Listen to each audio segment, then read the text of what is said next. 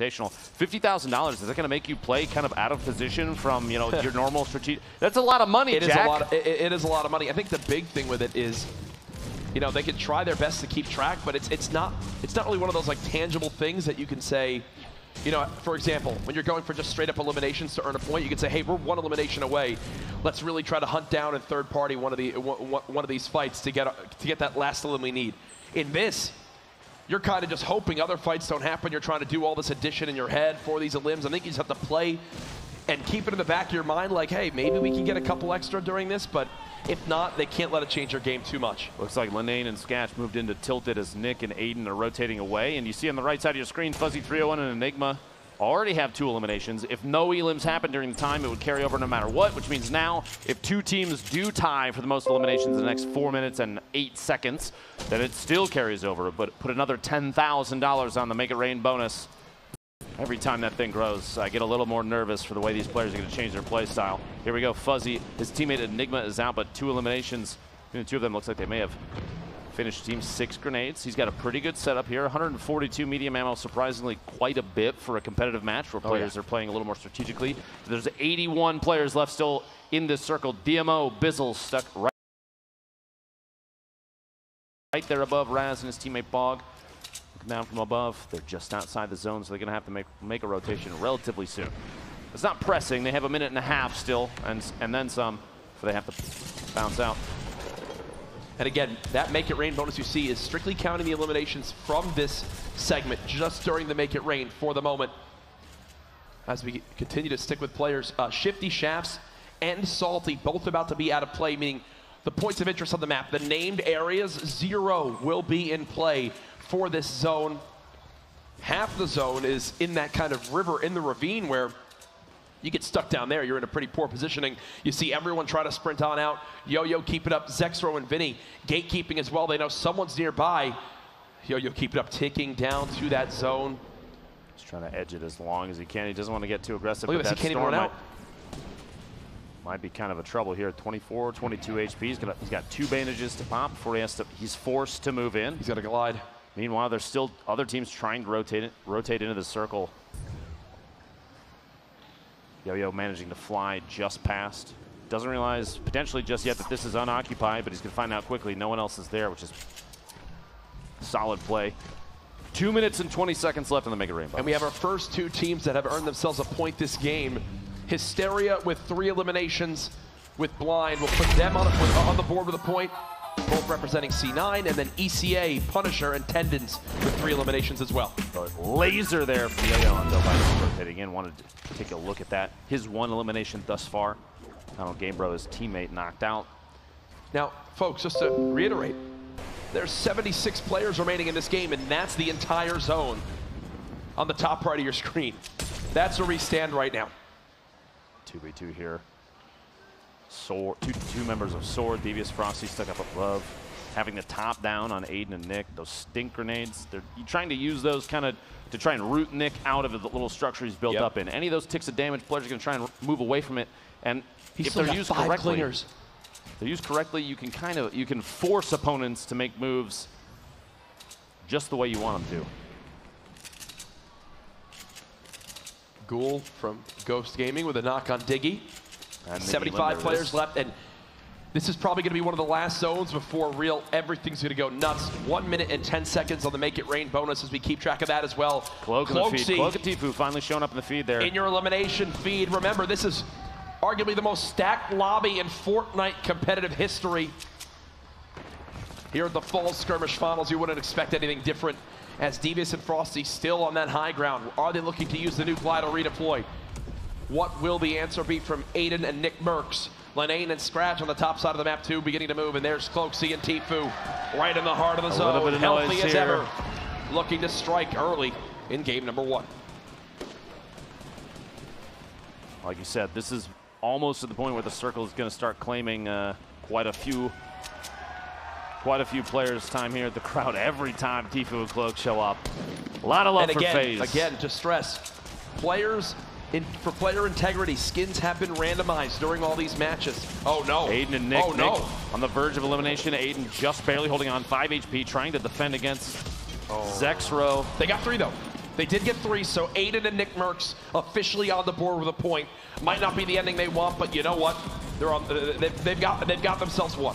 I know in the bottom right corner, as Vinny gets eliminated there, it looks like they might have been teammates, but Vinny and Yo-Yo actually opponents basically in the same box next to each other. The number of teams now that are in line of sight of each other it's going to be insane. You have Funk Bomb, Nate Hill here. We cut across. They're just outside the zone. They're going to have to rotate northwest ever so gently, sharing the ammunition, this little base they've built. Nate trying to go for a snipe shot, just watching for any team to rotate. Now's the time to do it too, because he doesn't have to, these two, they don't have to move very far. So if they're looking to build up some eliminations just for point's sake, this is a good time to do it. Hopefully they realize Payne, Vape Jesus, Marksman, and his teammate are all stacked above him on that hill. It's going to be a tough hill to move away from. Earlier we saw Bog and Raz actually, for a little while, had the most eliminations during the set 3, but DMO and Bizzle caught him from above here. Just getting the knock on Bog. Those clingers so important too when used correctly. You saw Bizzle drop 2 on the structure just above and then immediately swap to shoot it out so that once the explosion of the first one happened, the second one fall in on his opponent, and that's exactly how it played out. Well done there. Cloak and TFUE. Shots coming from multiple directions while they're editing holes, windows, and walls to try and take shots of their own. Looking for parties rotating away. 87 medium ammo. A handful of shotgun shots. TFUE gets sniped 39 meters from Nate Hill. The riff from Cloak just trying to make it away. And he's just got to accept it's gone. That's how TFUE goes out.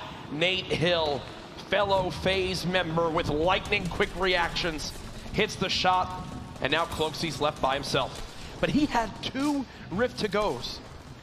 I feel like we've seen Cloak every game he's played so far, at least carrying 1. You see a team way up in the air over there. Hysteria's going to go for a shot here. The hunting rifle just looking for any sort of movement. Peek over the top. He's going to try and take a shot, and that team does know that he's there. Very quick peek there. Hysteria and Blind in an excellent position, the very top of this hill. They have a top down on everybody. Cloak still plays their shield. Position is good, but look at Hysteria's health especially. Tough. Rough spot. At 72 hours now in the elimination feed, Tenpo and Jamok. Hysteria wants this shot so darn bad. He's got a lot of materials, which I'll definitely say is a great spot, but here we go. This is where you're about to see over half this lobby drop like fries. Fries. Flies. It's an all-out race, and here we go. In front, Hysteria, multiple teams moving up the same ramp. Oh yeah, gets a quick tag on 1. He's got to watch that zone, only 35 HP like you pointed out earlier, but he has a chance here to just take free shots essentially on teams that are rotating into the zone. Look at this, they're scattered all in front of him. They continue to try to keep this high ground. 30 seconds as this zone continues to shift. Saint building on up. Morgossi now there as well. Funk Bomb and Nate Hill on the low ground. Blind with the pyramid on the top. There's someone up top as well. You see Hysteria frantically trying to stop that high ground from his opponent. 53 players remaining now as the elimination feed begins to light on up. Horrified drops to the storm. Hysteria still inching forward. Oh gosh, though. They've got Dementos and Pate just above. Hysteria is just going to forfeit that high ground and float using the Glado redeploy. And look at the Storm claiming so many lives there in the feed. Players going down, getting caught mid-rotation. Hysteria and Blind 27. To establish. That's how fast. Half the field just went down. It's because of these mountain plays, and now they've got to go right back. Literally the opposite direction. They have to move through this structure, which Hysteria catches an opponent who doesn't even realize they're in the same box together. The Storm starting to tick for 8 as Hysteria is trying to push up, getting caught. Another player shows up right next to him. It was Ghoul from Ghost. The Storm claims Hysteria, but he got one just before he went out. And Blind just got another knock as well. So that with Hysteria's 4th elimination, Blind's also got 1. I just looked at the engagement feed right now. Frosty has 6 elims now at the moment there from Soar 2. So many players racking up the points now. 15 remaining in this game. Morgossi, who is the winner of the summer skirmish, still alive in this game 1 alongside his teammate. This spread here, a very vertical set of players, 15 remaining. Pate and his teammate all the way up top. Morgossi and Saint trying to basically spray out the surfaces, looking for an opportunity to take a shot here. Still in this as well. 14, no shield on the target. They're just going to go for the elimination. As soon as you see a white marker, that's called immediately by players at this level. Instantly. Nate Hill and Funk Bomb now drop. What an angle. 55 shield tag there. Can't chase it. There it is. On the way down. 8 players remaining. 13 on this zone. Remember, you begin to get towards the top 5 when you earn the points for placement as well. Cloaksy's still in this one. He's earned multiple eliminations as well with getting him and TFUE a point. Pate and Demento's on the high ground. It's all going to come down to this. 8 players left. A quick shotgun tag comes in. Satan Morgossi still playing, looking on down. No materials left. They're going to have to chase this one as he looks for any bit of damage he can get. He takes some fall damage as well. The stink drops him down to just 10 HP. He's going to float down the mountain. Everyone on one ramp. It's all out warfare as he's down to 31 health. Floating to the low ground. These stinks are so good in this last zone. Might spell defeat there. You've got Saint now playing the high ground. He's got the reload. Cloaksy's still in this too. 4 players left. Oh, he's got this. He's got to have this. He's just playing the heal zone. Kits. You saw the smile as well. I think he knows he's got it. I think he knows he's got it. There's no way. Cloaksy's done all he can. Cloaksy's done all he can. That's it though. Make some noise.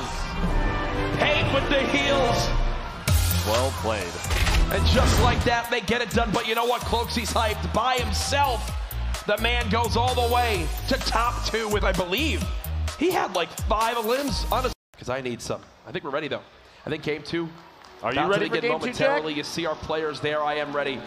Difference. We got people using controllers. We've got people using mouse and keyboard. 6 games being played today. Game number 2 about to be underway. The FORTNITE Fall Skirmish Grand Finals. We're having fun. Let's get it started, baby. The battle bus has launched. Game number 2 begins right now. This time around, we have a northwest, kind of mid-east, headed towards Lonely Lodge, bus path. Players jumping on out. This is quite a stretch for some typical drops. You might see a later drop from the gentleman from FaZe, TFUE and Cloak. We'll have to see here where they end up landing. And there on your map at the top right, you also can look at where the llamas are scattered. You got 2 very close next to each other there, one in Dusty and one to the immediate southwest in that corrupted area. That one actually probably going to be pretty exposed. I'd almost bet you, though, the one in Dusty is in a tree. And up in Wailing Woods is so secure. Look at this. You always wonder how a llama gets in a tree. You made a paper mache. What are you doing up there? You see all these POVs all at the same time. Jack, that's a lot of information to take in. Actually, one thing I'm noting, though, if they're not still floating, immediately harvesting as many materials as possible in every single location that they may have dropped into. Aiden and Nick, you see up there in the top middle. Already in Tilted. The red apartment building, a pretty common drop. You hear the loot boxes popping open.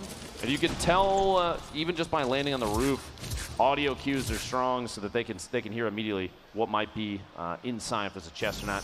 Godnick and Super Evan back in their building as well. Looks like I got my wish, Jack. I wanted a rematch, and it's going to happen here, assuming they run into each other. Super Evan, for a second there, flipping through, has a trap, which has come in extremely clutch in Tilted in the past. Yeah. So many surfaces, even just natural surfaces you can place those things on. And this is the same fight as last time. This is the same fight as last time, too. Punisher slowly ticking out there. It's like Germ playing in the dark potentially in his webcam. This sums up how, you know, these beginning fights are a base pistol, an epic scoped assault rifle with 10 shots, and that's the whole loadout. Two gray SMGs as well. It's just so scrappy. I saw on the elimination feed again, Cease goes down almost instantly, and whoa, Tendons. A 1v1 now, Germ and Tendons facing off here. Let's see if Tendons rotating away. He does have 50 shield. He might not have the knowledge of whether or not Germ has shield of his own. I think that the common shotgun that he's got is the difference here. Being able to get close with that tactical shotgun when his opponent has no shields, that's when the weapon's at its best. And another HP tag, that might be the kind of call to go.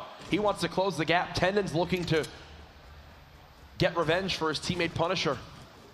Jumps on over. Will he spot the players? Doesn't appear so as of yet. Has he lost track of him? The wall there. There's the knockdown. Finishes J-Love. A 1v1 now. Still trying to track down his opponent. The last of that duo. The shots going out. He's just kind of defend himself slightly. Has a chance to put the trap down if he needs it, if he feels like he's going to be invaded, but he doesn't have to. Quite a bit of ammo for that 1v1 situation. Back here, Nick looks like he's been knocked down already, but Aiden, 169 gets the knocking out. Like a 1v1, the shotgun, the crit, and Super Evan goes down, and Aiden saves the day. Don't worry, Nick. Aiden's got your back, bud. And I can tell you right now how that happened. I noticed it in the feed. Nick Mercs got knocked by a trap. Aiden left by himself to clutch on up, and that's why Nick wanted a team with this incredible player right here. He clutches it. 2 games of Tilted, 2 victories in that area for Nick Mercs and Aiden. DK and TJ out here, the little soccer stadium, watching for a rotation from a team that looks like they were just engaged with. TJ not doing too hot on HP. The heavy snipe. DK's inventory there. You see 19 heavy rounds. That thing often used for more than just long-range shots. The Gunfly Baldy here. Engaging the shot. Oh. Instantly eliminated Baldy with not really much to his name at all. Only 1 wall can be built. Basically just needs to hit a flick pub shot. As if is weak as well, but has at least enough metal to build a box and maybe can try to get the res on his teammate. And yeah, Baldy's got nothing to show for it. Looks like he might be going for the bush here, waiting just long enough that the revive is going off. Stomps the revive and catches him on the edit there. Baldy falls in, and 1 shotgun shot is all it takes from Ziff to save his teammate and secure 2 elims. And I mean, even that was calculated from Ziff, right? Doesn't release the res the second Baldy gets there. Doesn't panic. Knows it takes 3 hits with that pickaxe to break through the metal, which was just enough time to finish the res.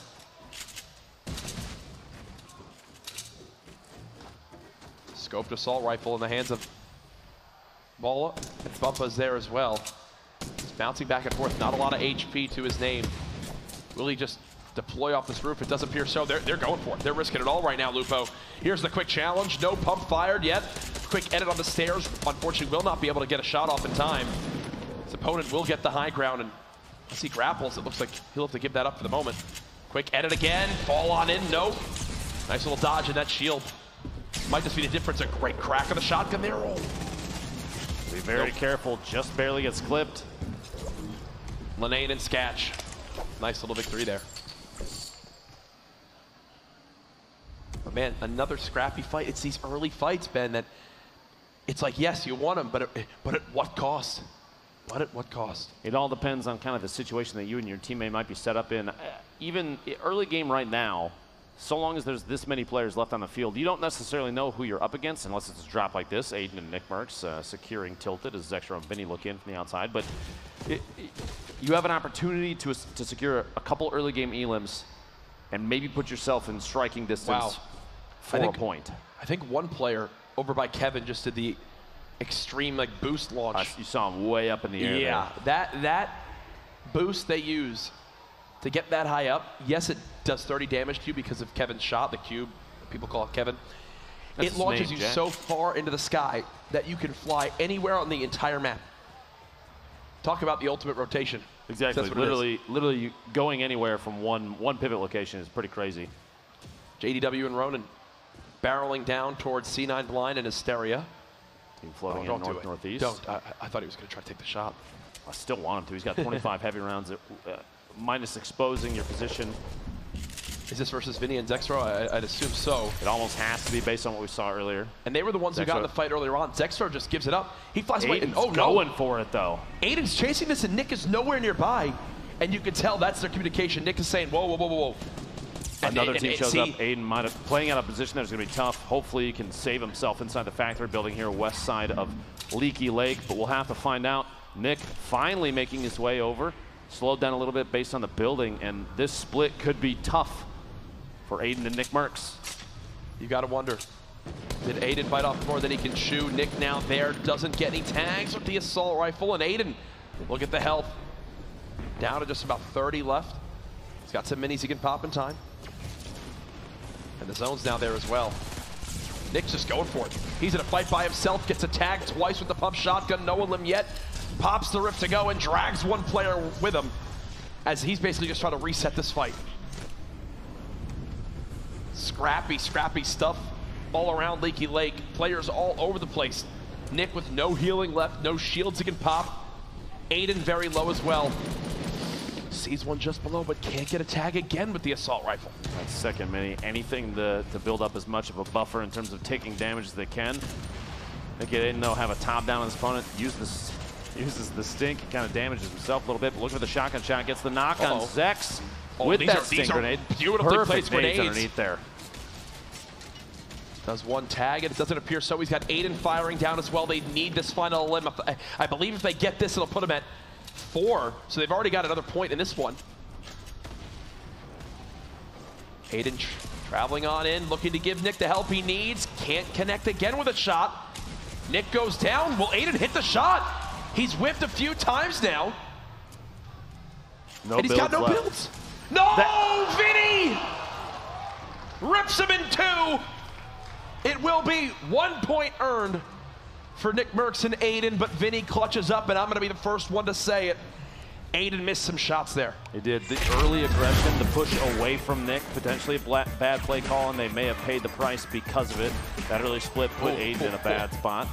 I think Saf and Cool takes Majin out. Very low HP on the Majin teammate, and there's the shot. Saf able to pick Ghoul up right after that. Dean and Lyle here on the just southwest of Tomato. Trying to avoid kind of any engagement they can here, but they do have a target right in front of them, rotating left to right. You see that around inside, probably a structure that they own. Maybe not realizing, but another team flying in at this point too. 8 seconds left till the rotation starts. The zone gonna close. They're gonna have to make some moves. There's a lot of building over there in Tomato. Somebody may potentially still be there or just prepping to move shortly. The replay from Morgassi and Saint. A quick edit and a shot. 170. Rizar goes down to a 170. And the elimination finish there. The teammate decides to engage in a 1v2 situation, and Tamo gets picked out of midair by Morgassi. Showing quite a bit of accuracy. That's multiple eliminations in both games now where players are flying through the air, either towards or away from him. And now we always talked about back on day 1, Vinny and Zexro, how scrappy they were fighters. They got near the most eliminations in their heat. Well, guess what? They're already at 5 elims this game. Vinny and Zexro have earned themselves 2 points alone right now. Most elims in this game right now, it is Vinny at 3 himself. Impressive stuff yet again. 70 players left. Match, 11 minutes processed through this match. It's still 70 remaining. Ronaldo and Ziff here. Set of opponents up above. Now that height advantage, it used to be, it's aggressive in a sense that you have a peak chance on opponents that are moving underneath you. But now you'll see here too, that single ramp means somebody's going for an aggressive push. J-Truth flying over the top, moving closer to the zone. He's going to take some damage on the way in. Plus he's solo. Looks like Wilds is out. Potentially an attempt to gatekeep here. He's safe inside the zone. They're going to have to rotate through his line of sight. Maybe they could use the hill in front of him. Move through, but Ronaldo popping across. Little hippity hops. Ziff and Ronaldo moving, I believe, still over towards J-Truth. I mean, look at the whole inventory for J-Truth. An assault rifle and a shotgun. At least he's got quite a bit of medium ammo. 235 is exceptional for this early in the game. 73 shotgun shells. I don't think he's going to run through those anytime soon. But Jack, more shots down low and up. Time. Make it rain period. $60,000, Jack. 60 grand for the player or the duo. The most eliminations during this next 5-minute and 15-second window. Who will it be? It was a tie in game 1, so the money rolled on over. The Make It Rain bonus now at $60,000. J-Truth following closely behind a duo in front of him. Still got quite a bit of material sitting on 027. He's over almost 100 builds of his own. See a couple sets of players in front. Gonna float in there. We swear the glider was deployed. He's continuing to just use his opponent's builds to get as high as possible. Saving materials in that situation, an intelligent play too. You don't want to burn through too much. 2 rip to goes. 264 on the materials. He's got a trap. This Gold AR. Razaru's got to be happy with the loadout right now. I'm happy with his loadout right now. Not even involved. Snipe shots coming in directly southeast of him right there. You see the little tower. Ball getting tagged. Looks like 1 time for 22 damage. Gonna float in next to his teammate and just build up underneath. They're inside the safe zone. No need to get overly aggressive. They want to play for position here. Even though the Make It Rain bonus is 60K, you're gonna see competitive players like this opt for placement. They're gonna go for strategy every single time. Oh, absolutely. This is the most populated, I think, retail row has ever been. New people are moving in. A number of strategies, we discussed this previously, Jack, but remind people watching at home or here in San Jose, why do you see players replace the walls of houses? Yeah, I mean, it's pretty simple. It makes a lot of sense when you hear it. They want to be able to edit and peek out of wherever they can. They want to have control over as many exits as possible. It's a battle royale. You can get pushed from anywhere, and they know this, especially with this many players left. Instead of leaving those old walls there, you replace it all with your own. And just like that, you've used the natural cover to be able to farm materials. Then you place it with your own cover to then be able to peek on out and either get aggressive and get shots on an opponent, or have some quick edits to be able to escape with ease. Ghost, DMO, DMO and Bizzle in the small structure on the side there. You see a ton of teams kind of building up here. Morgassi and Saint have kind of an elongated structure there. They do have one Shadow Stone inside, so they need to sneak out. One of them, it appears, can. Not sure if there's a second one nearby or not, but they could kind of build a tunnel too to secure two if needed. To see here, a couple edits down below. But this is might be one of the largest structures I've seen a team build to establish a base kind of ever, which can be good and bad, Jack. Multiple directions for teams to push in on. They can't necessarily defend a wall in the way that they would want to, but they have the ability to kind of back up and close up these edits. You see a lot of those slanted edits just waiting in case they need to retreat. Looks like there is a second cube in there if needed. Maybe that's the reason for the extended building here. And you see how many materials gathered so far for Morgassi this game. We're 1,000 wood, 621 brick, 400 metal. Still sitting on quite a bit. 463, the material count on the right side of your screen. Zate goes down. Cloak and TFUE there at the very top of your screen. Rotations are happening. 53, 52, 51 seconds till the next circle. 2 minutes left on the Make It Rain bonus for 60 grand. Dean and Lyle gonna try and pop this shield. He's got sitting on 3 big shields, 3 minis. His loot setup is actually fantastic. Oh yeah, with a launch pad as well. Fog Bomb and Nate Hill. Raz the feed, knocking Lyle and finishing, gets that elimination. Again, just looking to third party, any builds. Just want a free shot. Oh. Intelligent play, putting the wall up, kind of, you saw that player on your screen that Nate was going to take a shot at, was ramping and walling, knowing that to his left side there was an opportunity for opponents maybe to take shots at him. Defensive play, burning materials, not sure how many that player was sitting on, but that's covering your tracks while you're moving is a good call every single time. How many Raz getting bodied, it looks like by Nate Hill, the snipe shot there and looking for the finish, but builds themselves in. Raz and Bog on the move. Now Nate and Funk. We've seen these guys. It was Nate that sniped TFUE in game 1 to eliminate him. Once again, Nate Hill moving into the zone, wanted to make sure he stays near his teammate. You saw how he was building up, and then his teammate began to take control of the low ground, so he followed real quickly, but now a player just behind him. The speed at which Nate just turned around to replace that wall is impressive. Right? Spun like a top. 40 seconds left. The Make It Rain bonus. Fuzzing the feed, eliminating Yo-Yo, keep it up. Couple points left and right. No team that is alive right now, though, Jack, has 3 or more eliminations. Saf and Ghoul have 2. R7 and R7. Scribbles. Yep. Morgassi and Saint have 2. Vinny still with 3 eliminations of his own, but they're no longer in this one. 56 players remaining. 17 seconds till the circle closes. 15, 14 seconds to Make a Rain bonus. We'll have to see here. And look at Saint Morgassi's build now. You'd almost think that was 2 teams. It's large enough to be that way. Right? I wouldn't be surprised if one team forced on a rotation moves into the other half of this building. And that's it for the Make It Rain, just like that. So we'll keep you guys updated on if that prize money was won, the $60,000. Jack, the first circle move is coming up here in 40 seconds. Half of the new safe zone is still inside, which means there's a number of teams up there on the north side, just inside of retail. They're going to stay safe.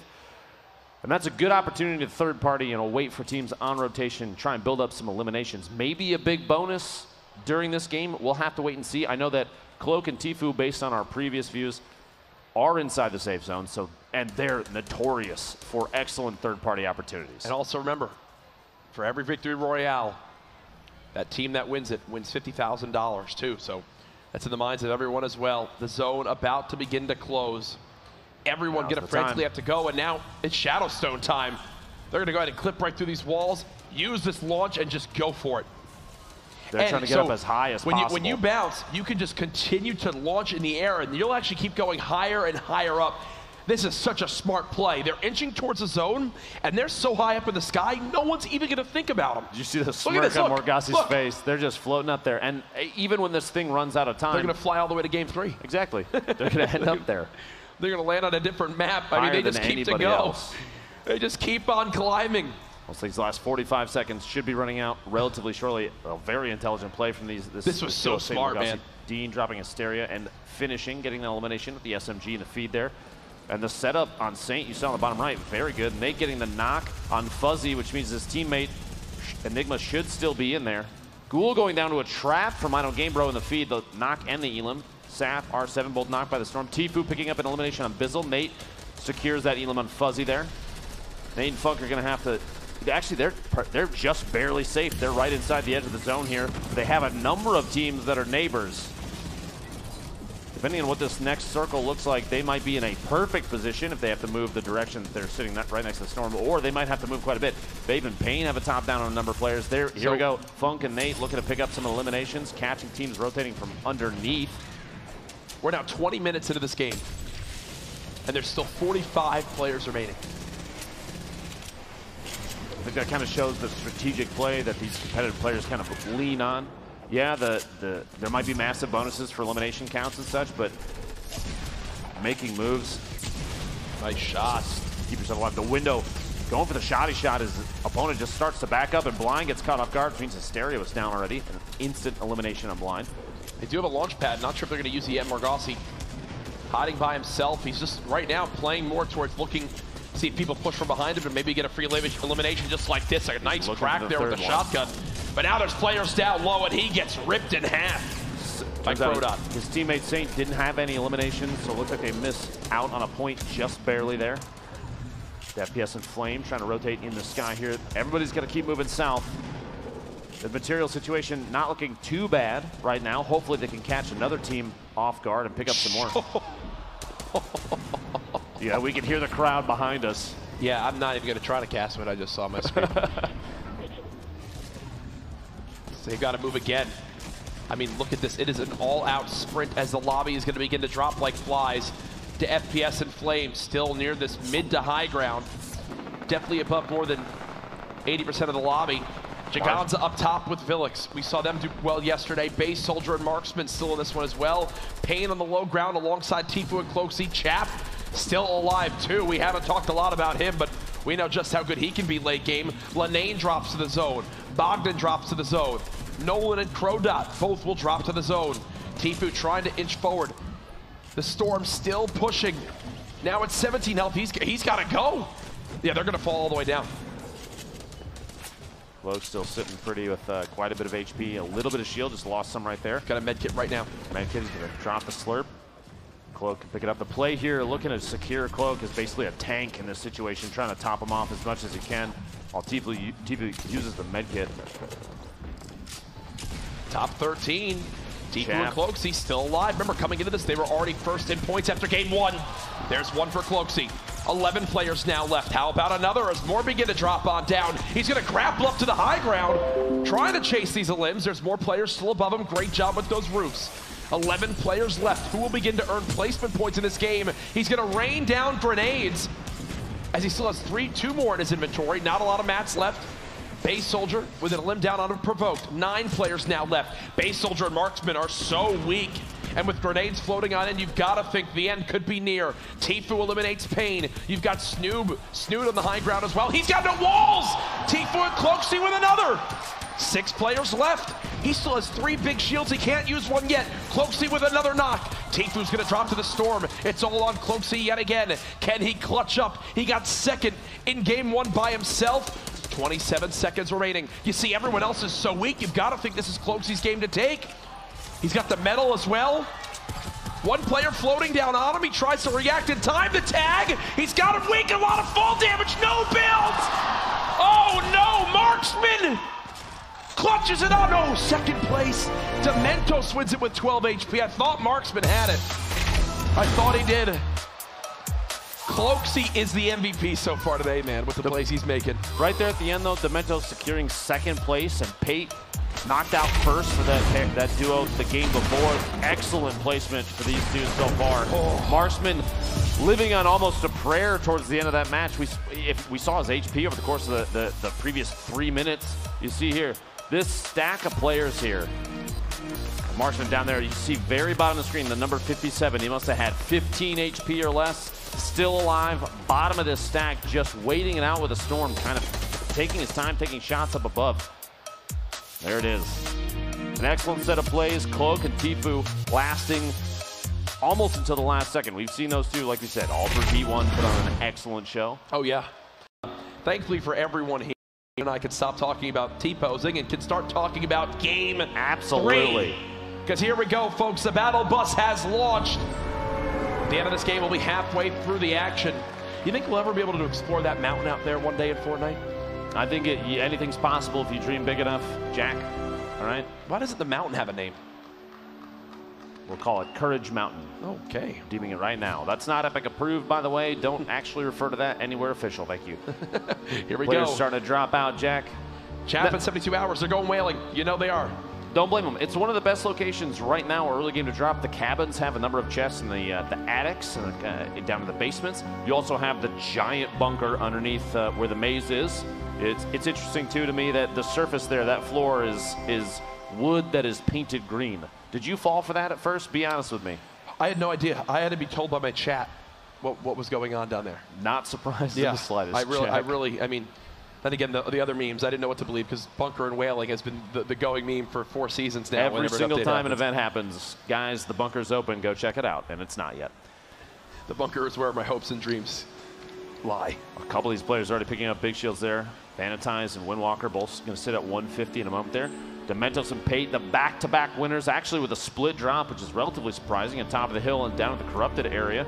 But you know what? If nobody else is around, which they aren't, you might as well. But they're not the only split duo here. We have actually a handful of teams that have landed in relatively separate areas. The play there, Jack, if they know that there's nobody around, they have a chance to build up resource, weaponry way faster than anybody else. Even TFUE and Cloak right here. Cloak building up as he's ramping back up to the bridge there. He's going to go for the glide in to TFUE. Going to grab that slurp up top. And if you're a FaZe supporter here in San Jose, make some noise, please.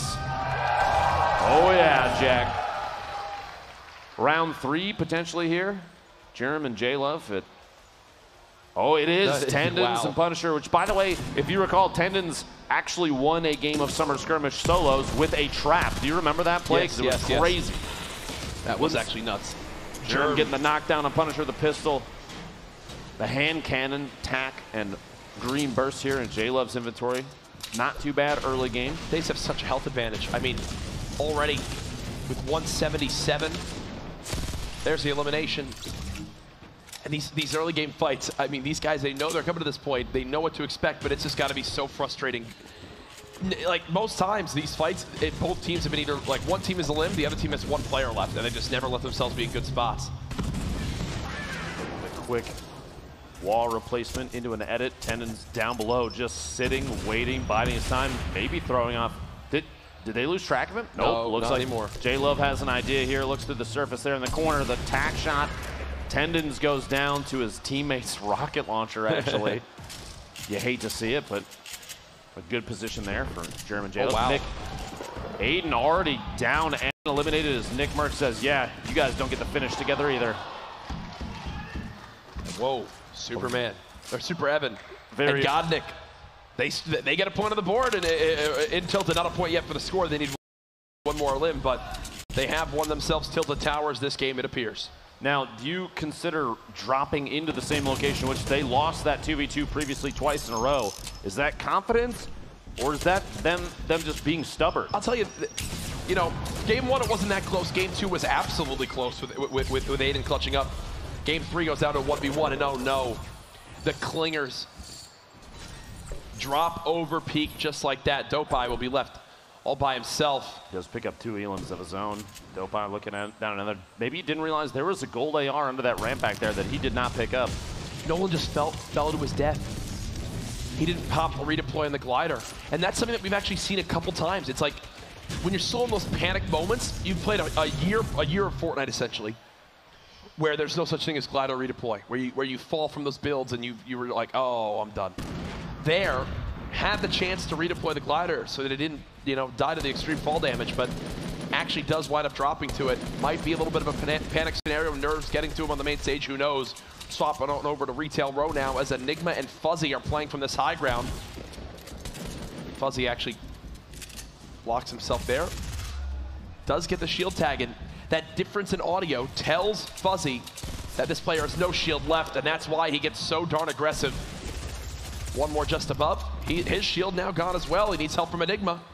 A little bit of fall damage there. Fuzzy, without a shotgun right now, makes it a little tougher to play up close. A lot of players leaning on that shotgun. The amount of damage you can deal just so fast. A quick burst of damage can mean the difference between knocking your opponent, getting knocked yourself, and without one, it's tough to make aggressive pushes. But Enigma, the great tactical shotgun, taking some shots there. 67 shield, gets the elimination on Imperial Howl. Nice cleanup there, and that's the help they needed. I mentioned Fuzzy was getting weak. Enigma had to step in and soak some shots, and there you go. Good little bait and switch now over to Blind and Hysteria. Early on, they well back in game number 1 of this grand final. Had more of a quiet game 2. At this point, they've got to just be trying to root out. And there you go, the angle from the side. Blind, kind of, it's like turning a flashlight on roaches, trying to get them to move around a little bit underneath as Hysteria is waiting from the side to get an angle. And he's got one right there if he could take the shots, and he just barely misses his opportunity to do so. Gonna make a push up to try and stay with Blind. You don't want to be too separate. You might have an angle from underneath, and Blind from above the sandwich here. The rocket, and Blind down to 29 HP might mean the difference between winning this or not. And it looked like Blind in that engagement was getting shot from a third party. They might not be alone yet, and they're not. Blind and Hysteria both very low. They have grenades still coming in. The med kit, hopefully he's got 10 seconds to pop this off in Hysteria. And this is that feeling that everyone knows when playing Fortnite. You're just almost praying that you can get this med kit off in time, right? He's just sitting there. Don't push me. Don't push me, please. That 10 seconds takes forever to go by. Looks like Rise are potentially going hard right for a flank. We'll have to see how that plays out shortly. But over here, Leaky Lake, Saf, and Ghoul rotating towards Tilted, or potentially just past it. Tilted won't be safe yet. We'll have to see what comes out from that. But this 2v2 Soar, Zextro, and Vinny. A team from Soar we've seen with solid gameplay in the past, the last 2 games. Wouldn't be surprised if we see the same here, but Zextro and Vinny also putting on an excellent show during their heats. Zextro, one of the more aggressive players we've seen, and he's going for it down on bottom. His opponent closing the edit, even though he took a little bit of damage through there, popping snub shield, anything he could do. The slurp ticking there. Devious rotating outside, and Frosty's stuck in a box underneath too. These angles are going to be tough, Jack, because up close you have almost barely no time to make shots here, and Zextro pays the price. Devious might tick out to the storm, gets knocked and eliminated. 1v1. The shot 93, the shield, and cannot get the spray. How weak was he? Yep. 21 left as the storm's ticking. And look at all this loot Frosty now has. I will say, Frosty, Devious, and there you saw Vinny and Zextro. 4 of the more aggressive players in the lobby trying to hunt down those eliminations. And I think those 2 teams combined probably would have the most elims so far today if you took 2 teams and added them on up of any one of these lobbies. On the left side of the screen there for a second. Maybe TFUE and Cloaksy as well. Potentially. Yeah. You saw the just a quick reference on how much material is harvested relative to what he's carrying right now. Full wood, 877 brick, 476 metal. We have not seen this early. 78 players left, and he's sitting on over 2,000 material, 200 plus builds, a launch pad, 3 clingers. He's got an excellent setup right now. With a tac shotgun too, you don't necessarily need a swap weapon like we've seen with a heavy shotgun or a pump. So he's not missing out there just yet. Now the rift to go there looks like they're going to bounce on out and try and get away as the storm is 1:15 from closing, and Germ going for it, potentially leaving Jayla behind, pick up the sniper, dropping That grenade launcher. Bizzle on the feed, securing an elimination on Cease. And I'll be honest with you, Jack, I'm waiting to see 72 Hours and Chap show up, right? Hopefully at some point here. The feed been a little quiet this game. Felix eliminating Dopai with an SMG there. Right now, the most eliminations on any player in this game, too, Jack, is Super Evan, who took out Nick Merckx and Aiden and Tilted. Won that round 3 of that matchup. Saf and Ghoul go for a little pop here and fly across through the corrupted area. He's going to try and grab, the Shadow Cube. We've seen players use this to fly through the air with ease. Now, I did just receive word from production that player, if you remember from that the Frosty and Devious fight earlier, Frosty was in the zone and spent about a minute and a half in the zone healing, looting, and was so deep and now has to go so far that he flew up to the top of the Kevin Island and used the super boost from Kevin to fly all the way to this new zone. Again, a sign of a great player who knows how to use those insane rotations you can get. Spent all that time healing, and because he knows that little tactic, could wind up getting everything he wanted and then getting to the next zone with more than enough time. Now that materials used list there on the left side, honestly significantly lower than we've seen a lot of other players, but it might not matter. A Chug Jug to carry. Do they see it? They have Quad, seen they it, picked right? up a campfire as well, some minis. Low on materials though for Ghoul. Here's Nibs in Korea again. They're always down towards the side of the map now at Racetrack. It looks like Perfect Tilt and Diggy had him trapped in this back room. He sneaks on into the walls. With no trap to use, Nib goes down. Pro, the top-down view on pretty much everybody here. Tilt and Diggy taking shots. We saw them yet again. Just a reminder, the Heat 4 Mega Rain bonus. These two took home 40,000. Launchpad just to rotate away. At that point, I think the decision was made that we are in a bad spot. Yep. We have to make a move, and Paradise, potentially a good opportunity to do so. They can use these buildings like we've seen players in the past just replace the walls if they need to. Might be exactly what we see happening here. Just going to establish a base. And the first thing you want to do when you do this is break down any walls that have windows, openings to the outside that can begin to shoot you in the back when you're least expecting. Another replay now from Felix and Jaganza, who took down Dopai. We saw Dopai again earlier on with Overpeak, of how Overpeak dropped. Dopai left by himself. It's always tough when you're in those 1v2s. And yeah, again, you see every wall that gets taken down first is a wall that has some sort of opening to the outside world. They'll claim that building. Solo and Swag Noodles, love that name, have someone nearby. Seems like they're in a close range flight. I believe this is Hysteria and Blind. Yeah, it is. Hysteria with a knock. Solo all by himself.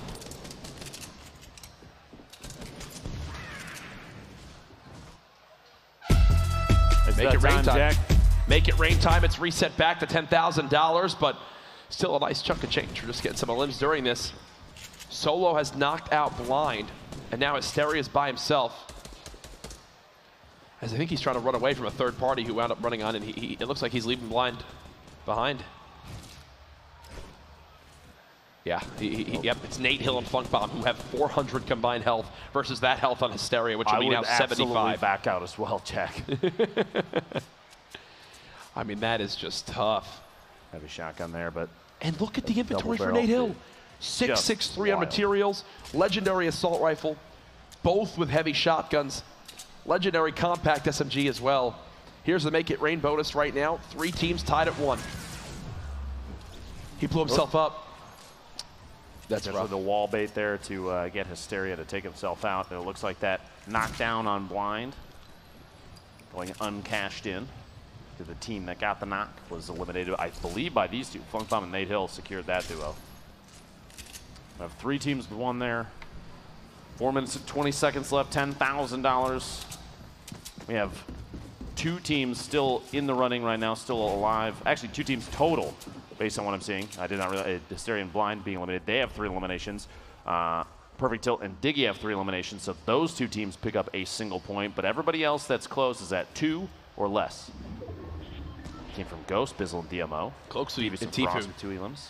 They love this zone. They have not moved from where they started at the beginning of this game. This might be the lowest movement of any team thus far. I mean, they landed that set of houses down there and have moved northeast only slightly. Yep. Norse and Mr. Mowgli very split from each other. Mowgli down below, but at 175. We got a team stuck probably the highest hill. Top-down view on everybody. Nathan Funk rotating in ever so gently, floating underneath. And it looks like something happened there with Nate Hill as you see the frustration.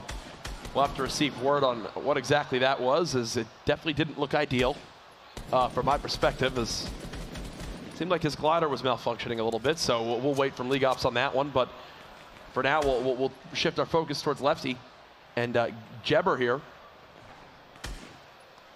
as they're just kind of gatekeeping as they are right on the edge of this zone. That's a lot of metal being used by those players in the low crowd. You can tell just how panicked they are. There's Chapin, 72 hours still in this one. Baldy and Gunfly, as well as Diggy and Perfect Tilt, all inside Paradise. That's not all there. You see, this is further on the west side, the kind of a wider angle there. You have Margossi and Saint still alive on top of the hotel building. Ziff and Ronaldo here in the very southwest corner of this gas station with their own little base built up and going just for quick edits to take a look through. And typically you'll see teams like this, they'll edit a door and then instantly set it back so there's nothing there, just so they can look through and watch for any teams rotating on the outside. Going for a little loot sharing here, some materials back and forth as Ziff goes up to 0.44 in his material stack. Flame with FPS, Ziff Ronaldo, Saf and Ghoul, all three of these teams right next to each other, just kind of waiting on this rotation. 54 seconds left until the next circle starts to move. 2 minutes remaining in the Make It Rain bonus, and no other team has gone past one elimination, which means if there's still a tie, that rolls over to the next game and will be 20,000. You can tell maybe going for an early move here, trying to get into an engagement so they don't get caught rotating, and J-Shoot catches Baldy there, but it looked like Diggy actually got the knockdown, so that's their elimination. So that means that they've got to be real close, and oh gosh. Down though, Diggy's got to look out here. 31 HP. He does have a med kit and a campfire. All sorts of HP healing. No shield buffer to build up there as Tilt's going to try and move in with his teammate just to keep it. Make sure he's safe. Stay inside the same box during like a med kit usage, because the timing, 10 seconds is quite a bit of time, Courage. And if a team pushes in at that moment, your teammate can protect you just by building up walls or ramps, anything to prevent you from having to cancel that heal. Make it rain. 1 minute and 10 seconds left. You know that this zone will inch forward. Still 70 players remaining in this game, or 60, sorry. As a Rift to Go's been used. Who was that by? Couldn't even tell. Potentially Diggy and Perfect Tilt. Now, one team, Ronaldo and Ziff, have 2 elims during this Make It Rain bonus, so we might see them pick up $10,000. Pate. Oh no. He's got an elim right there. Still 200 HP.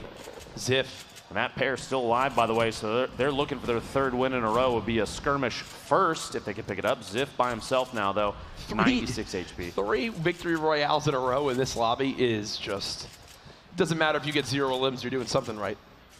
Obviously, they've had multiple limbs in each game, but still absolutely nuts as Ziff getting some great shots down range. Currently, they're at 2 limbs in this Make It Rain bonus, so no one else ties it.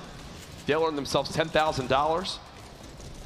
You gotta be smart on this rotation, Ziff. You don't want to put yourself out in an exposed position. Only 40 HP, but it doesn't have the ability to heal at all. He is barely on the edge of the safe zone. The storm might actually stop halfway through the box. We'll have to see here in a second. Flame, the FPS still both intact. Flame, 200 HP. He's just hanging out. Has a lot of materials, but my goodness, look at this next zone. So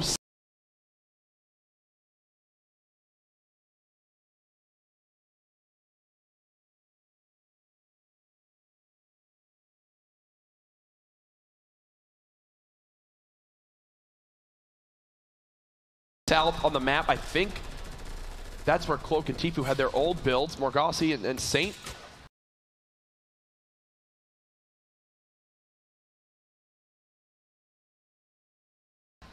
Done well so far today.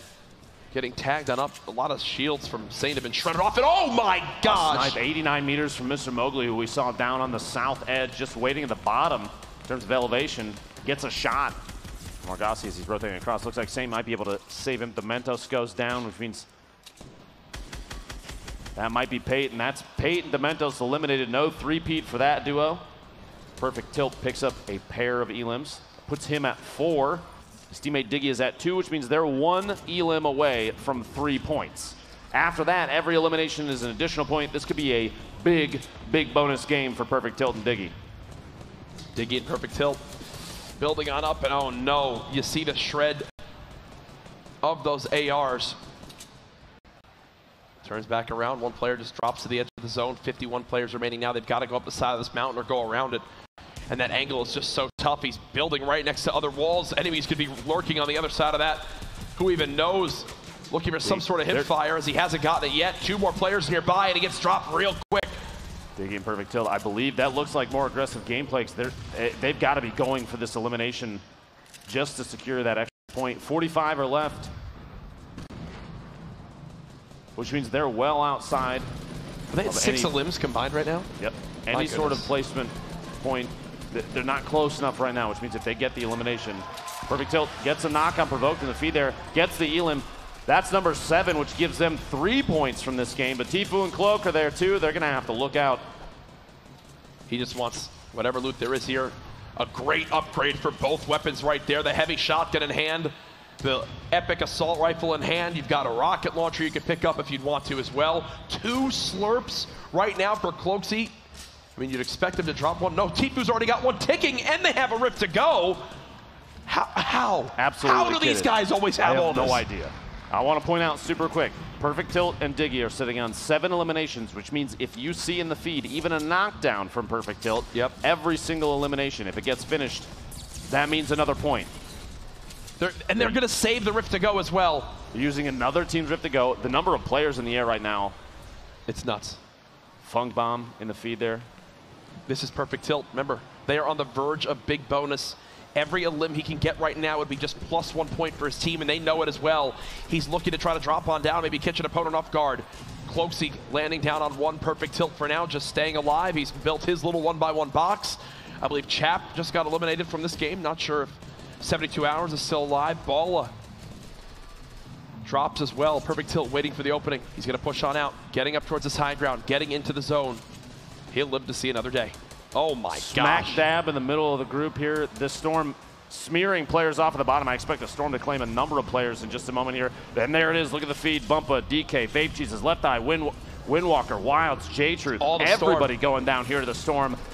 One of the roughest zones we've seen so far in the fall skirmish. And Perfect Tilt is still in it with maybe 5 HP tops. It's these mountains, man. I'm telling you, can Perfect Tilt get this elimination? Nothing as of yet. Just one. He's doing everything he can. 7 HP. No healing. What a hero he would be for his team if he can at least get one here. As he's waiting, one behind him. No. Funk Bomb. 3 points is still fantastic for that duo. 100%. Bizzle's in a nice little spot to potentially shoot down on, or above onto opponents when they aren't expecting it. Not a lot of materials, though. Big thing to take note of. Go Sean. Knocks out Jaganza. Nice little pump shot right there. One player nearby, that's Skatch from Envy, who gets cut on down. You know he's going to drop to the zone. TFUE and Cloaksy still alive. TFUE still has a slurp to use. Hasn't had a chance to use it yet. And now he's down to the low ground. This could be the end of the game for TFUE. Cloaksy's still a lot more healthy. There you go, slurp now being popped. We'll slowly begin to tick that health back up. At this point, every bit of healing could change the game for that duo. The consistency of TFUE and Cloaksy, it's impressive. It's now 3 straight games in the top 10. Still with an excellent kit, a ton of ammunition for everything. 10 rockets, 110 shotgun shells they'll never use, and there's one coming out, tries to get that, but it looks like Goshan actually picks that. Goshan's down 5 elims himself, and look at 3 players in the high ground. Flame, the FPS, all up top. Cloaksy, the shotgun on Goshan there.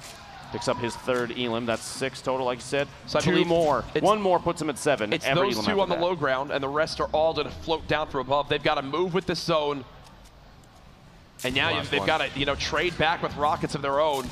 The zone's starting to close here. Jacket's going to come down to potentially heal off. 2 teams above, 6 players remaining. Cloak and TFUE. TFUE with no shield, 75 HP. Cloak, 100. He's in an excellent spot. Everything's reloaded. They're building up. They're basically establishing every single square on the bottom. They've got a campfire and a med kit.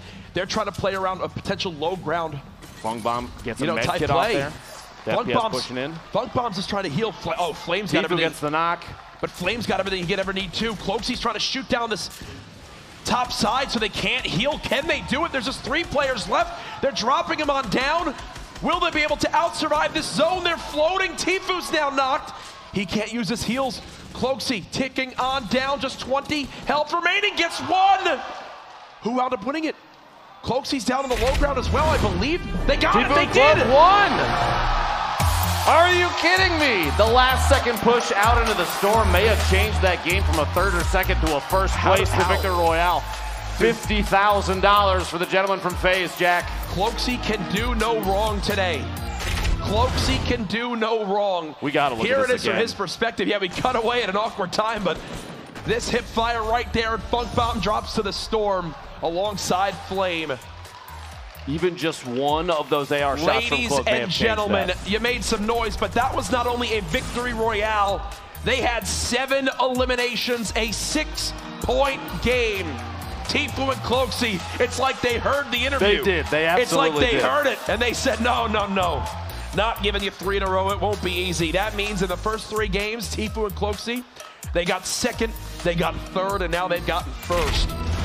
Show in the past and summer skirmish, fall skirmish games, and everything else. You've watched their streams most likely. Heck, if you're not already, go sub to them, please, because these two, they know what they can do, because we all know what they can do. However, I feel like a team that might be finding trouble in a placement-oriented gameplay, potentially now is the time, Jack, to go for that big bonus and push yourself up the leaderboard. You know, the top team, TFUE and Cloak, they're sitting on 13 points. Second place is 7. So there's still a chance to push your way to the top, Jack, and it starts right now. Game 4, the grand finals, the fall skirmish kicking off right now. Here we go, the second half. Who will climb up that scoreboard to dethrone TFUE and Cloaksy? Off the break, we just see everyone split on out. Morgoss alongside Saint, as expected, going Paradise. Cease, you see on your screen, he's had some rough starts to games. Maybe you can turn around here.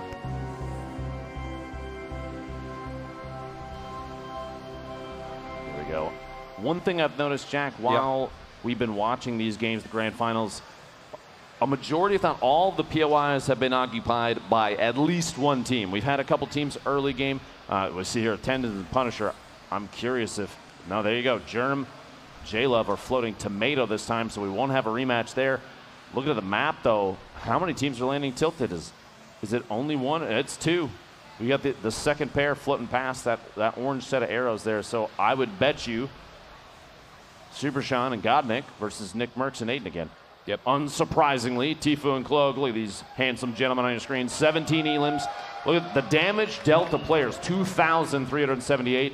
Only 2,000 damage received. Tons of wood acquired. But did you see the gap there? The material used was 5,000 different. My gosh. They picked up 5,000 materials from either chests off the ground or, unsurprisingly, their opponents after they're eliminated. Wild. The utilization there is incredible too. 12,000 materials used is insane, but it shows why they do it. You've watched through these games, replacing the walls and structures that they're in. The efficient path, by the way, through these buildings, knowing exactly where to go to pick up every chest they can. Well, the loot, all the furniture too. The loot is just so dense here. There's so many chest spawns, and they're so, like, look at this. There's probably, what, 10, 12 chest spawns just in that little area right there, that when you claim it, when you're by yourself, Jack, it's uncontested. It's uncontested. You know they're going to be maxed out on everything. They've already both got max shields. You've got a legendary double barrel already in the hands of Cloaksy. They're going to farm all these materials. Go Saft. Looking at that early, start, this first player dropped. Does it surprise you in the least that these two come out of here so kitted? No. Constantly, look at this. 3-0-0 on the materials, but multiple shields, an epic heavy shotgun, kitted to the teeth. Horrifying Vanitize over here in Salty, down the street from them. Windwalker and his duo in this blue building, a couple of floors down below. The snipe shot. 130 Rangers going for the elimination there. His teammate is able to wall it off. Windwalker going to try and save. As I'm surprised you didn't see, like, right there. Right there, I think, is a perfect example of a player still not used to the new mechanic of the Glider redeploy. Horrify now using it, but Vanitize could have closed the gap way quicker. Oh no, he blocked his teammate, this player. Vile immediately dropped. You got Horrify still challenging. Nice 40+ tag of the shotgun there. They want to clean up the second player as soon as possible, give no chance for another team to come third party this fight. Chasing it down, 33 health tag. Now the end might be near for this player on the other side of this wall. Windwalker's still doing everything he can to try and make it away. All this noise being made right now, you've got to think somebody has eyes on this somewhere. Almost not landing. 10 HP left. Windwalker trying to take him out the last second. There's Elevate. Maybe make a move up there. And that's what I'm saying. That's why they wanted to take him out quick, because now Cease is there as well. Super Evan and Godnik fighting Aiden and Nick Mercs again for the 4th straight game now, I think. Aiden's got the knock this time, which means a 2v1 situation as Aiden's healing, but Nick Mercs has a top-down view on these two, and he could go for the Elim there. SMG securing that first elimination for this duo in Tilted. Super Evan all the way down to the bottom, yeah. getting the med kit. A full use there, which means 100 HP. And for a player like Super Evan, these competitive players, 100 HP might be all that he needs to take out this duo, depending on positioning, rotation, maybe a quick edit and a shot through a window. That's all you need. To see here, saw a trap in Nick's inventory. Aiden kind of waiting on the stairs. See his opponent rotating around. The angle here might be good enough. He's going to go for the stink and gets himself instead. He's going to have to rotate back away from that. Nick is still able to move through it, but that's damage ticks on Aiden if he moves down. He's not going to. He's going to try and skirt it around the edge. And there in the elimination feed, you actually elevate just shotgun, Horrify, and Vanitai. So they get in that scrappy fight. It takes them just so long to get that other elimination that they draw all his attention. That gets elevate time to push on in before they can heal. And just like that, they're dropped. Oh, Aiden just got chunked. Shotgun there. Nick's going to try and smack out the roof above. A pinch here, kind of a sandwich. Looks like a third team. Vinny and Zexro, we've seen very aggressive in the past. I saw a legendary heavy shotgun in the inventory, I believe, of Vinny, as Nick and Aiden are trying to build inside this building. I'm thinking at this point, Aiden probably has no healing. The trap maybe preventing a push. Nick might go for a drop down, and he goes for it and gets Super Evan on. Oh my gosh, Jack. The game sense. The game sense to know to do just that. That's why Tilted belongs to Nick and Aiden, my friend. But now look at what Zexro and Vinny are doing. They're max shields. They are in such a brilliant position to do some damage. I think Nick and crew, they're going to try to disengage for the moment. They don't want this fight.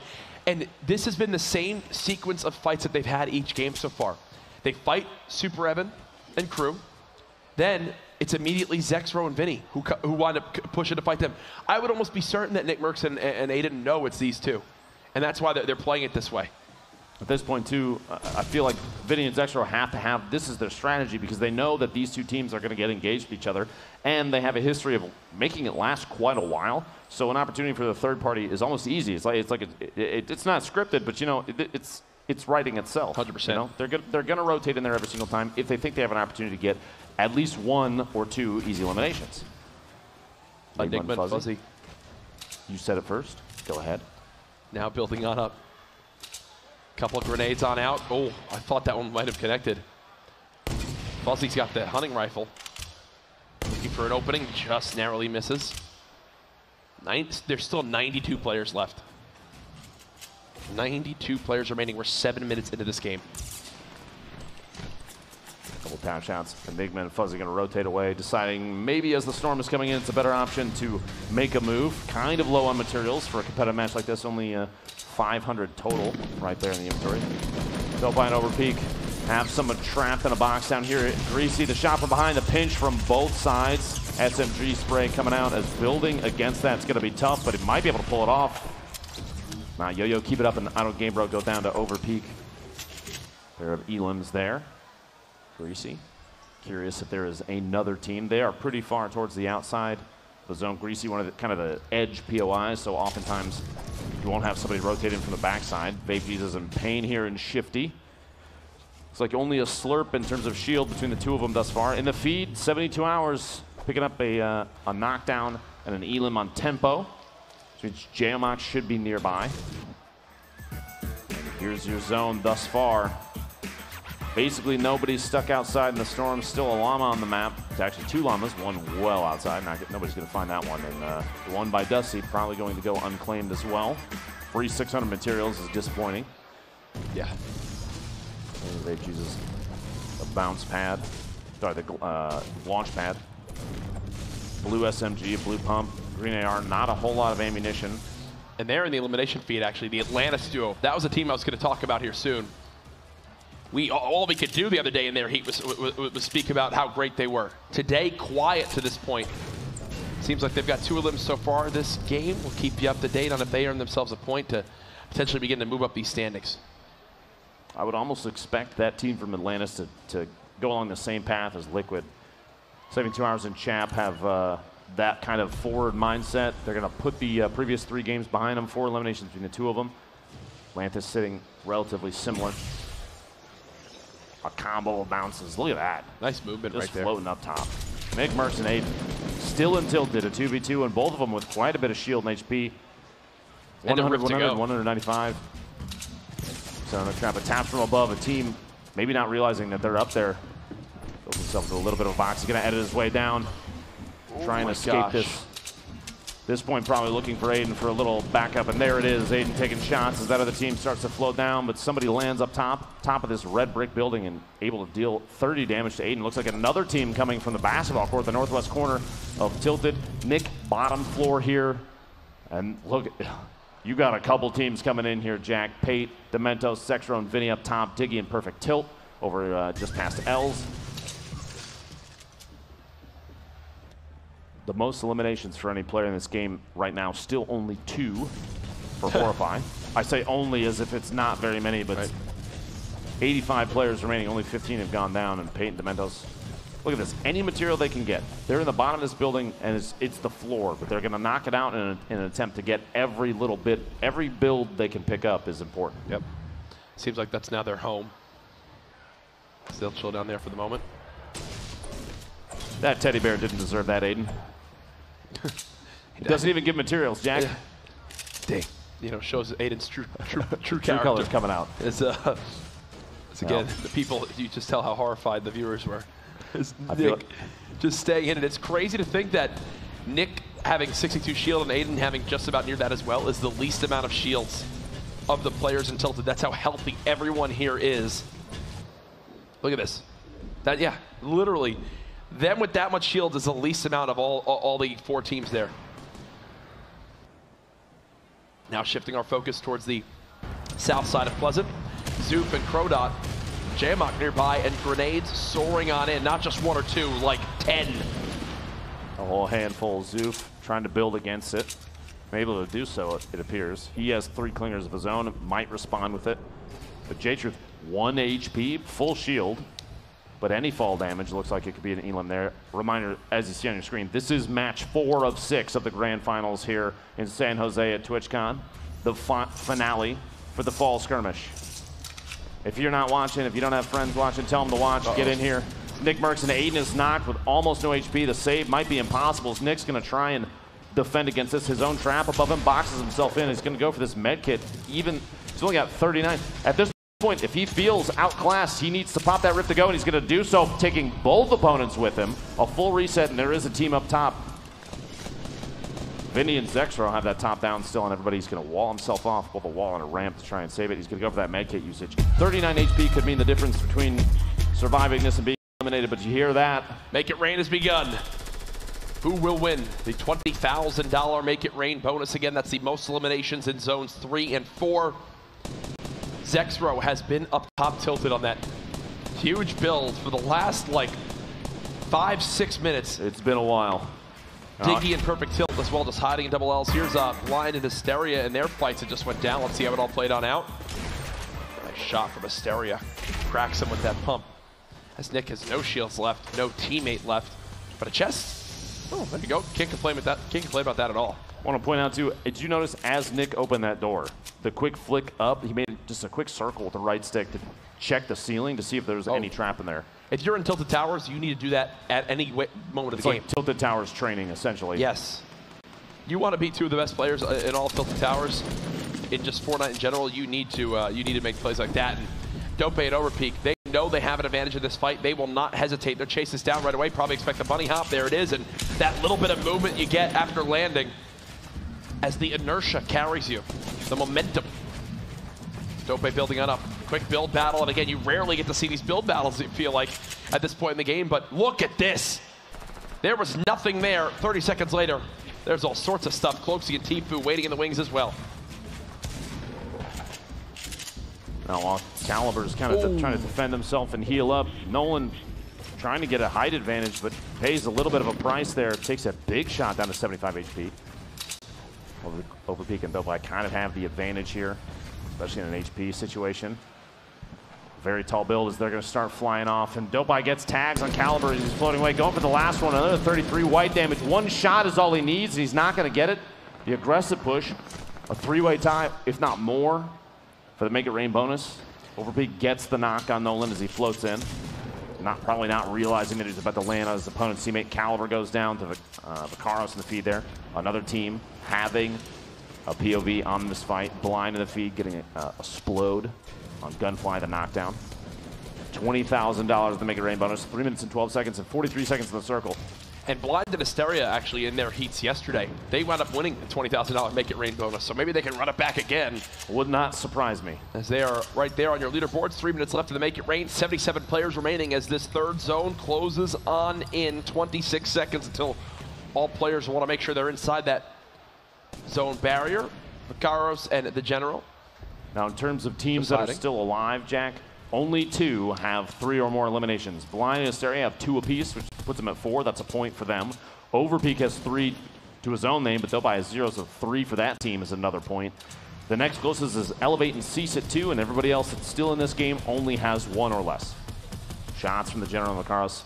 Looking over towards this team just on the edge of the circle. Tough situation for them out there. They're going to have to, it's Overpeak and Dopai. They're going to have to rotate potentially directly in. Up the hill leaves them exposed to whoever's above. You're going to have to waste a lot of mats to build kind of a roof over the top.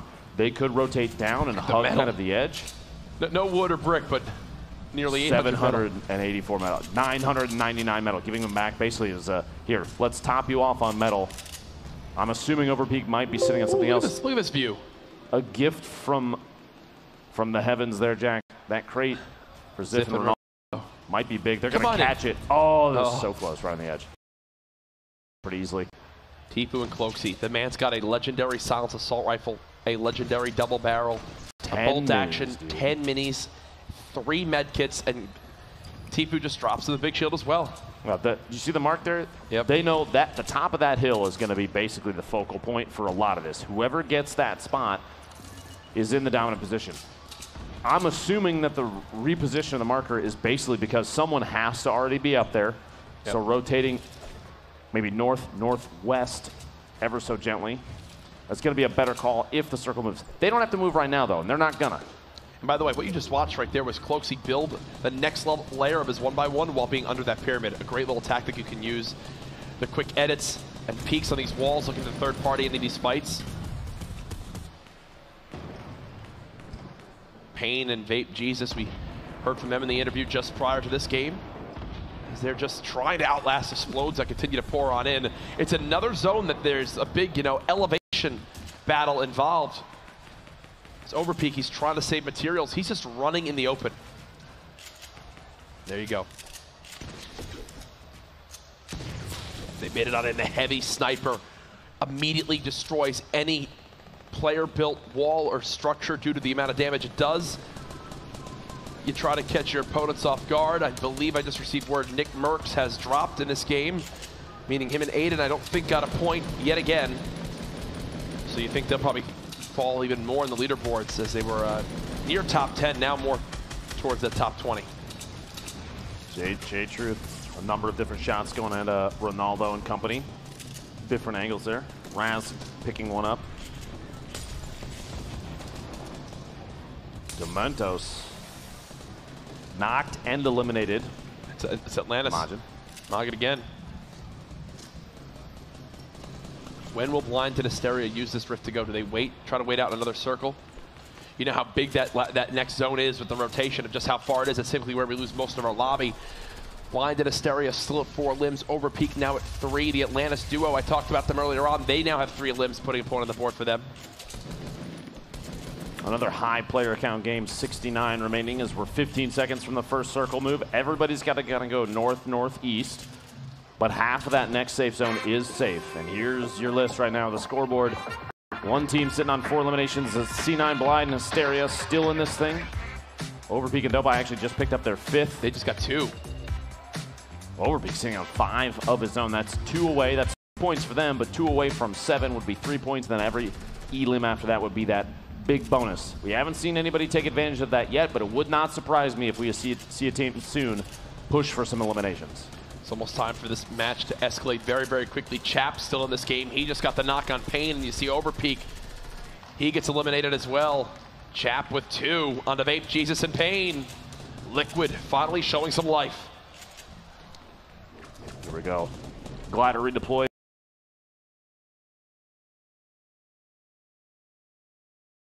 For repositioning. Blind for a moment there had the rift to go out but decided not to use it. They're looking for a structure that's already established, and they find one seemingly with ease, which every single time they're able to pull that off, it surprises the heck out of me. The awareness of who's inside structures. They are not. He's going to have to go for a knockdown knockdown and replace if he has the material to do so, but he might not. I think Asteria is trying to break in towards Ghoul. Look at how weak Ghoul is. This could be their 5th elimination. This could be 2 points on the board. Oh, they want this fight so badly. The focus there on Asteria's face. This man's been competing in all sorts of games for over a decade now. He falls right into a trap. Now it's Blind all by himself. Can he clutch it down to 32 HP? What a disaster this would be. This elimination right gives them would give them another point. Can he get down towards Asteria and get the res? To be cognizant of the trap too, still inside, leaves it up. Asteria still alive. Just through that wall, there's a player right inside. Watch for the edit here potentially, and I think Blind was waiting to take a shot with that rocket. Goes for it as he's rotating in, gets perfect tilt midair with a shotgun, and Blind he's done his picks job. Up his 3rd elimination. He's done his job. That's 5 for them. 2 points total. Oh, did he get the shot off? He's looking for almost another one. So many players rotating. He's got to go. 14. He's out of the zone. And that's it for Blind, but he's still got to feel good. 5 eliminations for that duo means 2 points. Tough spot as he's trying to rotate in, and it felt like countless players popping up in front of him and disappearing. There were grapplers. Chap in 72 hours looking for big moves from these guys. The first 3 games have been relatively quiet, but here we're sitting on Chap with 3 eliminations. Tom has 2 of his own. There's still 50 players left, man. And this circle is basically chaos at this point. They're sitting on 5 of their own. Look at this spread right now. Gosh. A number of players. I see Funk Bomb is still in this. Players from Ghost still alive. Oh my gosh. The duo from Hero in the bottom right down there. Raz goes down. The teammate Bog must have been eliminated already. I see TFUE, I don't see Cloaksy. There might only be one left alive. You're correct. Cloaksy has been eliminated. TFUE has one of his own. Chap barely hanging on to 100 to elevate and picks up another elimination. That's 6 for this duo. That was with a common tactical shotgun. When do you see 100 damage hits with that? He really got the full brunt of that weapon. Chap getting knocked. 72 hours trying to make every little bit of count. 6 elims for this duo. 1 more would mean a 3rd point, and every elim after that is the big bonus. Going to place a trap to defend himself in case somebody tries to edit their way in, maybe from above or the wall, the push that he had defended against. Cloaksy out of this, and TFUE 12 HP. The Storm might claim this one. He knows he's done. And there it is. The tick out there. 8 damage every second is tough. 72 hours. This is when the man goes to work. He's going to have to start popping more of these heals, though. Yeah, there you go. He knows he's got time right now. Can he get a second bandage off? I do think so. And then it's going to be an all-out foot race. 15 people left. Devious with some knocks and eliminations. Tendon still in this as well. There you go. See, Devious just dropped right there. Villix and Giganza always seem to be on this insane high ground. Quick little shot with the rocket. Tendons goes down. Can he follow up the elimination? Elim. Every elim after this for 72 hours in Chap is another point. The big bonus might activate here in just a second. We haven't seen any team do it yet, Jack. He's out of mats. He's just got to start firing this thing, man. He's got to just go for the elims. No. Can't get the shot. There's one in front of him. Can he get the elimination? This is big bonus again. There's the knockdown on General. Hasn't got it yet. Keep in mind, this is for big bonus. This is another point. There it is. The first one. 72 hours in Chap. It's been a quiet game, but it gets blown up. They know they got another point, though. Brilliant stuff from them. That's 4 points total for the duo from Liquid.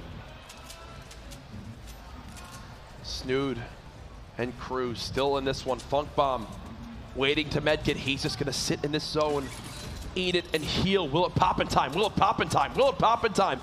Yes, it will. 20. Oh my God! Just barely hanging on. He's going to go for another one. This could be big for Funk Bomb. 8 players left in this circle that just closed. 7. You're going to watch them tick down. The feed is going to be the place to watch. More players gets it dropping. off just barely. He's got to go now, though. He's trying to keep on up. You see Bizzle with the med kit. Bung bomb alone, Bizzle gets one off. That might be it right there. Yeah, that's got to be it unless they see each other. There's no way FUNKSKID will do this. Bizzle should have this one in the bag. He's in the zone, and there it is. Bizzle gets it done. He's got the campfire, he's got the heals.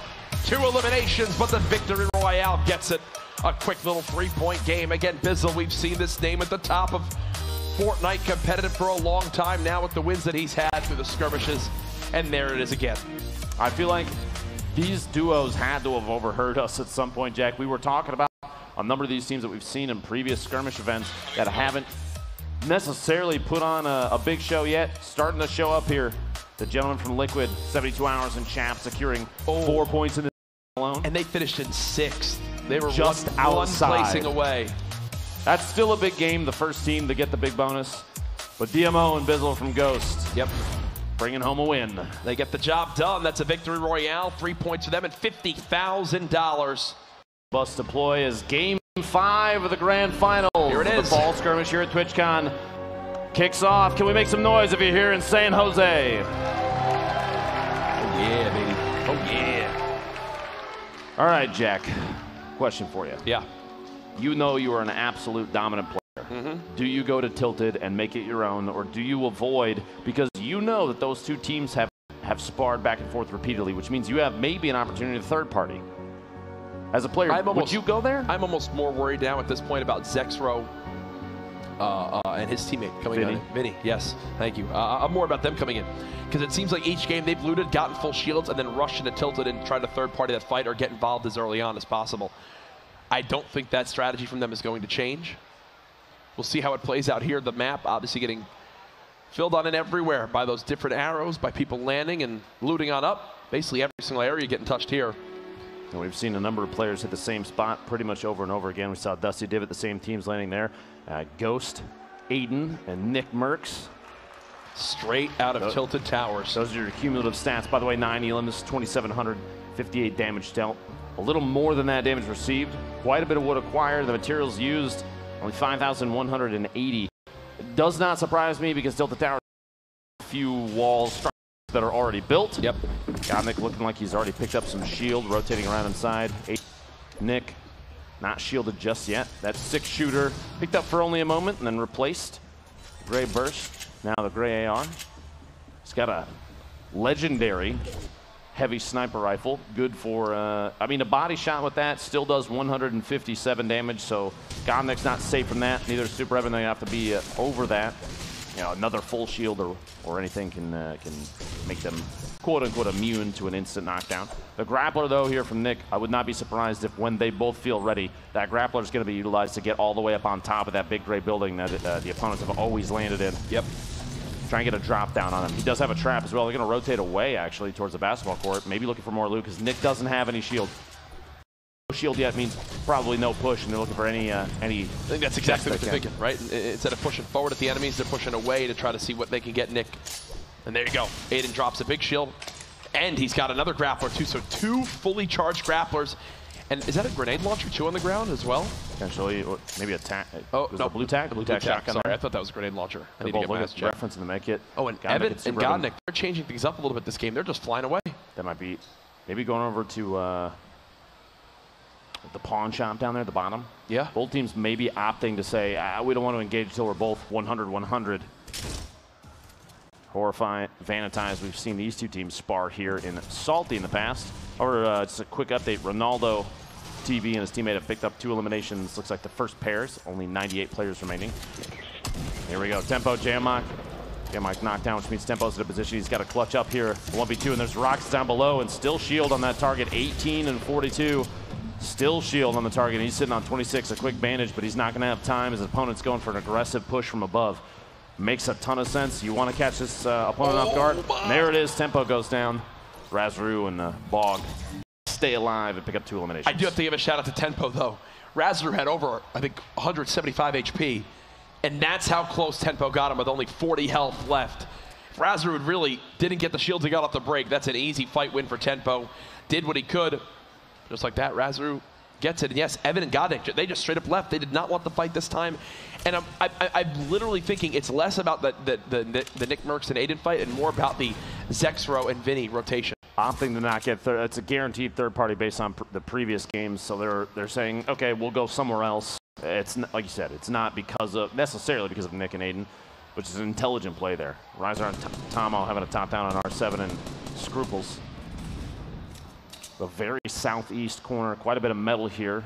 A little bit of brick, a little bit of wood, but a tough position if they're low on materials. The team from Rise, if they're not kitted here, there are not a lot of options for backing out of this. A little bit of materials, 2-1-0. Not a lot of ammunition in R7's inventory. They're biding their time. See the feed. Delphi knocking and eliminating Godnik, which means Super might still be up there. Here's his play. Push. R7 going for it. Tomo's going to drop down to the ground. No materials left and only a common assault rifle in his inventory. Rizar now knocked. You got to think this is not looking good. Cannot build. Cannot really defend himself. Not a lot of ammo left for R7, and there's a player with a sniper on top of the mountain. There goes Tomo. Scruples there with the limbs. That's two of them, but there's already another team here already looking for another fight. Will they glide around in is the question. How weak do they think Scruples and R7 are? It depends on what kind of visual cues they saw. If they saw a shield break from that distance, which you can see it, maybe you're not close enough to hear it, but you can see it. If they saw that, it wouldn't surprise me if there was a push. Scruples having no shield now. R7 still sitting on 20 there. It looks like it might not be happening, which maybe that's a good call. At this point, Jack, pushing in, you could potentially put yourself relatively far outside the zone if they don't have enough materials to build back up on top of this hill. It's J-Love and Germ up there. No shield between the two of them, but yeah, that's semi-auto sniper rifle, 10 rounds, and a heavy shotgun. Single trap, 6-1-0 on the materials. Quite a bit with 89 left, but it's not going to be enough by the end of the game, so they can't stay up here forever. Nope. No teams right now currently alive with 3 eliminations or more. Mowgli lost Sorn at some point here. Going for the snipe. Oh, goes for it. No shield on that target. He's going to go for the re-peek. The grenade, basically a perfect throw there down to 4 HP. Mowgli's going to panic a little bit and gets caught off guard by Payne.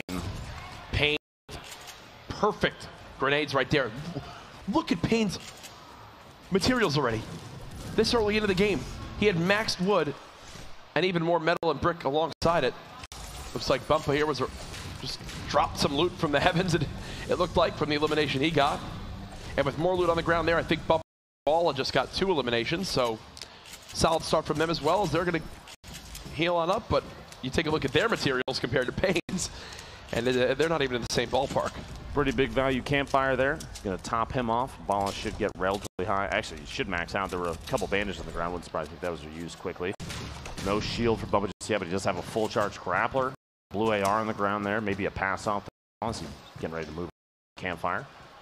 Kind of surprises me, though, that sitting on the campfire right now, they're exposed healing to the north and west side. If somebody has a bead on them from a distance, one heavy sniper shot could break that duo. Now, this is Dusty. That was 2 teams bunkered up right next to each other in smelling distance almost. Fuzzy and Enigma. No reason to rotate out just yet. They don't have to go for some crazy movement. Maybe they'll even get lucky and get kinged at the circles on the east side, but they're very close still. Punisher and Tendons are split. If Fuzzy and Enigma try and take advantage of that and push on Tendons, it could be a tough situation to come back from. Pretty decent kit, a ton of materials, 814, still in possession of a slurp, 6 grenades, a heavy shotgun. He's got a swap weapon for it. He's common right now. Common AR isn't bad. You just tap fire at distance. Very accurate players, so we'll take advantage of that. But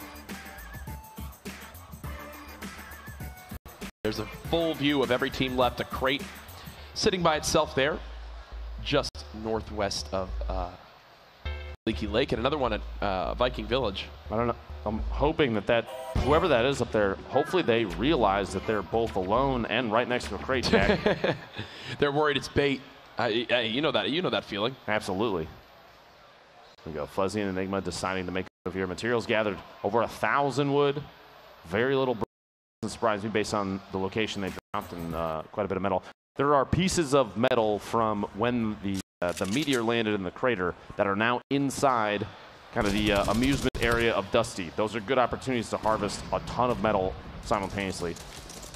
Nibs and Korea in a fight. You got to think that This looks like Zoof's fight to win. Crowdot just staying alive for a second, looking all around. Zoof, so much HP compared to his opponents here, matching the builds, beautifully done, no hesitation. He wants to edit on in here. Can he hit the shot? He does. There goes Nibs.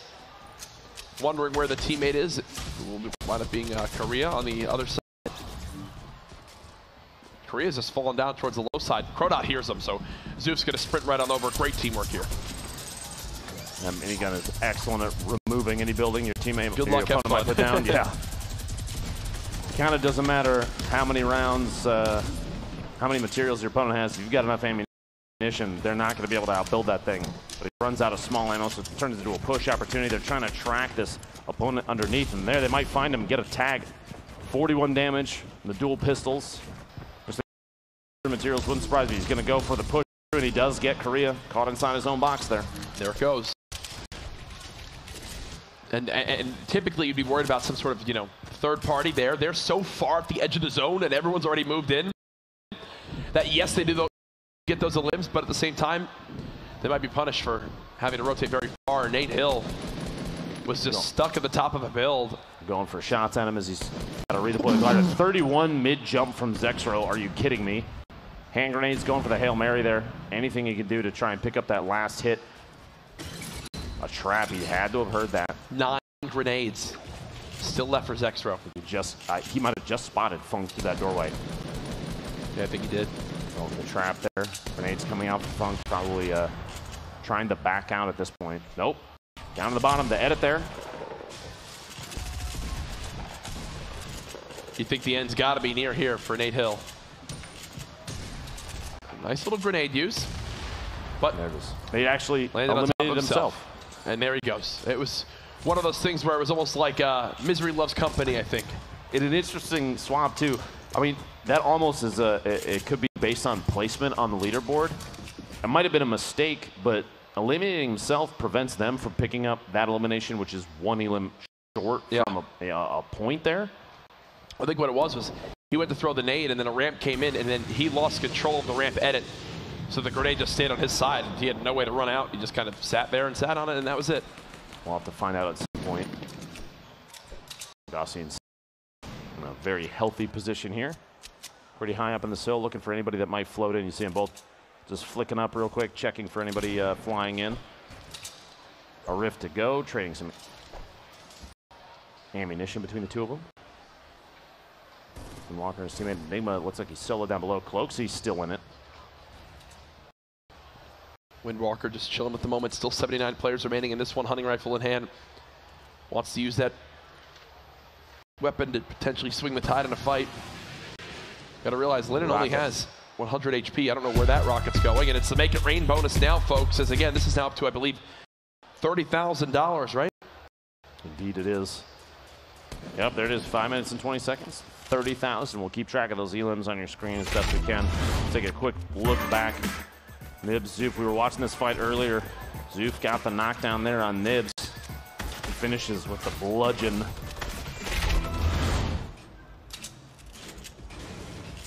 J-Truth and Wilds. Little fight here. They're going to go for some replacements on some of these structures just to see if they can catch whoever's in the bottom of this off guard. You see there just a couple smacks from the pickaxe. The jump and build. And they're looking, trying to root out whoever is down underneath. They're claiming everything. Semi-auto sniper from somewhere. What is that? Is that Nick Merckx and Aiden and Tilted shooting that? I'm trying to tell. I think it is from Top Big Gray. The most eliminations in this game right now is from Villex at 3. Single elimination. That's obviously not the Make It Rain bonus. Exactly. Who knows who will win this $30,000? Still 4 minutes and 15 seconds left on the clock.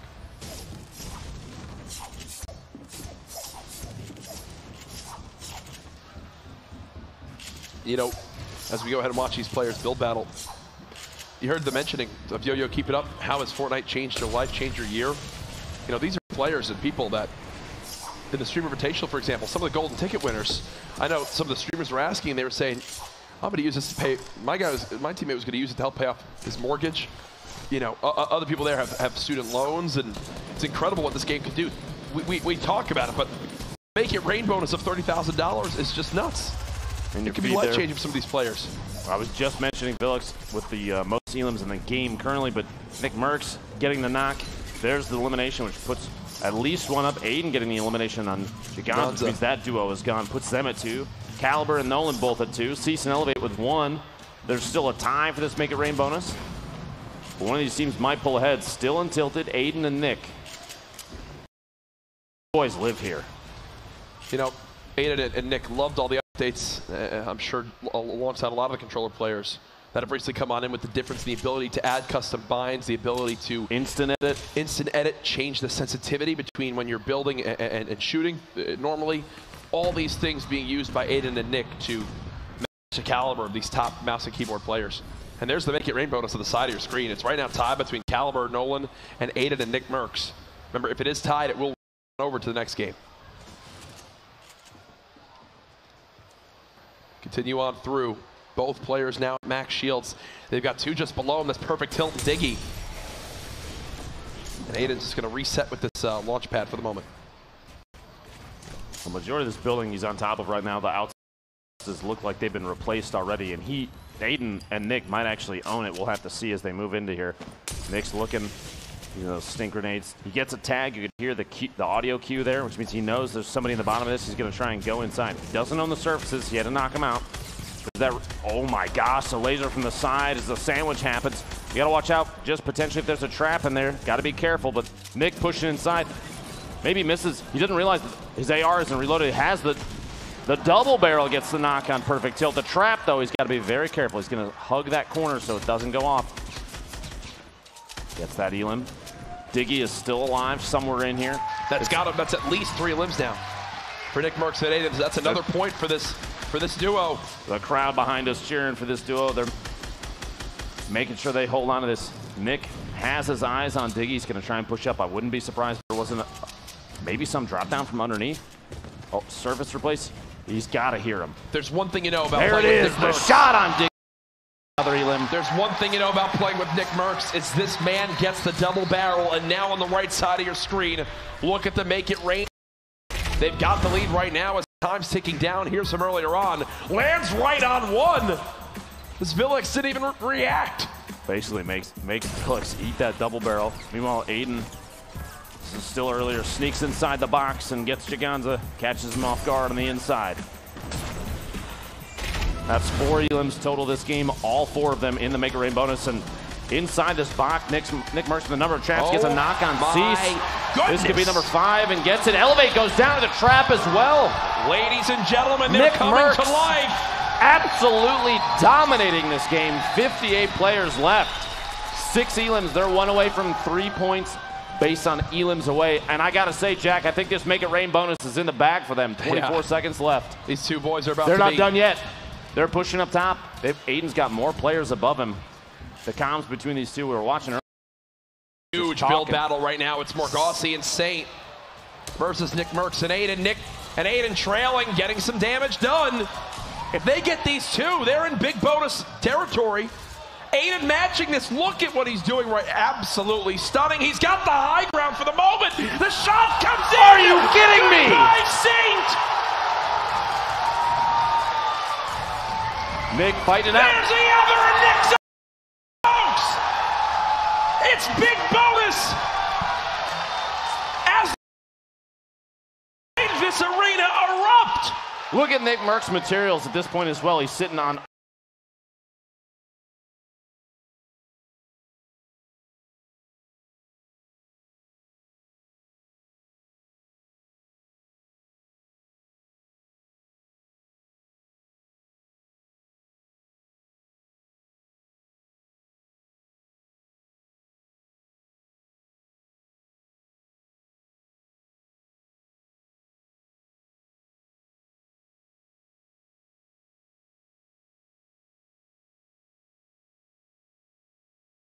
over 2,500.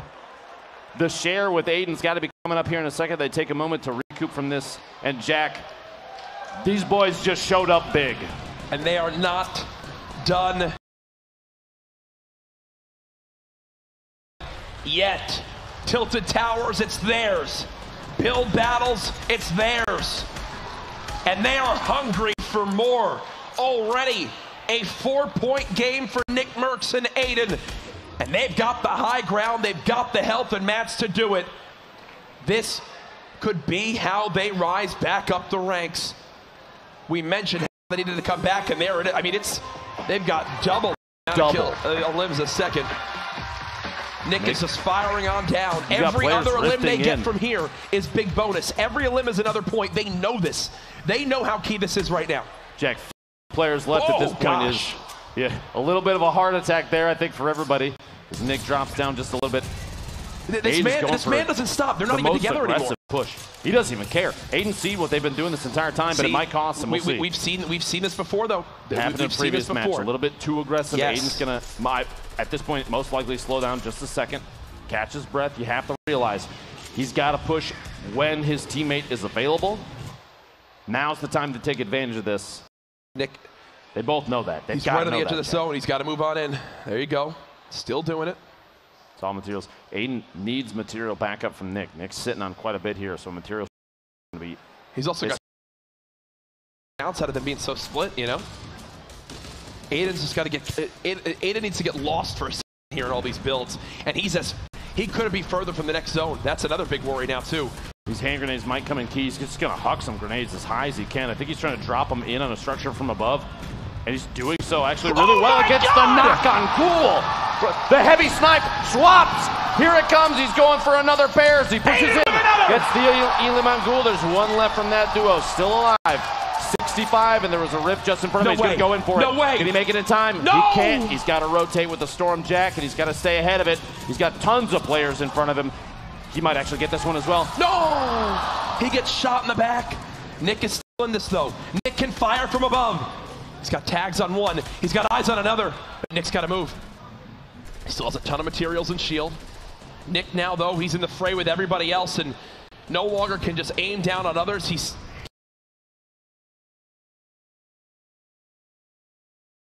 getting tagged by this zone down to 33 HP, down to 25 HP, down to 17 HP, down to 9 HP. And that's 9 eliminations total for this duo, though, Jack. Brilliant game from them.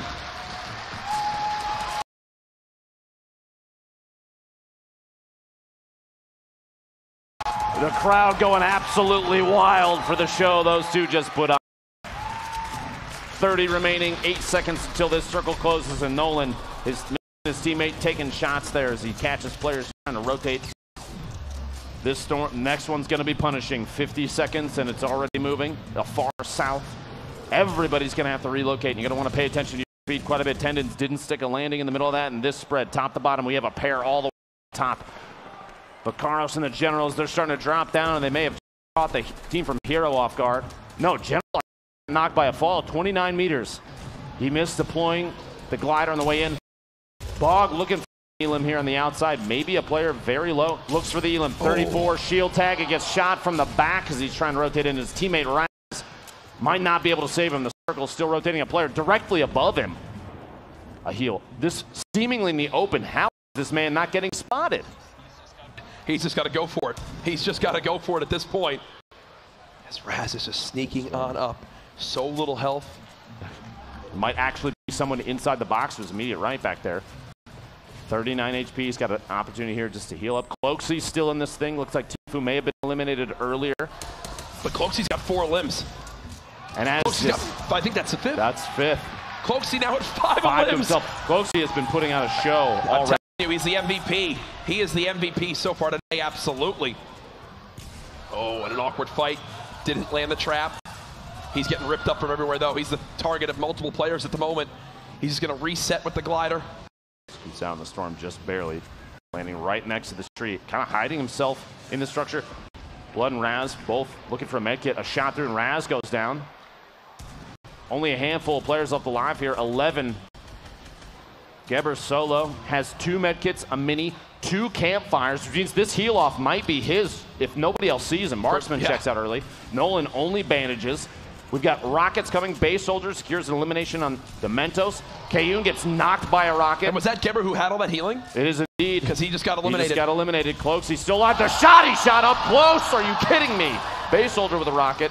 5 players left. 6 Elims there on Cloak as Sean's still alive from Ghost. Going for a play against...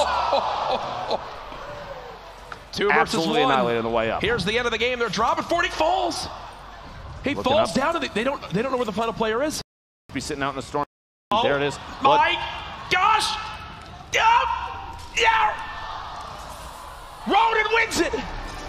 Just barely staying alive, hugging the center of that circle. The team from Hero brings home a victory royale. And that's the downside. There's that. It's a double-edged sword. If you stick in the zone and try to out-heal it, and the other player is moving with the moving zone, there's just so much damage you take there if you can't stay ahead of it. That's the difference. He had enough time to keep moving with the zone. He did his job, and there you go, Ronan with the victory. Raz and Bog took home 6 Elims that game. Cloak with 6 to his own. But 5 teams that had 5 or more limbs that game. But I think the elimination story in that one, Nick Merckx and Aiden, but these gentlemen from Hero taking home the victory royale. Oh man, I cannot wait to see how this all plays out. Well, this bus path looking like it's cutting the island basically in half. Southeast to northwest, from Paradise Palms to Junk Junction, we've got a solid spread of players. You can see there, don't forget those little icons, the llamas. There's one in retail, one just east-southeast of Salty Springs, and one just south of the little soccer field, sports complex there, west of the towers. I look forward to maybe match number 6, the duo, the 2v2 of God versus Nick Merckx and Aiden. We got Bizzle and DMO dropping down into Dusty Divot, including a team, Tendons and Punisher. Tendons and Punisher have gone to the warehouses at Dusty all 6 games. Yep. You realize some of these players, I mean, TFUE and Cloak, again, looking at the mini-map all the way down there. I mean, I've grown accustomed to seeing those red arrows down there, Jack, every single game. And still, surprisingly to me, no one trying to challenge that. At some point, they've got to just send 10 people there. I mean, realistically, how about this? If we ever end up playing in these, I'm going there. I want you to know that right now. Yeah. Solo. I'll see you there if I have to. You won't follow me because you don't want to run into Cloak or TFUE either. Nope, not at all. As already, Nick Merckx getting this extra bit of materials. And I believe, is this the new skin that literally just came out with the randomized skins? This is new, right? I think this is it. Didn't this come out? I think that came out with the Earhart skin. Oh, okay, maybe I'm wrong. Do you even play Fortnite, Jack? I'm kidding. Oh, my bad. I've been a bad skin buyer in the shop. You'll make up for it, I promise. Don't worry. Aiden and Nick rotating across that north side there. Super Evan trying to get a top-down view, probably calling out to Godnick right now that they're in the open exposed, but Nick's got that grappler, so elevation might change. Shots from the top of that tower. Here we go, Nate Hill and Fung Bomb. It's a duo we're expecting this to see put up some big numbers. My goodness. 17 eliminations from these two. Look at the materials, 15,000 and almost 10,000 wood acquired between the two of them. 700 more damage dealt than they've received, which I think that explains clearly why they've been picking up so many Elims. Yeah, why they're near those top spots. Nate Snotty Hill Shores. Popping that mini. Moving back over to Nick. He's just chilling right now. For the moment, doesn't have a lot of material, but they're all in the same building. Godnick and Super Evan. I'll give them props, man. They have not backed out from any of these fights. Can Nick Merckx and Aiden continue this momentum they earned from last game with the 5 elim they put, with the 9 elims they put up, sorry, the 5-point game they had. Those two just dropped down. You saw Super Evan and Godnick falling down the middle of that stairwell. Is how they got to the bottom so quickly. It wouldn't surprise me if Aiden maybe potentially looking for a peek and angle from up top. With them running away and trying to like just get back from these fights, I think Aiden and Nick are thinking maybe these guys don't have as much shields as you know they'd like to have. Maybe they're most confident in their ability to fight right now, and I think that's why they trail hard.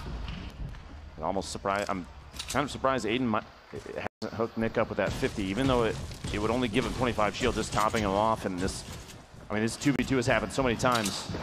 You know, Double-Eye over peak in a 2v2 of their own in Shifty Shafts. The shot from underneath, and Double-Eye loses all the shields, but Villex goes down. duo Villix and Giganza eliminated in the final game here, though by missing all of the shield. Overpeak still sitting at 75. St. Morgassi, the tack shotgun, takes the team of Atlantis out. Paradise Palms, a pair of eliminations for this duo as well. I feel like we've had a couple more limbs off the break right now. Players having to realize, hey, we need to put up some big numbers in this one if we want to climb back in, and that starts with getting these eliminations, moving towards the big bonus. Nick Mercs and Aiden. Now Godnik has made him to the top of Big Red. I think Aiden right now might be falling back to try to give Nick the big shield, and well, as I say that, he gets ripped on up too. Here's Diggy, the perfect tilt in their fight near the bridge. That was a quick little cleanup on the turn, but back to the Nick Mercs and Aiden fight inside Tilted Towers. There's a rift to go right next to Nick. If they need to get out, I wouldn't be surprised if they both double back to that. Somebody picks it up and they use it immediately. Now look, for just a moment in the distance from the sports complex, Zexro's name popped up. Yep. They might be getting ready to rotate east directly into Tilted to feed into the same 2v2. It's worked for them in the other games. You know, why wouldn't they? Wow. Ooh, DK just ripped Dean in half with that AR spray. Sorry, with that SMG spray. The window edit, quick window edit. DJ trying to find the other half of that duo there. Switching the ramp very quickly, trying to match height, gets an angle from underneath, but a third party taking shots from the southeast. He's gonna have to double back down and pop a couple of those minis. DK's got to be in a position right now to assist his teammate. Aiden very low on HP. Look at Nick's materials, legitimately zero. Full zeros. Half mats. Half mats needed now more than ever. Both teams traded. There's that third party we talk about. Guarantee Nick Mercs gets tagged. It's got to be Zexro and Vinny coming in from that side. And Nick's now knocked. There it is. They do the same thing every time. Nick's fall skirmish run is over with that elimination. It's going to be up to Aiden to try to make some magic happen. We saw him actually, if you recall, I think during the fall skirmish in a solo week, maybe it was summer skirmish. Aiden literally jumped around in the open, taking shots at people, rotating out of Tilted, and picked up so many eliminations. I would not put it past him to be able to clutch this up for that duo. Here's Dean, who was able to disengage from earlier on. He did get rezzed by his teammate Lyle. They're just going to run because the zone is there, and wow, with 1:40 on the zone and it's already hit them, I feel like they've got to run a far, far distance. And I just looked at my map that I have here, and yeah, they have to go halfway across the map. These guys are all in a rough spot right here.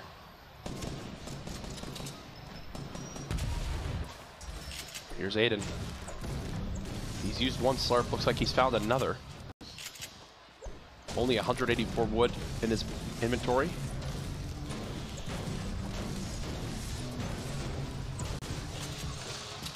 Keep breaking down for more. Here's a replay from Bala. Drop it on down to one. Quick swaps to those epic dual pistols. A nice shot on the Sketch. Did he find the second? Oh my goodness. Beautifully done.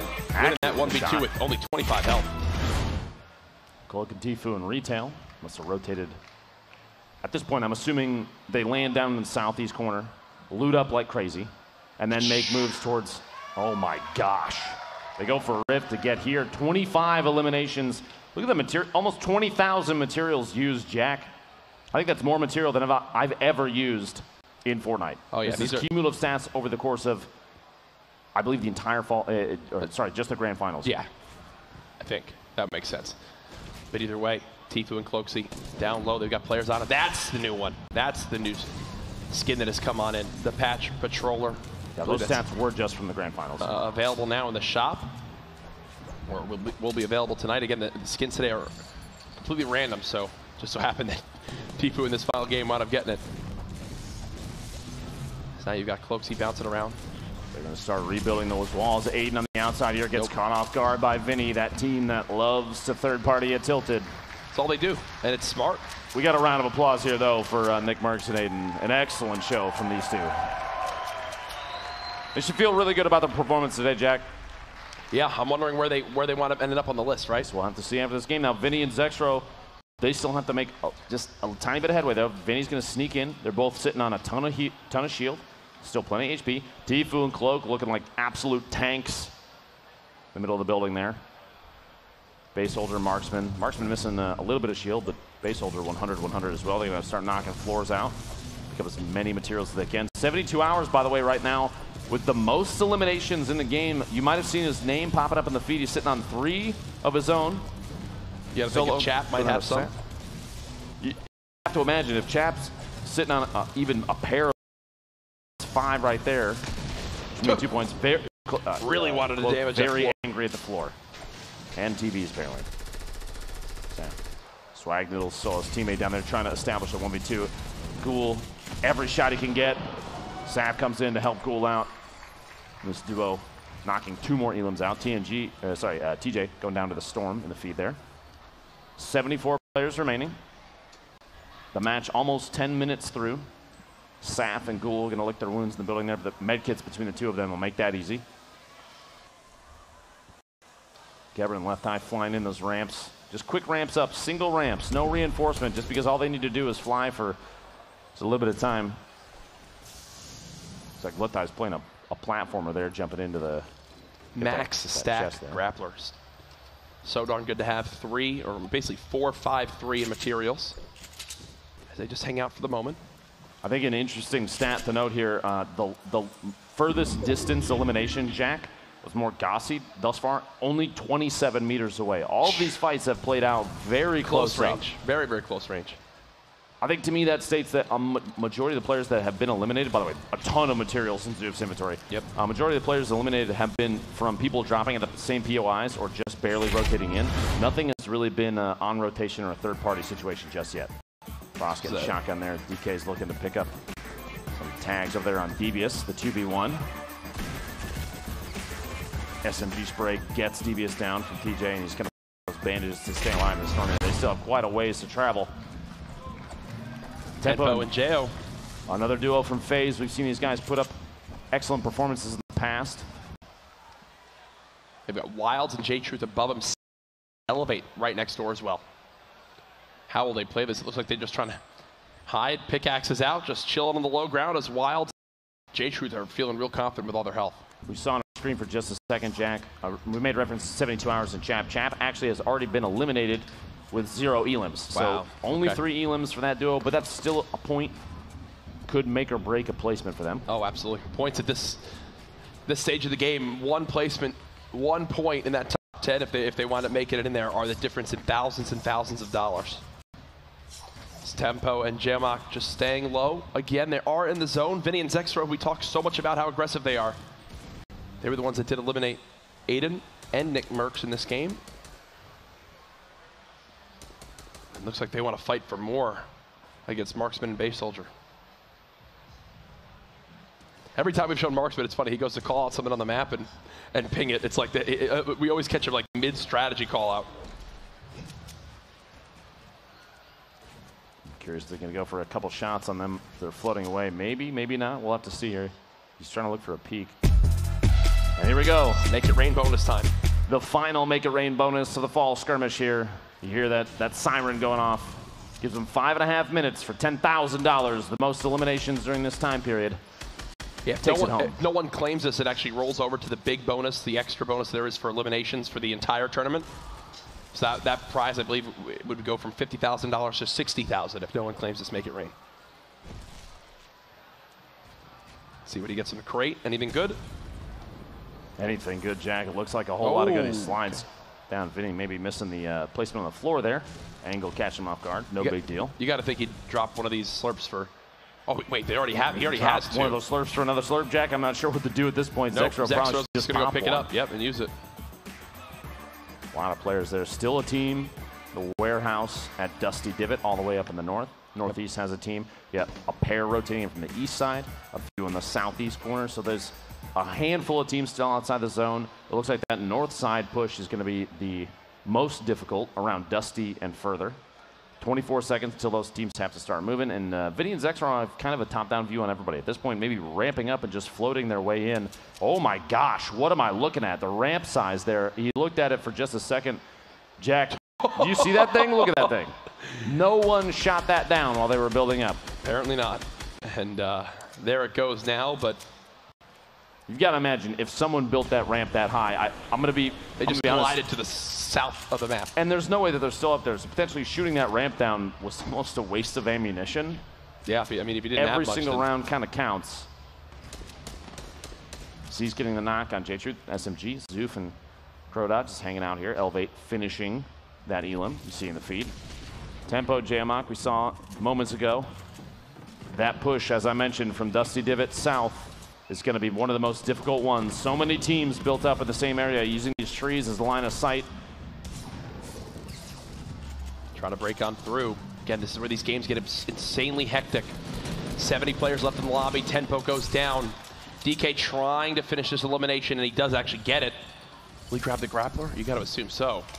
And boom, just like that, DK and TJ are right now at the top of the Make It Rain bonus. But there's still a lot of time left for teams to begin to make some noise. There's a rip to go down there. Nope, they missed it. They just barely missed it. Did they grab the grappler or not? I couldn't quite catch it. The shotty there. I don't believe so. TJ's going to try and secure his friend. He might not be able to do it, though. Wild's in the mix with everybody else, pushing from outside the Storm and gets TJ in the back as he's rotating in. Very little HP left, but the Storm's only ticking for 2, and he only has a little bit of a ways to go. Gonna have to pop that just barely to save himself. No fall damage taken. Still only 28 HP. Has a full shield in his inventory. You hear rockets coming out. Zexro shotgunning Marksman in the feed and picks that elimination up. Wild's hoping that nobody tracked him into this box, Jack. He's got to get that shield off if he wants to stay in it. Fung bomb in the feed, picking up a knock on Dementos. Pate is still alive. Gets the elimination, finishes it off. That's 2 teams with 2 eliminations apiece in this Make It Rain bonus with only 2 minutes, 15 seconds left. Bizzle and DMO have a top-down view on who is below them, but they can't really third-party because you have multiple teams over there, the west side from where they are, the top right of your screen. They're going to take shots as soon as they peak. Every elimination right now it feels like it's even more important than the last, and you cannot expose yourself for too long. You have to make the decision as to whether or not going for an elimination and maybe pushing for a big bonus, those extra points, is the right play call, and Bizzle and DMO are just waiting, biding their time for a rotation. They're just hanging out at the moment. What do Dean and his teammate wind up doing down low? You see Wild still there. They're trying to chase down that elimination. Bizzle and DMO, they hear it. They just haven't been able to act on it quite yet. Now here's a look at Salty. Cloaksy and TFUE still alive, still with max health each. Multiple teams from Ghost stacked up in the same structure right now. Ghoul and Saf. Some teammates down below. Opponents right now, though. Take a shot, seeing if there's anybody in the box. He pays the price for peeking just barely. Takes a little bit of damage. Vinny and Zexro sitting on some of these cubes. They're going to use these in an effort to just float past anybody they can. You can't see me in the air because you're looking at everybody else. See, now, I would almost love to see them use the same tactic as before, where you float on up as high as you can. Now they're going to land and just pop in the middle, and still they made it, absolutely. But the play call there, probably just trying to get into the safe zone. Yep. Shots got to come out, kind of exposing the open. A very small box. That sting grenade is going to cost him just a little bit to drop down the shotgun. And the second shot from that double barrel missed, but it doesn't matter to Cloak. He gets the Elim. And he got knocked by a trap. So that player, because they got knocked, they'll be able to get. They should be able to get this res off. And they've got some utility to get out of here as well. Nobody's going to make a push on that just yet. You saw Bog relocating. Dean was still knocking down a tree, trying to build up his own small 1-by-1 box. Anything to stay alive. The sharing of the shield there. Here we go. Ziff, Ronaldo pushing in on top of a box with an opponent underneath them. And Ziff and Ronaldo already at 5 elims this game. Vinny and Zexro just joined as well at 5 elims now. Well, that's a beautiful. Multiple tags in that box. It's a beautiful stink. Was that on a TFUE and Cloak? I believe it was. Yeah. He's nearby this next zone too. Will not have to go too far. TFUE and Cloak not missing a ton of HP at this point. Yeah, based on the position on the minimap, that had to be them that just got stink bombed. He wants these materials so bad, and the items down there. There's a look at your scoreboard so far. Nate Hill and Funk Bomb at 3, so they'll get a point as well. TFUE and Cloaksy at 2 in total. Blind and Hysteria, who are doing very well in the first half of today. Haven't heard much of them since, but they're on the verge of potentially earning a point too. You see in the bottom right, TFUE just took a little bit of damage. Another stink grenade coming out. Those stink bombs are so powerful in these competitive matches because so many players are in 1, 2, or 3 box bases, and that's it. Zoning with those is incredibly good. Vinny and Zexro, we've had our eyes on multiple times. They took out Nick Merckx and Aiden. They're already at the zone, so they're in a good position. Ziff just got another elimination, putting them now at 6, so they're on the verge of big bonus as well. Zexro and Vinny trading some of this ammo. They have a Portal Rift, a Rift to go. Now, this might be the lowest player count we've seen at the first circle move. 40 players remaining. Typically, I mean, previous games we've seen 60 plus. Oh, Jayamok now done too. Hysteria with another knock. If they can finish that elimination, that'll put them at 3. Should give them a point.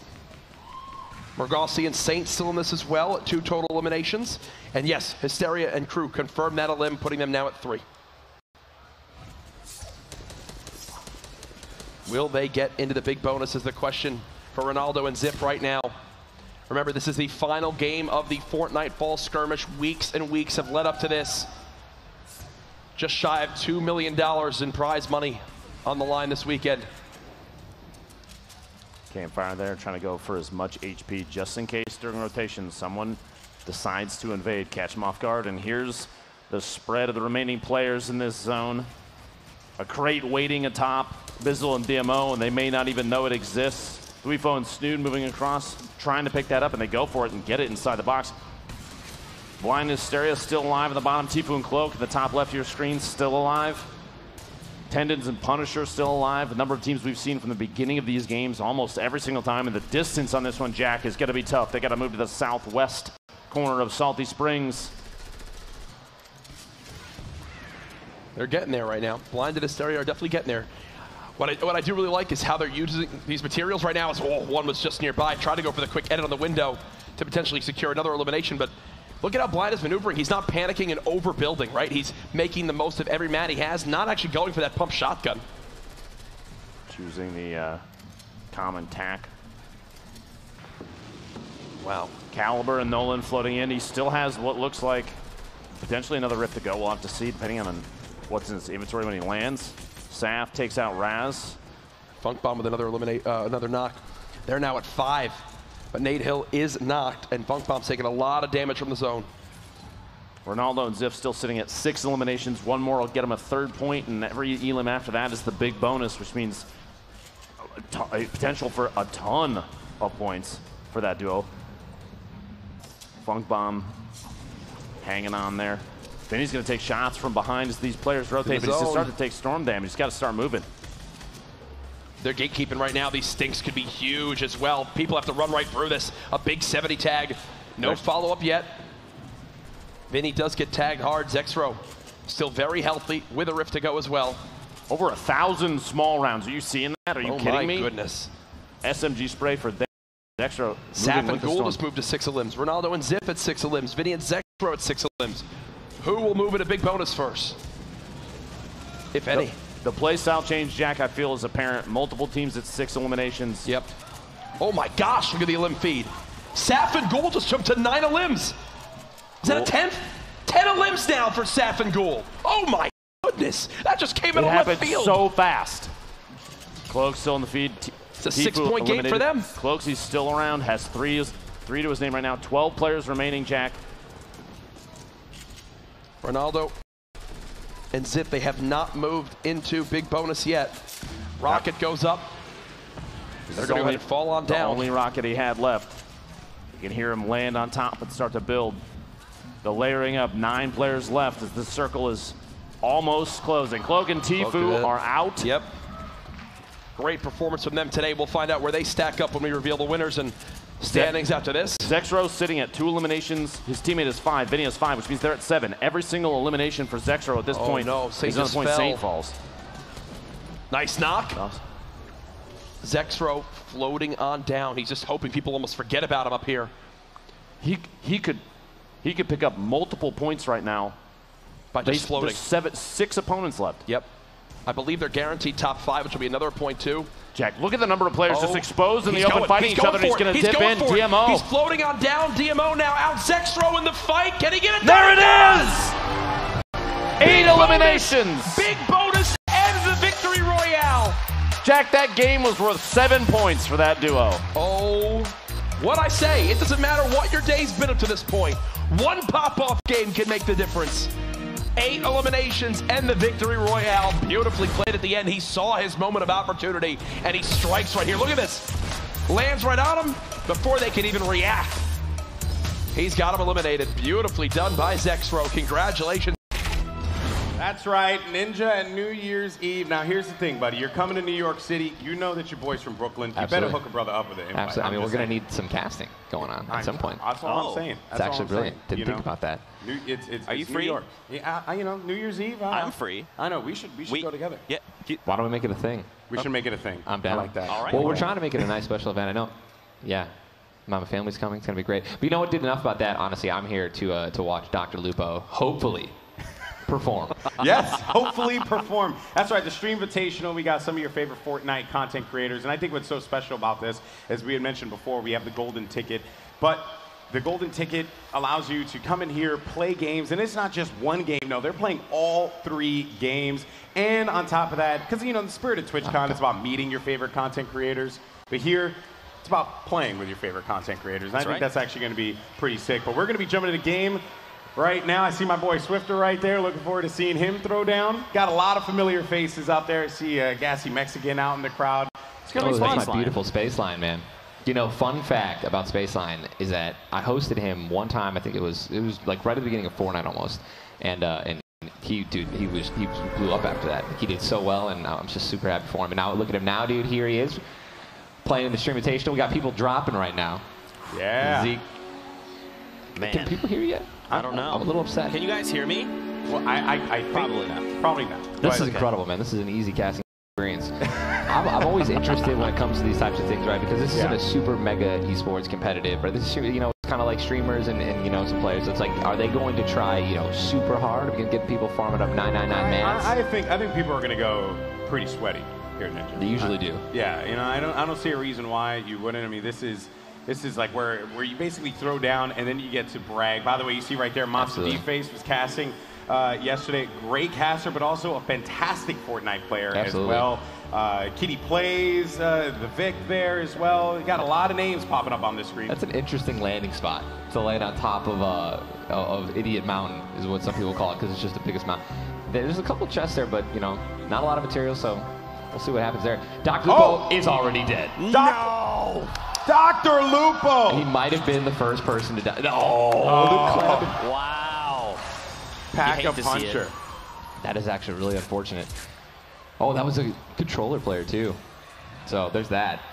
I'm not going to let him live that down. No, as you shouldn't. There's Hamlin. That is the tallest man in the world, by the way. 1,000,000%. You guys haven't met him. Everyone else isn't short. He's just that tall. Yeah. He's just that tall. Is he taller than you, Tyler? Are you being serious? Yeah, is oh, he? no, I haven't seen him. He's like 4 or 5.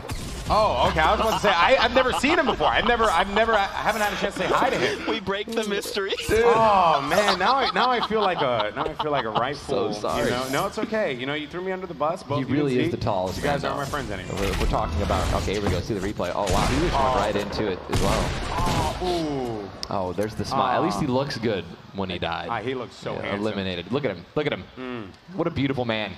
He said he was feeling beautiful on his Instagram, and he definitely he was not lying. Game. Not beautiful in game. This is Optic Whiskey. I've never, I don't think I've ever seen any of his gameplay, so I'm pretty excited. That's a beautiful kit. I'm telling you right now, he doesn't have a lot of shields, but he's got a lot of mushrooms in the area, so he can just, you know, pop some mushrooms and get to probably about 40 shield. But if you have a Scar, a blue pump, and a blue SMG early game, and you have a grappler, you're sitting pretty. I mean, that's like end game loot. I've literally watched, you know, some of the FaZe players and some of the pro players in the skirmishes have a gray SMG, a gray AR, and bandages, and make it to like the top 10 situation. So when you have a good kit, man.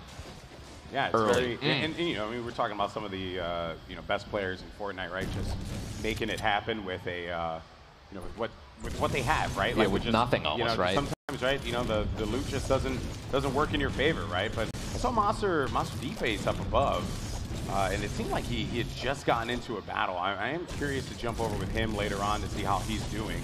We'll keep track of that one as well. But for now, though, we're going to be taking a look at the Vic. Mist actually just took down Monster right now as well. There's Monster. See, all grayed out, man. Gray SMG, 2 gray ARs, some clingers, and some bandages. Not like to be in this position, but he's, you know, the circle's already updated, and you don't see any of the outlines on the corner map, which means that he's more than likely in the center of everything, which is usually pretty good. He can just chill here, and he's in no rush whatsoever. Bliss got a FAMAS of Boogie Bombs. I'm super happy about the Boogie Bomb update from Epic, making it so that there's 2 of them. coming That's in a them instead of gold one. That's quad. beautiful. The quad launcher is phenomenal, man. It adds so much pressure when players are building. Pressure, though, Monster D-Face is going to be in a bit of a pickle now as Bliss is looking to go and challenge that. I think there's going to be another player right next to him as well. Monster D-Face taking the damage. Bliss, can he come out on top of this one? Oh, he's not going to have any shield to deal with it, but he gets the elimination on Monster D-Face. Very well done by Bliss. You can just tell he was super confident in everything he was doing. His edits were clean and consistent. I don't think he missed a single one of them. And then that's tough to do when you're at a lane environment. Well, pressure's on the line. Yes, you see it. Man, that was a nice connection, dude. That never happens for me. 65 headshot. You gotta love playing on land, man. Here's Symphony, the edit legend, going up against Skrex right now. This is at Westworld. There's no way he's gonna be getting out of this one, I don't think. I like the stink bombs. Is gonna add some pressure, but unfortunately none of those gonna connect. And here comes the finish. Symphony cleans up the kill very easily. Look at that hair. So good looking. Majestic. Look at that. I wonder what blue. kind of product he puts in it, you know? Dude, who knows, man? Maybe a wax, potentially. Could be some OG crew. I don't know anything about hair product because I have none. Well, you know, Oh no. I have no I'll see how hair. it is, man. You know what, dude? You're lucky. I change my hair product every day, looking for the perfect one.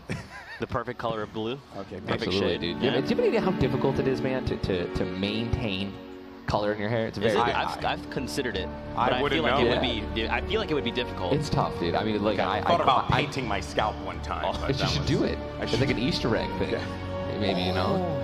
We should do it. I mean, you can do so many cool colors. But yeah, just taking a shower and just seeing blue just fall out. It's just like, what am I doing? We have 5 minis. Beautiful. This is literally a perfect kit, man, for competitive play. All right, you got your SMG, up close weapon, shotgun, obviously to switch back and forth, and a green AR is going to be doing some dirty damage. Typical, do you know who I think does not get enough credit? I mean, Yes. Typical gamer. He's a very, very good player. Yes. And I don't think that people. Whoa, what? I don't think that. Is that how far you can go? I didn't know you can go up that high. Is that how? Can you please explain? Yeah, he's going that high, man. I didn't know. I've never Yeah, seen I it. actually did not think you can go. I mean, most like of the time that. you're flying that high, you're getting shot at, so you're trying to bail. Yeah. Yeah, you can Look get at pretty that high. streamer loot. I Is that know. YouTuber loot or streamer loot? 'Cause Nah. I want whatever it is. I want that. Myth, Yeah, man. right. Oh my God. Let's see if he's gonna take some fall damage. He's not so far, so which is great. I really want it. I've been wanting Myth to perform so well at events for such a long time. Ever since he came out to the Vegas event, you know, had some unfortunate, you know, running into the rarest glitch in the game. Some people know. I remember that one. That was great too. Some good clean edits coming out of Myth, man. Ooh, he's getting double teamed. Dude, that's a third party. You never want to see it. He's got a Rift to go though, so he can pop that. He's gonna drink minis instead. I think it's time to bail. Yeah, you gotta be careful though. This player will 1,000,000% be taken up with him. It's Valkyrie. It's okay. This is poetic. Okay, Valkyrie on the hunt here. Oh, I totally forgot, man. You have no idea. I've been gone for 3 days. And I haven't played Fortnite since. I keep forgetting about oh, here it comes. Myth. You gotta use it. Just use it, man. There you go, bud. Especially with worth that it. other third party, just even if they follow up, it's fine. You just got to get out of there, stay alive. I love how Valkyrie's just sitting in that tree. That's actually fantastic. I respect that. Dude, it's really, I mean, there's no way you're gonna be seen. It's very rare for people to be seen when they're in top trees, but she is actually not in the safe zone as well. So she's got that deploy glider, right? Yeah. Tim the Tabman still finds a way to take fall damage, even after that update. When I saw it, I was like, oh, no, this is actually going to be really good for Tim. And no. He still he did it the first day. It was fantastic. Just died, and he was just doing one of those classic Tim the Tabman moments. Good old fight going on. Some AR hip fire. Does he not have a shotgun? He should switch to his SMG, but it doesn't matter. Kirby Lama's going to go down to Zetus. Mid's going to be popping up that delicious med kit. I think he topped off with the 2 minis, so he took more damage. It Yeah. looks like potentially from Agony. He just needed to, you know, this is something that I always preach, man, with a lot of people when they're watching my stream. And, you know, I'll have full shields or minis. It's just a certain situation when you have utility and you're in a fight and you could die. It's like you just need to use it, all right? Yeah. Would you rather use it and live or die and be like, oh, man, I could have used my Could've Porta used it, Four yeah. earlier or my Porta Rift to go. Myth would have been 3 minis up and it wouldn't have taken all that damage. Did you see that? Courage, JD, just sitting over this little hill here. Is he close? Yeah. This is going to be, someone's dying here. Valkyrie's the very low on materials. She's trying to do her best right now to block herself off, but unfortunately, this is probably one of the worst areas to ever be. Doesn't really have a lot of resources to work with as well. So. All these windows and the hole in the walls, so she, you know what I mean? She's got to destroy all of these if she wants to fully protect herself. Spanos is a very talented player as well. 600 metal. Yeah, he's got so much to work with. Uh-oh. Oh my gosh. I don't think he has his, he doesn't have his edit key bound. I don't think. Oh, it doesn't matter. Yeah, it does not matter at all. Gets that elimination. It's a beautiful shot. But Courage was still looming overhead. I think he might have just built over there and just flew away. That's what that looks like right there. That's exactly what that looks like, especially with the glider redeploy. You're just like, I want to leave now. You can leave. There he is. Yeah, you can see. Well, I mean, he's also has a very good kit, but also no shields, no minis, no nothing. He's hoping for a slurp right there, but even it's what purple vending machine is at 275. He's trying to get it right now. I've never met a more majestic man. Yeah. He is the widest man I've ever met in my life. The biggest man. Tô carregado com a Mayuse, matamos esses thugs sem falar de Scooby. E recuso reclusos do queima befar esse puto, só querem mais luz. E eu sei que eles sabem que o puto não muda. Se for pra mudar, a tua agenda tá aberta. Quando era branco, ninguém me ajudou com talento e força. Agora só faixa preta. Prata controla agora o meu estatuto. E metade desse puto agora respeito. Eu não sei o que faço, o que fiz nesses niggas, mas muito me vejo ser feito do karma. Quando o puto mete a voz nesses beats, tô com o coração e a tua baby me ama. Eu tô farto de levar e matar esses putos. Cada vez mais festa, muitos dizem que eu não sei. Quantos beats já matei, quantos niggas já levei, meu. Quantos palcos já estraguei, quantos manos ajudei, meu brado eu não sei. Quantas babies já perei, quantas beats já barrei, meu brado eu não sei. Quantos niggas mostram rei, mato como manda lei, isso sempre eu sei. A partir de hoje quero que eles percebam que vocês não estão no money. Different ways. I just always have enjoyed how this game functions as a competitive title. Definitely, man. The one thing I'm doing when I'm spectating or casting or just watching, man, I'm always looking for new building methods and just how players play certain situations. You can never stop improving, man. Always got room for improvement. Now, what this guy's doing is questionable to me. It's a lot of mass wasted. Yeah, he's just burning so many materials. I think you got to think too, especially if this is someone that's coming in as a golden ticket. They're probably like, there's a lot of big names here. I have to just be as safe as possible. Absolutely. Many people are golden ticket competitors, right? Think about how awesome it's going to be able to win in a lobby that is as stacked as this. Yeah. Like that is going to be very, very big for them. Bill's doing really well. Get those minis, pop them real quick. Courage is trying. He's got Floss and sniffing right behind him, man. Svenos, dude, got out of there real early. He was actually behind Courage, and now he's in front of him, so we'll see what he's going to do here. She just looks so calm, so comfortable. Hamlin's in a terrible health situation, but he's got 2 full shields. And as I know, the tallest man. Tallest man. Tallest man. Look at those statistics. Yeah. You like that? I like that a lot, man. That's brilliant. Oh, a slurp. That's unfair. Able to top off. My slurp now. Drink up, Hammy Ham. Drink up. It's not going to give him a lot, though, but at the very least, he has the shields for the protection. He also has 2 more shields as well. So. Slurp gives you 75. It's just going to take a long time to get up there. Yeah, I mean, if he runs into someone. Dude, listen, when it comes to in events like this, I actually would prefer to have more health than shield. Like, obviously, I want shields, but you take a lot of fall damage, dude, when you're in, in build downs with a lot of these top players. Obviously, you can still do your redeploy of the glider. But there's stink bombs, and there's just so many, I feel like your health is actually usually a little bit more precious sometimes. Yeah. This is a replay coming in from Marky, who, by the way, sitting on 5 eliminations after this. Oh, man, this is him, yeah. That puts him at the top of the leaderboard. Yeah, he's in there. He's got 5 now. His player's going to be running away. He's got a very accurate suppressed star right now. You do not want to spam when you're using this gun. Once you get a nice little rhythm, tap, tap, tap-a-roo in the shots, man, you can very well. This is my favorite gun to have when people are gliding away from me, because I can hit almost every single shot on it. You just got to be patient and not try to spray with it. Mib's just got another kill as well. Elimination. Femstep shotgunning. Is that Elebrel? Yeah. Elebrel. Elebrelli. Alebril. Is it Elebrel? I don't know. Just going with it.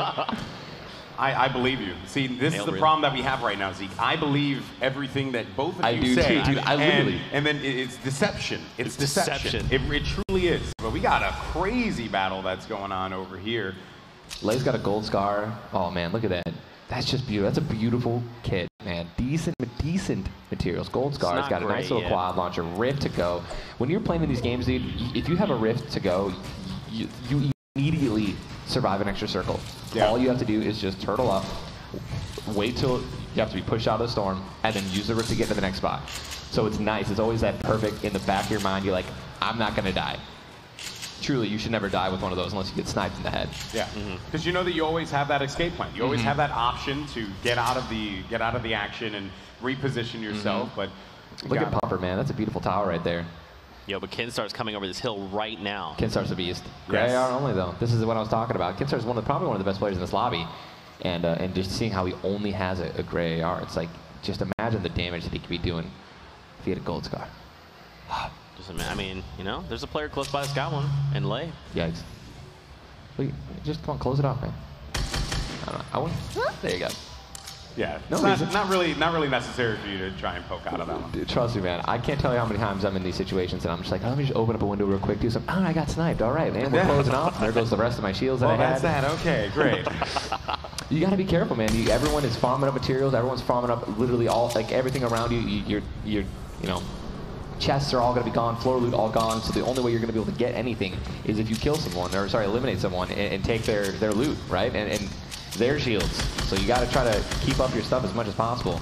Well, here's Chauncey going up against Pack-a-Puncher. Pack-a-Puncher actually picked up I think he was the one who took out Dr. Lupo earlier on, but Chauncey now going to be in a world of hurt here. Does have the minis to be able to give himself that added protection with the shields if necessary. Anything in that launcher, so really, I mean, you know, good weapons all around, but I'm sure like in certain instances you want to have that the grenade launcher to, you know, kind of be able to like ward off anyone in case you feel like you're going to be in a tough spot. Yeah, late game with a grenade launcher is very powerful. You got a lot of people who are going to be, you know, close together, stacking on top of one another, and you know, if they're not sitting in brick or metal and they have wood, you can just completely destroy their all their, you know, materials and buildings. And it was just 2 shots and hit some real good damage. And as you can see, Damage Shark's got 1,550 damage from Marky, man. He's shooting those structures like it ain't none. And that's stats. You saw 800 damage to players done just so far in this game. That's incredible. Kitty plays in a very good spot right now with shields. Looks she's got a double barrel. Double barrel is very interesting still. I still don't know how I feel about it, man. You're not on the double barrel hype train? Well, it got the nerf that it definitely needed. Hitting 150, you know, body shotting people is very strong, especially, you know, in competitive and late play. But, you know, it's just you got to be accurate. But it's also nice when you have that heavy shotgun. You can do a nice little scoped in with it from, you know, 10, 15 meters out sometimes and pop someone for 100. It's like there's so much value in that. Fear itself, good friend of mine. Yes. Doing very well. 100. As expected. Oh, absolutely, dude. Fear's a great player. I'm excited to see how he's going to continue. And dude, it's only 38 players left, which is great. We're going to actually have some pretty good action and fights coming soon. Take those. He's going to take the pop shot. Ooh. We're going to go to replay. Gotaga, the French legend, man. Dude, I'm telling you, every time I always forget. Oh, what a... Oh, man. You know, that must have brought a smile to his face. Peekaboo, dude. Gotaga took me out as well in the E3 event. I remember that. I cast that one. Wildcat and Myth are really close to one another. Kinstar's about to go down. Marcel just got eliminated by Death de Nogla. Oh, my God. Nogla took out Marcel. Are you kidding me? Dude, they're friends. They do videos all the time. Poetic justice. That's poetic right there, man. Look at that. Look at that. Look how many players are left alive in there, man. And by the way, I did get confirmation from the back. So Marky Loris, our #1 player at this point in time, just a TwitchCon attendee. Oh, really? Just a guy who got the golden ticket. Dude, I'm telling you, man. There you go. You want to know how to make a name for yourself, man? You just show up to these types of events. Save up your money, man. Go to any FORTNITE skirmish. This is the second one that's kind of been public, right, where anyone can somehow attend and practice and things like that, or just wait in line. That's a great shot from Triz, man. Going back to that heavy, like we talked about. And oh, dude, Spaceline just wrecked Floss, and that was a laser. Kinstar is not feeling pretty right now. He almost just farted himself out. Yeah, if he's not careful. Doesn't really have anything to work with here. At this point, he's just got to hope that no one tries to push him. Yeah, he's just got to sit there, hopefully hit a snipe, man. Is that Gears of War J-Ribs over there? Is that my boy? I think it definitely is. Oh, man, another really good FORTNITE player as well. Now who we're going to be getting shotgun or face Dramos. God, this is just such a delicate situation, man. You have to play this flawlessly. You don't want to get... Dude, if someone throws one stink grenade on him as well, he'll more than likely die. 5, there's no way he'll be able to react. Well, any kind of pressure that's applied to Kinstar at this point in time, I mean, it will take him out. Like, they're just... If someone sneezes in his direction. Oh, here we go. You have a gentle breeze will actually eliminate him. Oh, dude, he sees that. He's going for it. He's got to go. He has to. There's no way, dude. One shot, he's done. Well, you know what? Oh, there's a med kit right in front of him, too. Did you not see it? Oh, there's just no way. I mean, the zone's moving in. Yeah, so exactly. He's using all of his materials right now just to stay alive. box himself in, which is incredibly smart. You have to, I mean, he has to do this. He can't be aggressive. Low on materials, Hamlin's nothing to heal with. Mark just took out Hamlin's with an SMG. Look at that, Mark man. is just on fire. Marky Loris, making a for himself. Lay just took out J-Ribs and he was healing, dude. That was such an easy shot, but he's gonna take down Lay anyways, man. Beautiful shots from Kickstar. And that was hot off of the fight that they just had with J-Ribs. Yeah, so man. Probably a little weak here, but Myth is looking to stay alive in this one. Still Low materials as well. That was a 69-meter kill, by the way. Yeah. Just in case anyone was wondering. And look at the damage taken. He's taken 200. He could have died twice. Yep. Look at all those structures, damage to structures, man. Does that count melees, like farming structures? I believe so. I'll get word on that. Yeah, because if not, man, that means that he's 7. Oh, did he just take over that? No, he didn't. This guy's no. Yeah, he's. Myth's health is. You know, again, I don't know exactly what he's going to be trying to do here. The zone is. It's all damage to structures. Okay, great. Oh, wow, agony! Dude, that was beautiful. Let's see how many materials he's going to get from that. 200 metal, no wood. But that's, I think he might, how much brick there? Grab the brick. Only 24. Okay, that's unfortunate. But Myth has 400 metal. Here comes the zone moving massively. Myth has 6 kills. Yeah, he's right behind Mark with 7. And I think the Vic was a player that actually was hacking away at the wall that was right in front, but this is getting insane now. As the circle continues to move, Myth is just looking to disengage here, but all these players are right next to each other. Brilliant, man. This looks amazing. I actually like that a lot. Absolute pandemonium here at the Stream Invitational. Myth trying to stay alive. Good job there.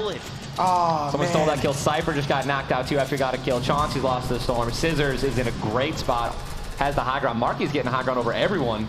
And Marky Loris, this guy, just getting the golden ticket. 7 eliminations, #1 in the lobby, and he has that king position up above. Wow. And he's got a really good setup. Besides mats, like he's low on wood and as well as brick, but still though, he's in a good spot relatively, like compared to like everyone else. Absolutely. It's like scrambling down low.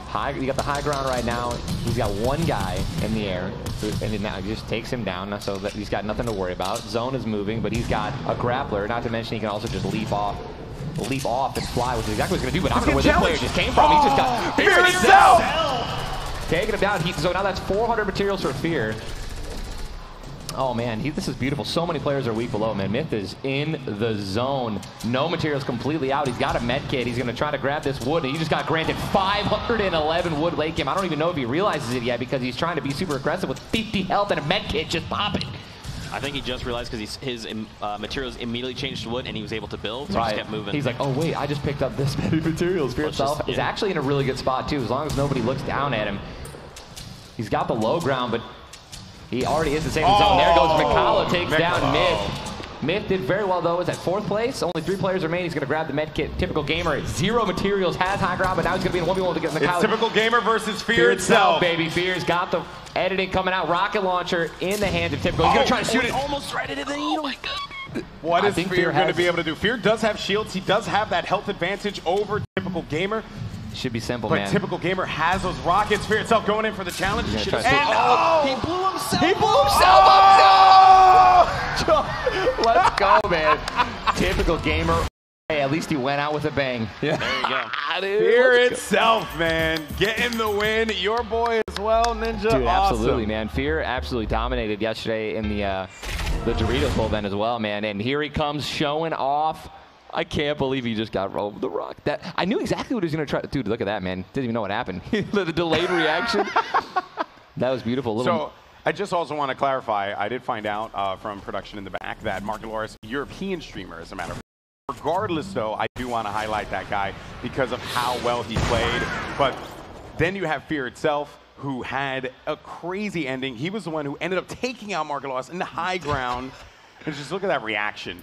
Just so I see that the lobby is getting ready to go. I know you guys want to hear us talk more about my incredible ideas that should go into Fortnite, obviously. But we got some Fortnite to play, ladies and gentlemen. You know, I'm excited. This is going to be a good game. Our next solos matchup, who is going to take it? Fear itself was the winner of our first game. You had Marky take the top prize with that extra 10 grand. But there's Myth. And here we go. Come on, TwitchCon, let's get hype. They're loving it. Here we go. Battle Bus is launching, flying overhead. And I love this view, man. We can just, you get a lay of the land. You can kind of see, you get a sense, an actual feeling of where the bus is coming from, where it's going. See people start to touch down as well. Yeah, so you go in that northwest to south trajectory there. That's really going to leave Wailing Woods in an interesting spot because it's going to be open. There's a lot, and you also see those llamas too, by the way, that are going to be scattered about. Wait, the llamas or curvy llama right there on your screen? Fair enough. Got it. Played, well played. Typical gamer going right back up to the top of Leaky Lake there. And you got Space Lion by Tilted. And we're gonna, this is gonna be good. Seeing where everyone is landing here. The spread is quite nice. Got some people already by Pleasant looting up. There's Kitty as well. Basically, I do work down low, and Chauncey over by the divot.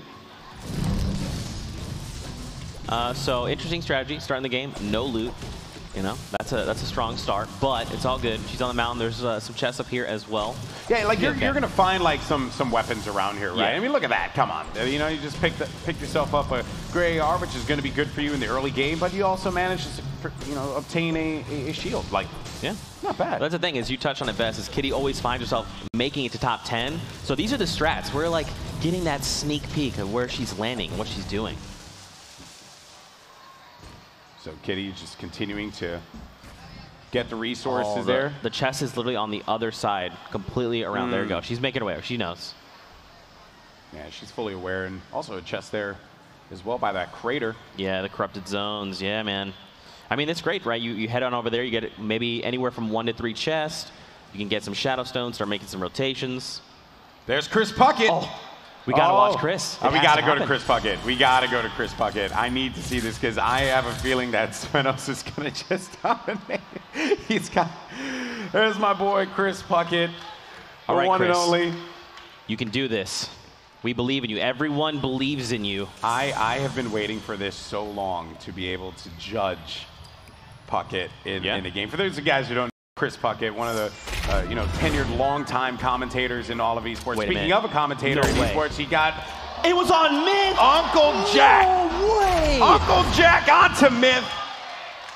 Oh, as he always likes to say, you hate to see it. You hate to see the thickest man alive showing up here in game number 2. Man, Puckett's stacked, man. He's got an extra mini, the half shield as well. Unfortunately, Svenos is right above him, and I think Svenos is going to show him those hands in a little bit. Show him the hands. Puckett's getting a lot of goodies, though, man. He's gotten every single shield potion in the game, I think, at this point. I don't think it's going to be enough to help him out. He's on to something. He's like, I sense there's someone close by. Oh, my God. He's so scared. Oh, no, no. Not like this. Christopher Elizabeth Puckett, you got to come out on top. He's got the shields for days. He's got like 400 shields. It should be enough. You got this, Chris. You got this. 400 shield potions. Oh, it's okay. He's still alive. It's okay. He has nothing to build with. Okay, pop. All right, go to switch attack. No, right. That's a grenade. That's a grenade. He's getting pressure from above. I mean, if Sven... Oh no! No! He's still alive, though! Chris!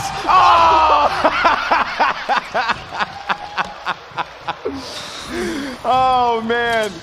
That was great. Svenos isn't even, like, thinking anything of it. He's like, yeah, sure, you know, whatever. He's just playing with his food. I think Svenos was like, oh, yeah, you know, I was just a golden ticket recipient. No big deal. Puckett's like one of my closest friends, so it's just nice to see that. That was hilarious. It's okay, too, because Chris laughed it off. He was like, that's okay. It was funny. You know, I had a chance to talk to him. This is from Svenos' point of view as well here. There goes... You see, he's dancing on him. Dude, what I love is that the reaction on his face, none. But in-game, all the reaction, you know? Like, another good friend of mine, Go Glove, is going to be in a battle here against Trask. I mean, Trask's loadout looking okay. You know, Ninja talked about earlier. You got the AR, the TAC, submachine gun as well. Even the grappler to navigate. Builds are looking fine. He's got 12. But he's facing down Gold Glove. And you know what? Gold Glove is no slouch at all. But, he's got literally nothing. Ooh. He's got nothing to build up with. He has to harvest some mats. I was talking up Goldie, and Boy, am I wrong. just because he has no mats. He's still Trask trying to, actually. yeah, Trask bailed, man. Yeah, he disengaged out of that one. I think his Trask had no mats, and obviously he didn't know whether or not his opponent had resources to deal with there, right? Maybe, I mean, he heard the shot, so he knows someone's close. And I mean, a bolt action that close, it's very loud, nice. so it's very apparent, like, hey, someone's here. Maybe Trask is just so confident. He's like, you know what? Doesn't matter. What is it? Is it Courage JD? Nah. Is it Dr. Lupo? Ah. Doesn't matter. Doesn't matter. I would like to see Trask use this Boogie Bomb against Gold Glove. Nothing would make me more elated than to see this. He hears him in the house. That's why he started building up on top. Check out this replay. There's Bliss. Bliss has been very impressive as well. In that last game, he was going up against, I believe it was Stiefer, 1984 was his name, and he didn't really have much of an advantage. He saw that quad launcher, and then he just went right for it, and that was in game 1. And Bliss continuing to keep the good times rolling here for him in game 2. Gold Glove and Trask are going to be as far away from each other as you could possibly imagine here after being on top of one another. What do you do? Okay. Yeah. I mean, you could find more heals on the way. You just have to be careful. There's only 3 rockets as well. I don't know. I feel like I see maybe a shield potion out there. There was one. Did you see one? Could have sworn I saw something. No, maybe it was my eyes playing tricks on me. The question is, oh, okay. So Gold Glove just got info. He saw the building there at the house, so he's aware there's a player there. And we'll go back to that one a little bit, but for now, though, we have the Vic. Young man looking to coming on top here with a win. Is going to engage in a battle. Is going to be able to take out Space Lion. Very well done. That was just a very clean edit. Makes his way up and catches Space Lion off guard. And now he's going to top off, man. He's good to go, but back over. Look, check it out. Choco Bars versus Jason. Ooh. Oh. Wow. Choco Bar said, not today. She still has bandages. She ain't having any of that. Yeah. I mean, look at the loot. She can make upgrades if she wants to. The Rift to go as well. I would take that heavy. I would have. Choco Bar says, you know what? I just need this tack. This is my trusty friend. Hey, I was rolling with the tack back in the day before the tack. Oh, someone just dropped right in front of her. And there's another player to her right as well. Tack out. Yep, run at him. Really tough. She's going to be outside in the storm. And it's Mikolau. Mikolau gets the elimination there, but the pressure is going to come from Mikolau as well. We'll have the Rift to go, and bye-bye. Going to go right out of there, but that player will more than likely be following. Yeah. Mikolau, I mean, he's played in the skirmishes pretty much since the beginning. This guy is very familiar with competitive play. And Gold Glove actually goes down to Trask, so that actually moved away from. It wasn't favorable for Gold Glove.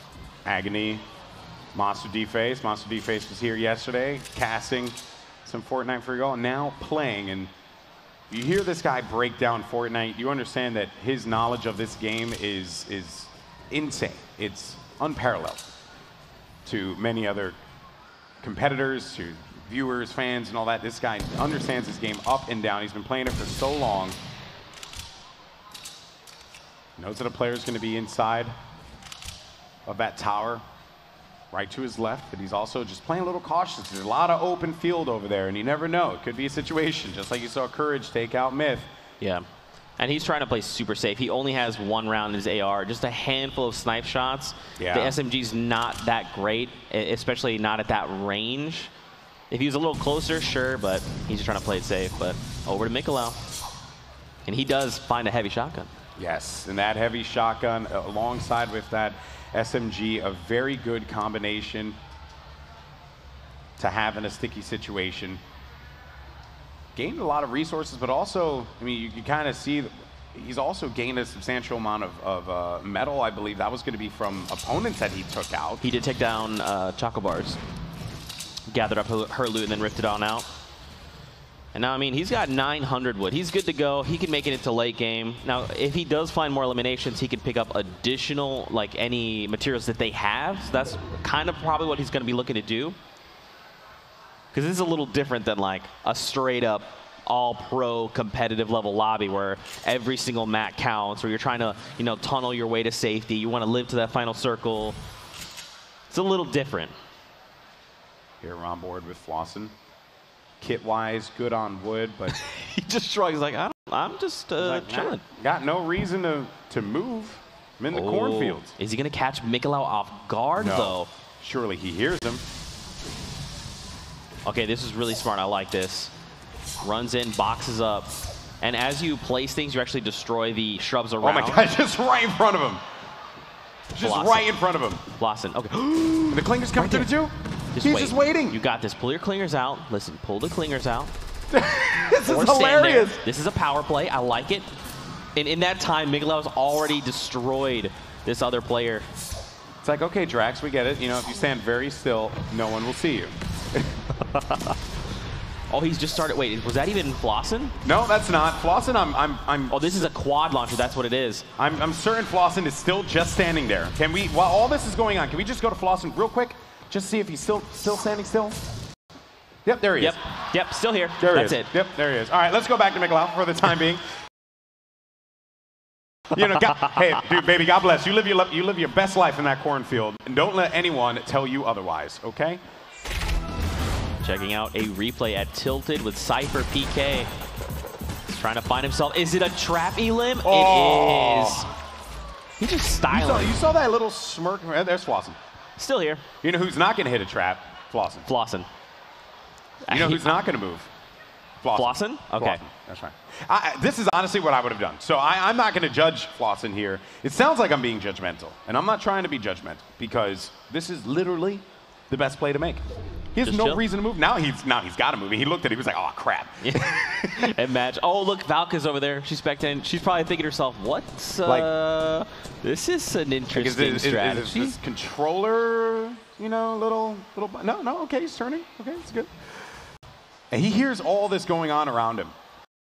And there's no reason. Look at the stats. 30 damage to structures, 60 damage to players, and 92 damage taken.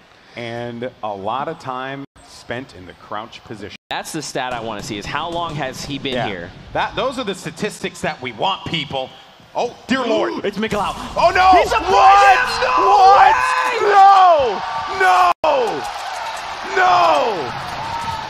And he goes right back to his hiding spot. I eat my words. You are the best. You are the best to ever do it. No one will ever stand in a cornfield better than you, Flossin. What did I Hey, look, Dr. Lupo's still alive. I don't even know where to go. What happened? Why do we transition? Oh, my word. Unbelievable. Yeah, this one is of the best Mikolau's Fortnite players is perspective. charging to. He's like, okay, I'm gonna get this player. What the? He couldn't even react. Look at him. He's like, you're kidding me. There was a guy in there. Oh man. He can't help but smile. Oh, okay, Flossin. And look at this, though, Lupo. I mean, look at the loadouts. He's stacked on shields. Very, very nice setup here. Good kit for Dr. Lupo to have. Hanging out outside his zone. He's going to get some more wood from these trees that are going to be lingering about, but the pressure is starting to come in as he will be surrounded. You got Agony over to his right. You have Hamlin's behind him. I didn't get to see who that other player was. It was right next to him, so he's got to be so careful not to get picked off. You also have a battle going on top of that hill up above. Lupo's going to be in the middle of a war zone here. Check out this replay from Curvy Llama. Oh. Wow. That was so clean. And it's okay. She had her health low, but she got the slurp. She's going to be able to top off. It'll be all right. Exactly. Dr. Lupo up above. New Doodle is going to be below. Where do those shots come from? I think that was from him. Okay. Now, the interesting thing is Lupo is kind of chilling on this hill. He can still farm a little bit, but his ammo count isn't looking super great. He only had like 70 bullets. I see Flossin over there. Flossin's my favorite player in the game right now. Yeah, MVP, 100%, all the way through. I don't even know any other players, just Flossin. All right, Lupo's now going to engage in this battle here. He's going to get shot from behind as well. Possible for 72. That's going to be New Woodle, who's going to have to see the start screen for the time being here. Dr. Lupo, though, is going to be in a world of hurt. Really, really bad spot. He's going to have to play defense here, but all he has is metal to work with. All right, he's gonna be, and I love how he engaged, right? So he jumps over, builds the ramp, he gets cracked from behind. Most players, what they do is box up in at that moment and try and reassess. Instead, he jumps back over the wall, gets aggressive, takes that player down, and then turns around and then goes on the defensive. So he finds himself that elimination and potential loot as well.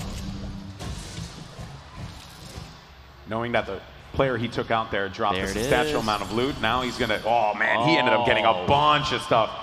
This is very nice here. He's also gonna be able to heal up to 75, so he'll have himself 175 HP, you know, so to speak, along with that that shield potion. He's being super brave, man. He didn't build any cover up on the roof. He's probably not thinking about that redeploy, but he's gonna be all right. Here's Cypher PK. He's got that chug jug. He's also got the grapple. Now he probably hears Nogla.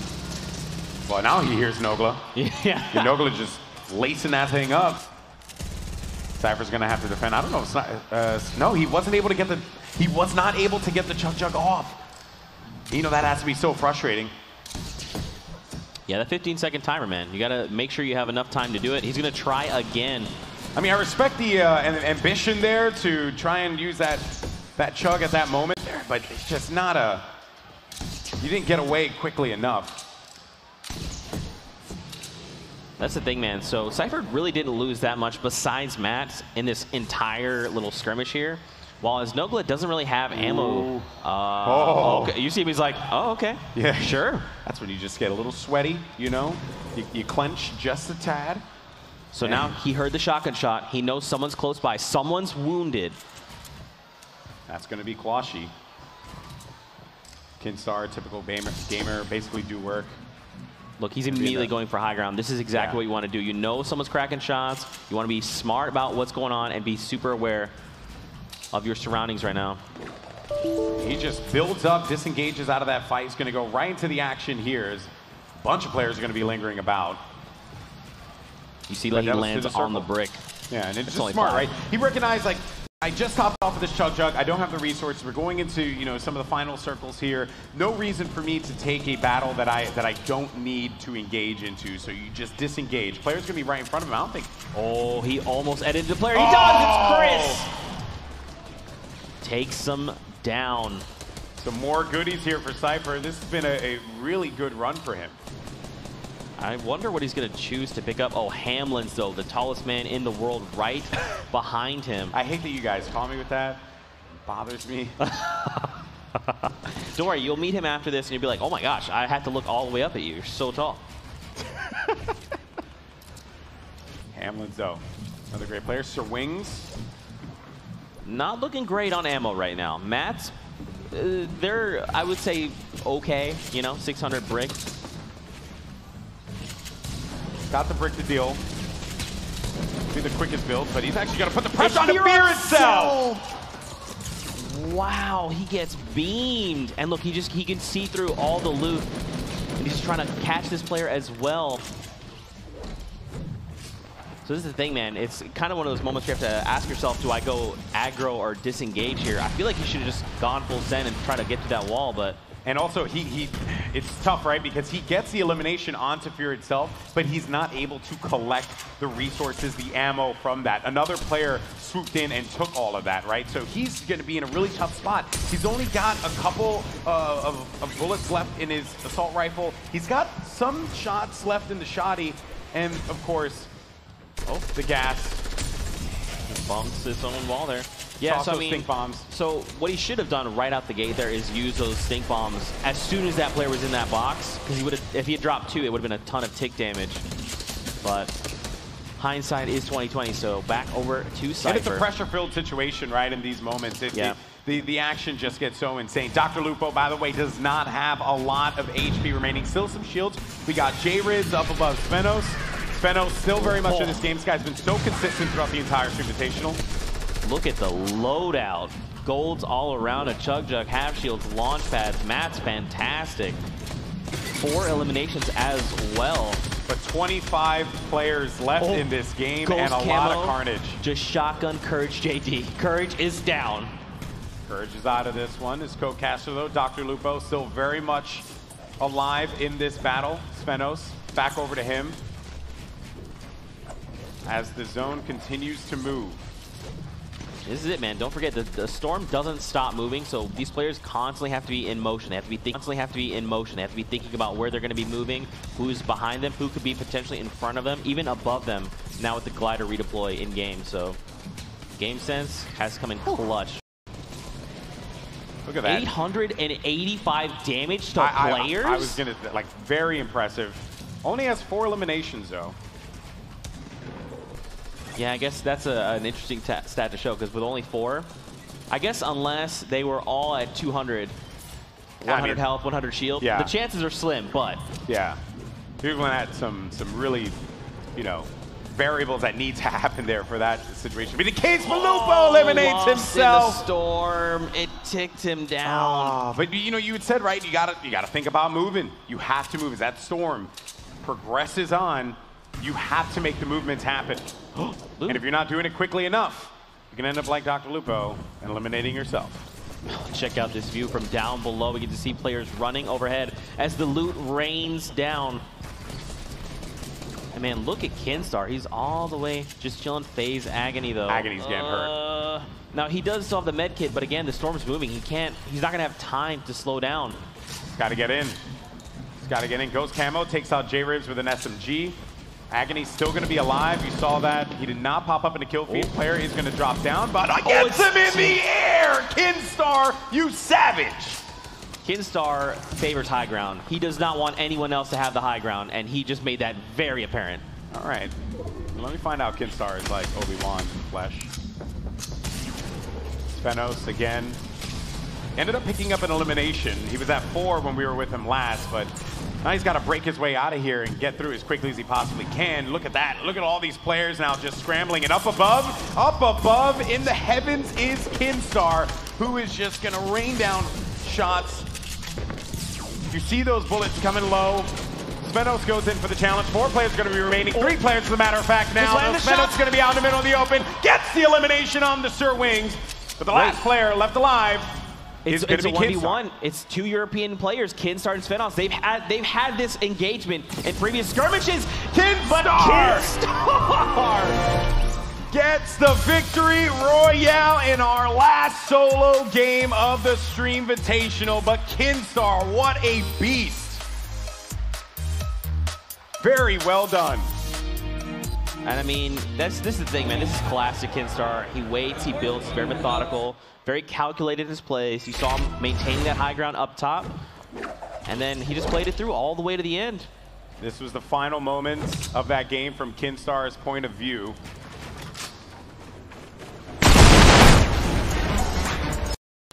I believe it was just whoever they were sitting right next to was actually their duo. Okay, or that. Yeah. I was trying to give some context here. Is Anthony Kong fan?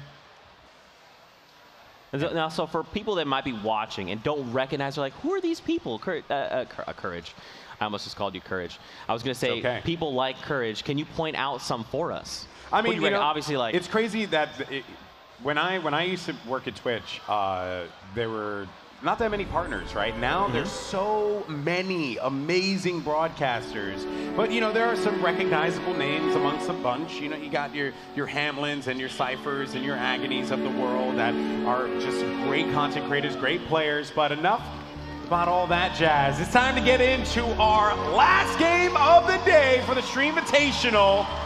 It's the duos matchup.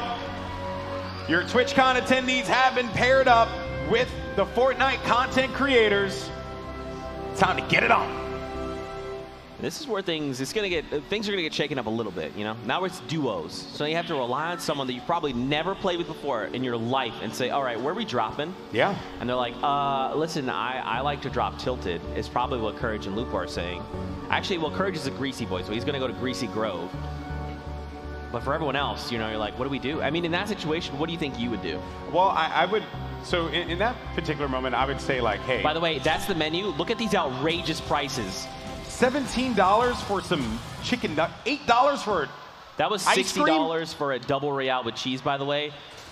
Beef Boss, this is why no one's there and they're hanging out with Tomato Head, okay? This is on you. Wow, that's just some insane prices. So Myth will be paired up with Jason Raff, and they're going to go around to Haunted Hills. Haunted ended up getting that new Haunted Castle. that was added. Looks so cool. Yep, up on the hill. And they're just by themselves. They've got this entire area by themselves.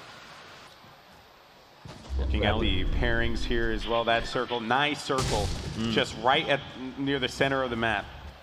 Not going to get much on the Paradise side, but J Ribs and Pokimane, they've already found eliminations on the board.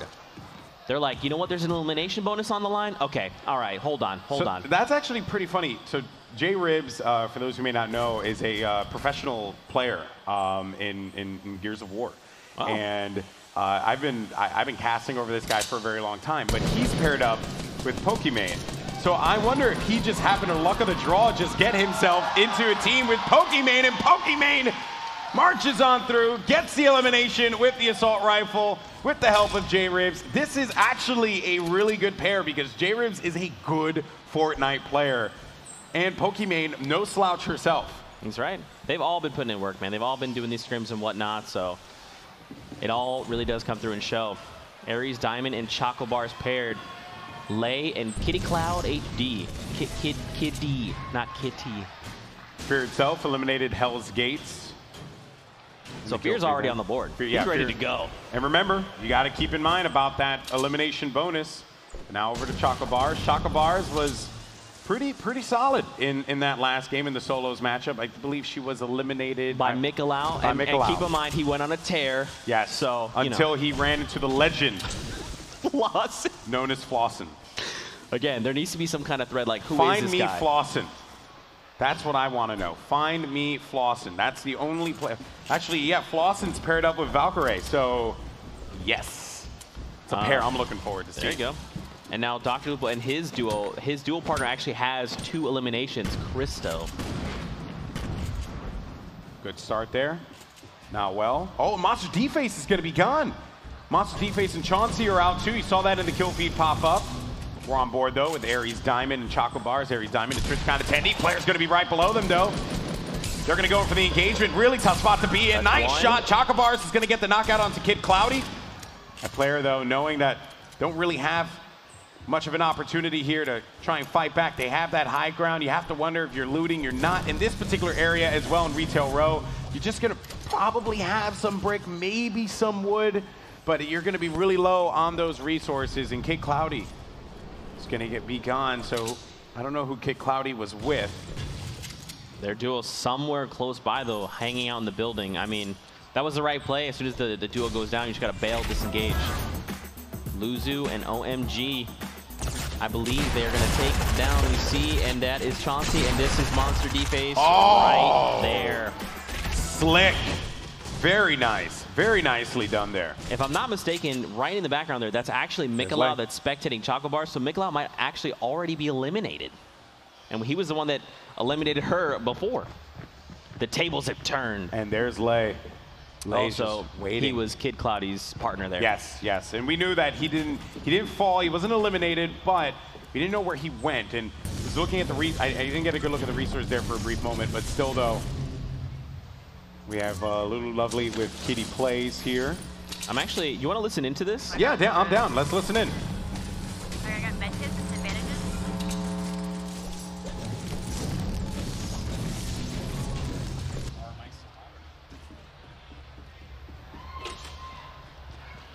No words. They are all focused. Not a lot of communication there, right? I mean, at this point in time, though, you're still in early game, right? So you're still just going to go out there, look to harvest, right? Just farm, gain some wood, gain some brick, metal as well if possible.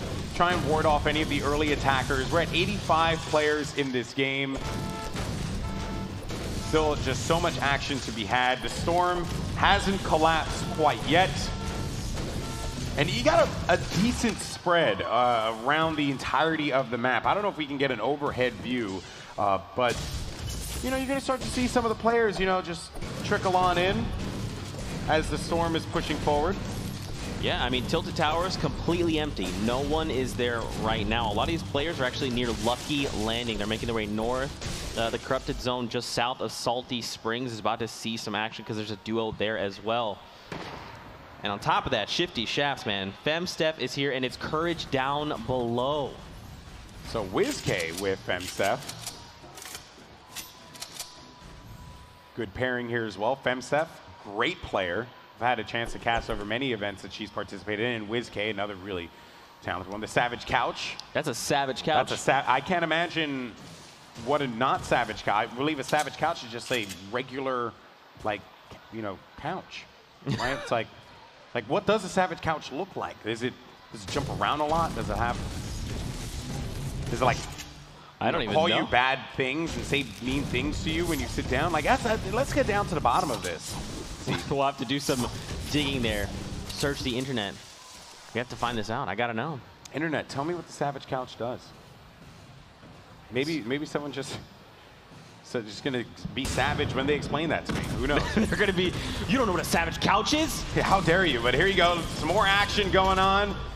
We're on top of this mountain. Basically do work. Basically do work. It's gonna get knocked down there. Bill with the follow-up onto Brent. And that will do it. Able to pick up the teammate too. And look at that kit. He's good to go, man. The med kit there as well. As soon as he can revive his teammate. J-Ribs with 3 eliminations. Yep. So and Pokimane has 1. So right now as a duo, they're sitting at 4. And you talked about, man, this J-Ribs is an ex Gears of War player, right? Yeah. Or is he still current? Right now, he is the current coach. No, actually, I'm sorry, not coach. He's just a part of Ghost. Cool. He was a player. He's taking a little break right now. But this guy, I can't say nicer things about him. Just the talent that he possesses is absurd. So Pokimane definitely lucked out pairing up with a guy like J-Ribs. And even for Pokimane too, right? She's been holding her own very much so in this game. She's prepared for anything that's going to come through. See the damage to players there. 84 damage on the players. Pretty good. And only 46 damage taken. Think about that. So Which that is a means stat that you don't really, like, kind of gloss over from time to time, but he engaged in 4 battles there, and only taking 46 damage, really just That's really good. getting himself in a good spot, right? Those are just clean trades that he benefits from. I mean, Matt's looking pretty okay, all things considered, but check out the scoreboard, Golden. Right now, J-Ribs and Pokimane are going to have the most eliminations. Dr. Lupo just took a massive chunk of damage, by the way. I don't know if we could jump over to Lupo's POV like right now, but something's going down over there. They're in a fight because his teammate, Christo, who has those 2 eliminations, lost the shield entirely. And there you saw that spread on that scoreboard, but we're going to go over to Dr. Lupo. They're just going to disengage. So he must have accidentally taken fall damage because he has 85 shield. Yeah, no. Yeah, I think you may be right. Yeah, unless he was taking damage and used shields in the time we were away. But you're right, Christo did, his shields cracked some. Yeah, his shield's cracked, so they were fighting someone. 2 players, though, gliding away over on the right side here. And I think Lupo's just looking for his teammate. They want to squad up, be able to move forward. Over to Chris Puckett, check him out. Chris Puckett with Steve Orr and Base Ramos with Erun. Erun. Ew, Rune. I like to say people's names weird. It's always a fun part. It's always a fun part. Yo, Puckett's going in. You know, I don't agree with the use of the launch pad there. I don't think it was necessary for him to do that. Well, so here's the thing too: is now with the addition of the glider redeploy, you just build a ramp Well, look at the straight up resources, into the though. sky. Look at the resources, right? That's fair. Well, that's the thing. Even one that's 4 high is enough to get you some space. Okay, so they're making rotations over to the corrupted zone. They're hoping for shadow stones. There's still some left behind. Only 3 though, so players have been kind of 3. Okay, there's some on the left as well. So they're going to shadow stone. They're going to bounce onto these little craters and then use that to just propel them forward. All right, so we'll join them later on, but over to Tilted Towers as we have a lot of action taking place here. Svenos and Bliss. We saw Bliss take the guy down with the quad. If they don't win this game, I'd be shocked. Honestly, I would be very shocked. And Ava with Ghost Camo, it's another really good pairing too. What are the chances? Like, this was all random, and then like what? I think you have to be happy if you're Bliss pairing up with Svenos, because you get that 2nd place in the last game, but also Bliss, he is shown that he's got the talent, he's got the skill. You see that kill feed? Dr. Lupo finds an elimination there. So now him and his duo rack up another one. Anthony Kongfan was eliminated. Just saw that pop up in the kill feed there. So this is interesting. You got Courage here. Svenos is here with Bliss. Spaceline coming up behind here over this hill with a Shadow Stone. I'd be curious to see if his partner is still alive. But there's a lot of big names here that are coming together. And look, Camo and Ava GG is here. Pack-a-Punch just landed a touchdown. Over the hill is Myth. Myth is still in this one. This is going to be so crazy. This circle is going into Tilted and Leaky Lake. And it's up now. It's over the lake now. Oh, boy, this is going to be intense. I cannot wait. So Isaac, Courage knocks Bunny Ninja with a sniper at 36 meters. And now Isaac is looking to make the rotate. This is what I was talking about with the glider redeploy. You just build ramps. And you use this, you hop off the top, and you can redeploy again. Just like that. It was Isaac Live, one of Poland's finest here. Very well-known broadcaster out there and breaking out here in North America. But also, I do want to acknowledge something. Look at, there are 72 players left in this game. Yep. And there is not a lot of real estate to fight over, buddy. There's really not, and a lot of that is, check out the floating island. Kitty Plays is here as well as Typical Gamer and his duo. So, I mean, that's the thing. You're going to have the floating island, and you're also going to have action going on down low by the lake. There's a lot going on there, right? And look at this. There's 70-plus players still stuck in this area. Yep. And don't forget the people down in Tilted, they have to make their way north, so they have to fight through each other. 5-2 people have already gotten to safety and fortified. And now Dr. Lubal's fine. He's on a mountain. He's good to go. Take a look at the damage to players and taken. And in the kill feed there, see Linear Young. Ares takes down Ares. Chocobar knocks Linar. Chocobar has been very good throughout the Stream Invitational. He's popping off, man. And that's the thing, man. You can never count any of these players out. They're all incredible. Look at that. And shotguns Viper. And then with that, the follow-up, Linar is eliminated because he was knocked down, so they both fall to Chocobar. Oh, Svenos and Bliss, though. Yeah, this is the pair, man. This is probably one of the favored pairs here in the Stream Invitational Duos matchup. And Svenos, I like that. He's marking it. He's telling Bliss, because, you know, he doesn't play with Bliss, right? So he doesn't know what Bliss knows call-out-wise, right? Just go where I'm marking here, and let's work together, and let's get this win. They still don't have any eliminations, though. They do not. I'm not even sure where Bliss is. Okay, he's far. I mean, Svenos is kind of moving away from right now. They need to try and regroup. I think they're thinking about going up to the floating island. He was looking up there. I mean, at this point, man, they're like, okay, look, there's 66 players left in the current lobby. We know where the current safe circle is. We need to see what the next one is, because that's going to determine what our rotation looks like. Renana split with Markaloris. Markaloris really was just so good in that last game, in our game 1, but game 2 in the solos match, didn't really see Marcus' name pop up all that much. Banana Split, though, gets the elimination onto Zetas with the rifle. And here we go. It's time to see where the new... So we're moving now away from Floating Island, back toward Tilted. So a lot of these players that are on the northeast side, they're going to use that Vortex to redeploy their glider and then make safe rotations. Minigun is out, but he's only got 16 bullets. It's really not. The small bullets are pretty easy to come by, so I'd imagine Berdina has small bullets for him. Something to give him. I mean, so I think he's going to... Right there, that's why he stops. He's going through his inventory. Yeah, so he had 80, he had 81, or has now 81 small bullets. I'm assuming he passed off whatever he had. Yeah.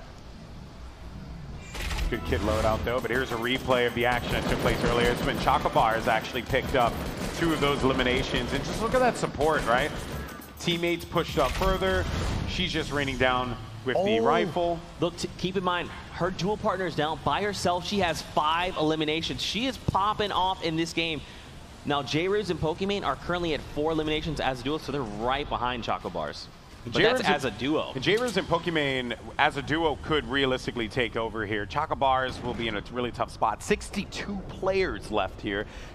The storm is only going to collapse more. Those circles are only going to get smaller, and these players are going to have to interact with one another, and it will be pandemonium. Courage got taken out by Gotaga in the feed there. You just saw it. That is unbelievable. The French monster takes down Courage and says, not today, friend, not today.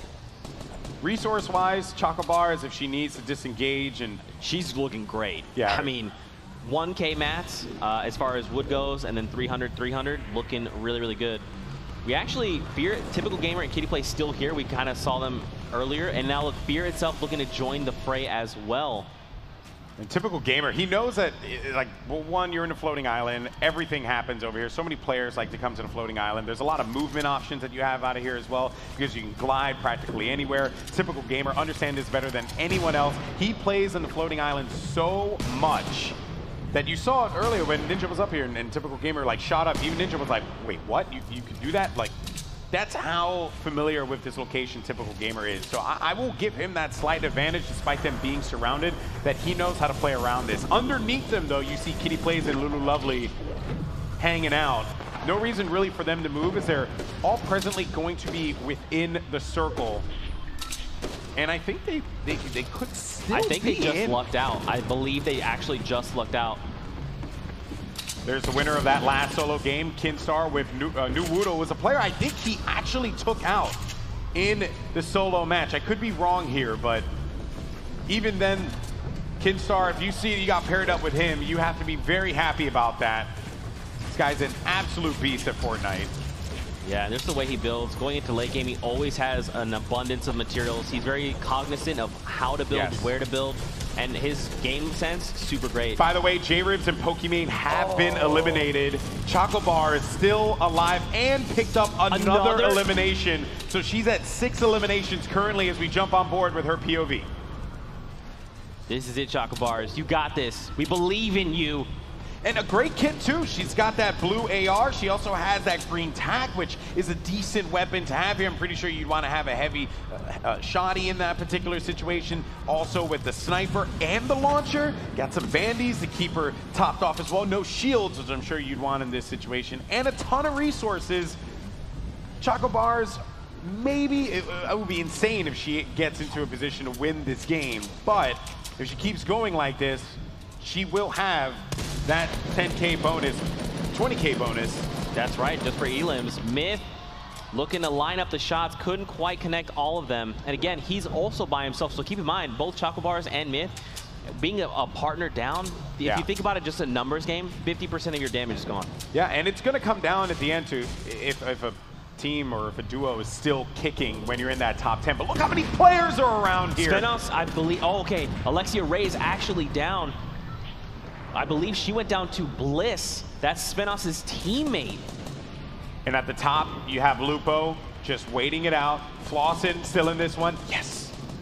No bias at all, folks. No bias The legend at all. of Flossin. So Myth is going to try and bank this off that back wall, not far enough.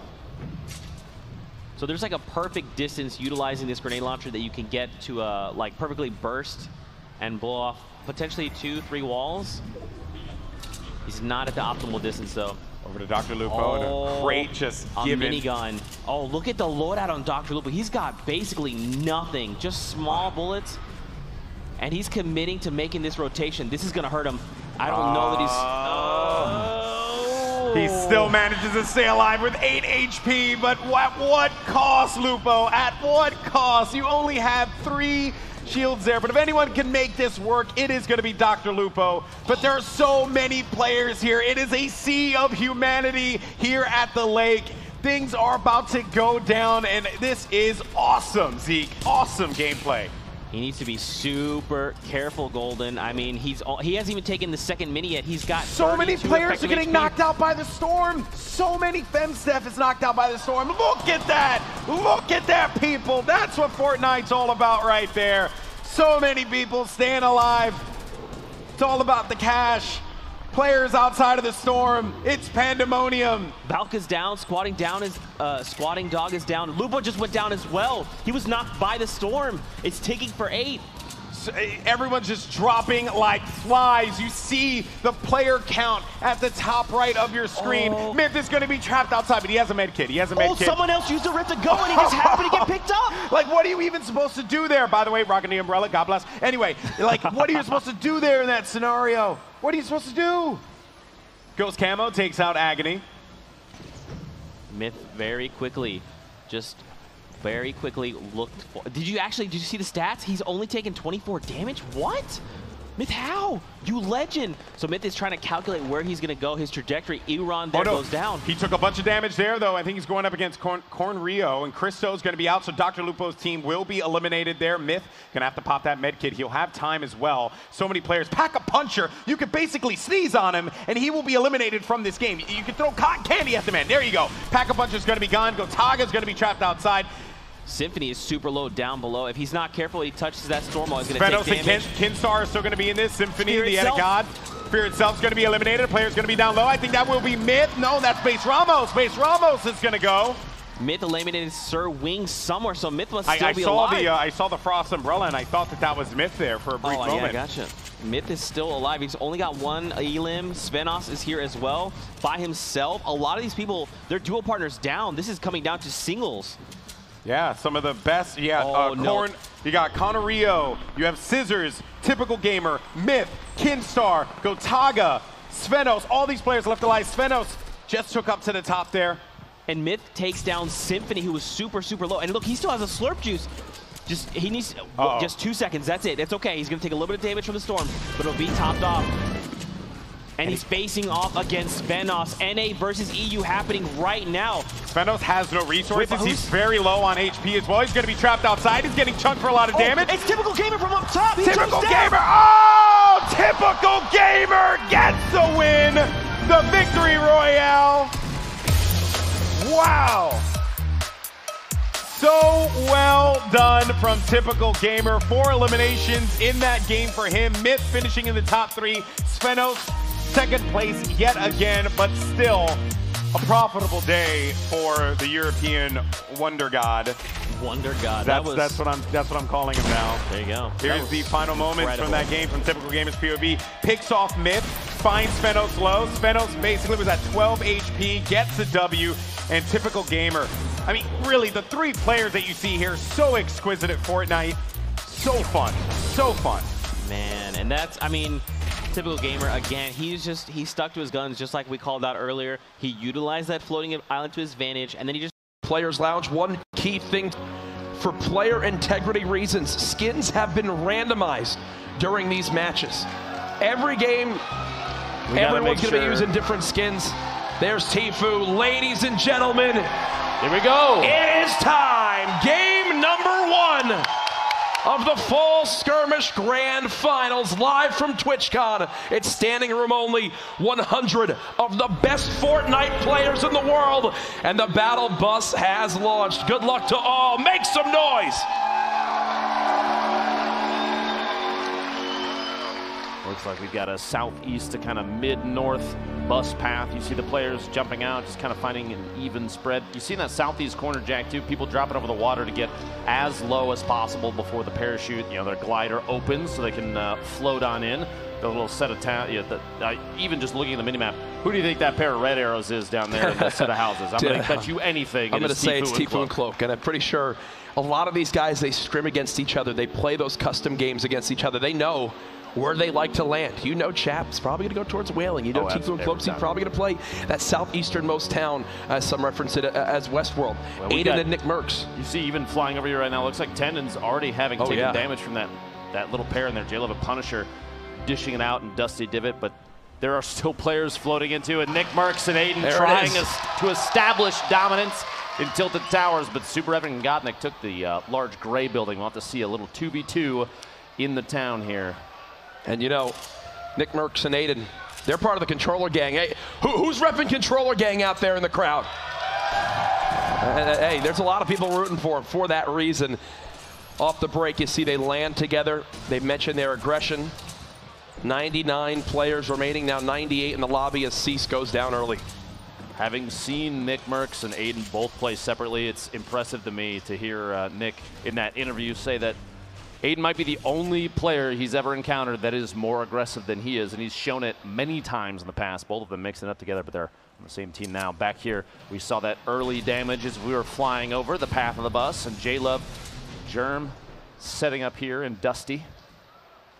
These players, you'll notice they'll harvest even just one single piece off of a roof. Going for the snipe shot, and just barely misses by the ankle of his opponent as it rotates away to the north. Tree going down, not often seen though. The trees, typically competitive players leave those up so that they don't kind of throw up a signal flare as to, hey, here I am. He's looking at the shot just on the corner. He knew the tree was weak, tries to predict it. So as you mentioned, most times players don't fully destroy those trees. They get him down to 50 health. Well, guess what? Hits it with the clean burst, tries to immediately follow it up. Heads up play doesn't happen there as of yet. Now remember the point system and breakdown, folks. 3 eliminations is what you need to get at least 1 point. Right now, no team with 3 as you'd expect. We do Quick have shot 2 there on teams attendance that have though. 2 And elims though. he's kind of trapped in this back room with only enough materials to build one more wall. This could spell disaster as these 2 players are split. That's the last wall. They've made it on in. The pump, the help from the teammate, knocks on either side. Germ down to just 12 hit points. Securing that elimination. Not enough though. Punisher without a teammate now, but 150 HP to his name. That 50 shield there, pretty important. Gets a pair of eliminations. Teammate in striking distance of their first point. Meanwhile, Nibs and Korea, we mentioned this is a replay from earlier, how they picked up their first pair of elims. Barely holding on, Jack. Doesn't get much closer than that. As we check back in with Tilted Towers, we knew earlier on from seeing the overall map view that there was only 4 players here in total. Now, it does look like a slight health advantage would go over to Godnik and Super Evan. You'd know Aiden's got his eyes on that big shield right inside that new building. As they'll just continue to rotate, work together, farming up those materials. 89 players left. And this is, as you mentioned, if you're watching maybe for one of the first times one of these events, these games play out much, much different. Why are there still so many players remaining? What is the main difference here, Lupo? Players are looking to earn points, and it's based on eliminations and placement. And so putting themselves in bad positions, you know, exposing themselves just by being overly aggressive, going for eliminations is not necessarily the best play. In fact, I'd say it's probably the worst play. The crowd behind us as we switch between the POVs of Super Evan Godnik and make some noise every time there's someone you recognize, folks. Yeah. But players, they're going to try and play more for position in a situation like this because you don't have to engage every single fight. You don't have to be aggressive. You play intelligently, you play strategically, and sometimes that includes waiting. So the player count right now is still 89 left. Only a few teams have gone down as we've seen people fight for the same POI when they land. And that's going to be pretty common, like you said, in a competitive match like this. Ooh, and a nice suppressed epic assault rifle right there as they'll keep this high ground for the moment. They know that there are more enemies in Tilted. The question for them right now is where? Do they have eyes on? I do believe so. And the first shots come on in. And here comes that aggression. It looks like they're going right for it. The glide now for Nick Merckx. Aiden with the follow. Who will claim Tilted Towers in game number 1? The build-up just narrowly missing the pump. As Aiden will continue to fight for this high ground. Another great pyramid placing to block that shot. There's one shield tag there as well. This is where Aiden is most comfortable as a player. And again, this aggression, hunting down their opponents at every waking moment. I believe Aiden didn't want to drop all the way that far down as he'll have to build back up. You take a look at the material count. Only 120 wood now remaining for Nick Merckx, so 12 walls he can place. Godnik a little bit split from his teammate. Evan just trying to stay alive for now. It looks like they're going to go for it. Aiden hopping right on down. Stinks come in. There's the knock. You challenge them in Tilted, and you might play with fire as they look to push down to the final one. Will they strike first? They've got him weak. Nick still chasing. Shot from Aiden. They've got him pinned in the stairs. This could be it for Godnik and Super Evan. Aiden. There it is. Aiden and Nick Merckx saying this is my Tilted Towers. Pick a different POI to land at. As you'd expect. They claim it.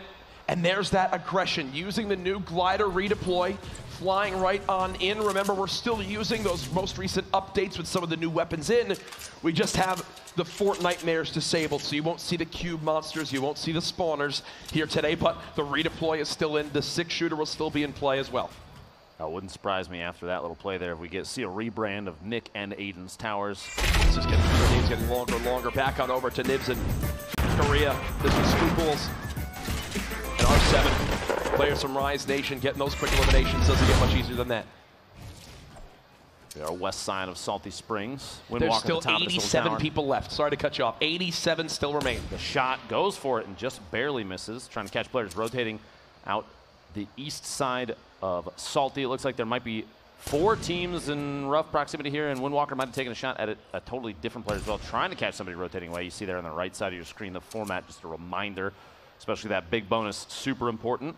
87 players left. Just trying to go for the shots every single time.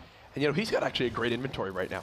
He's got the swap weapon. When we talk about swap weapon, it's when you have that pump with maybe an SMG of some sort to swap on over and consistently put out damage. Here's Baldy and Gunfly, members of Optic Gaming, trying to push on forward. They've got 2 players nearby. They've got some great utility as well. Not a lot of ammo right now for Baldy, so he's got to make these shots count. He claims the first wall. Will he be able to claim a second? It does appear so. The build battle continuing. Grapple, possibly back up to the high ground.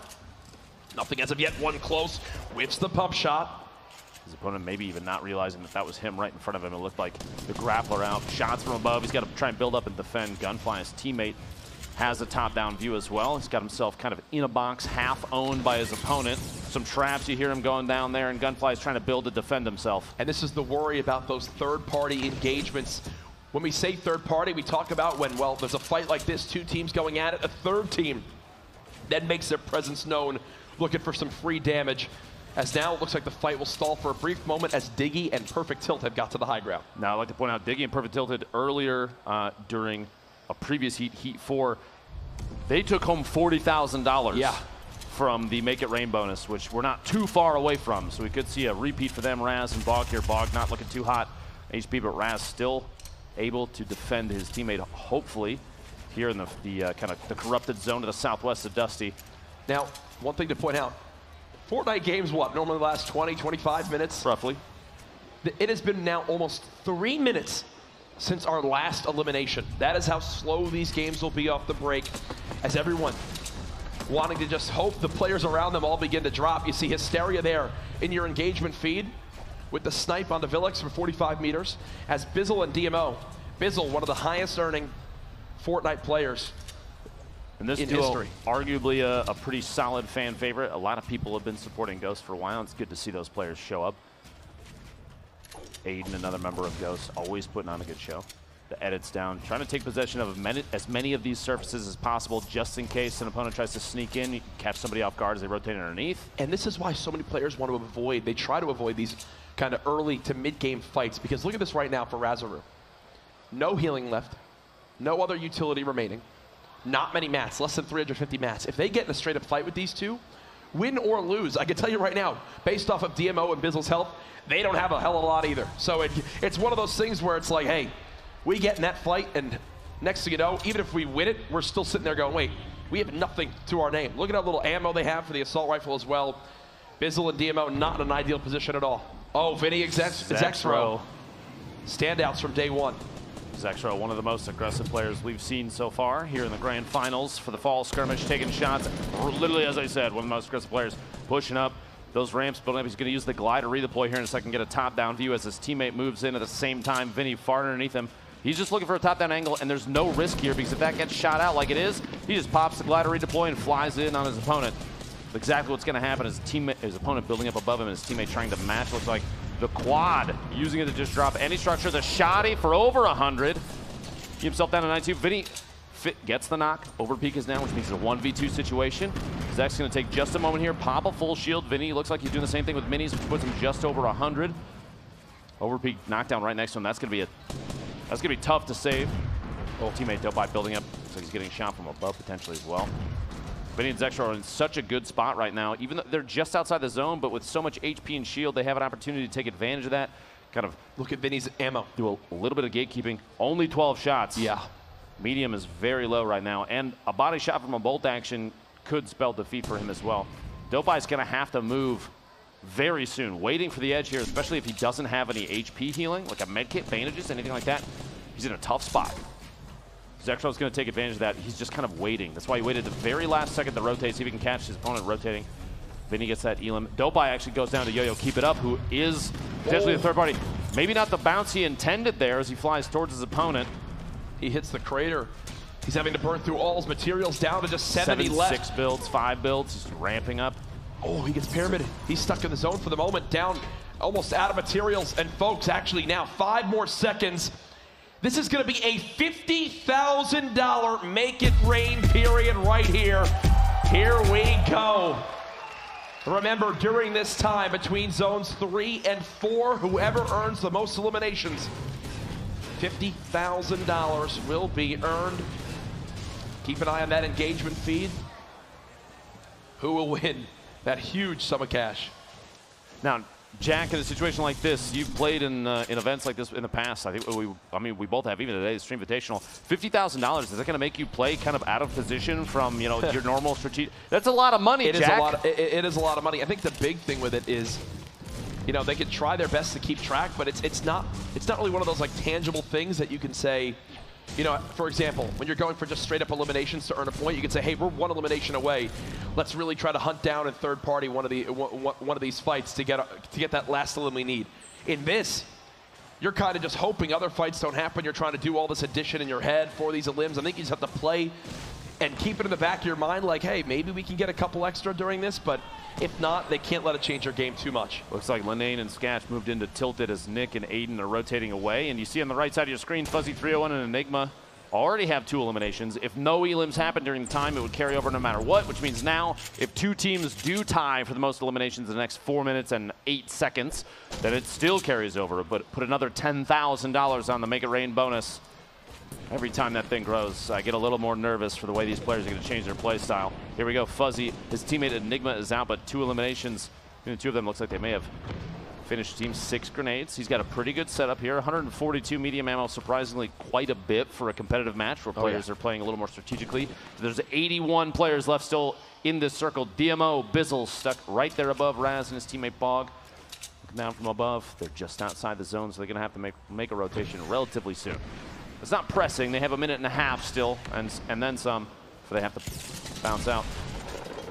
And again, that Make It Rain bonus you see is strictly counting the eliminations from this segment just during the Make It Rain for the moment.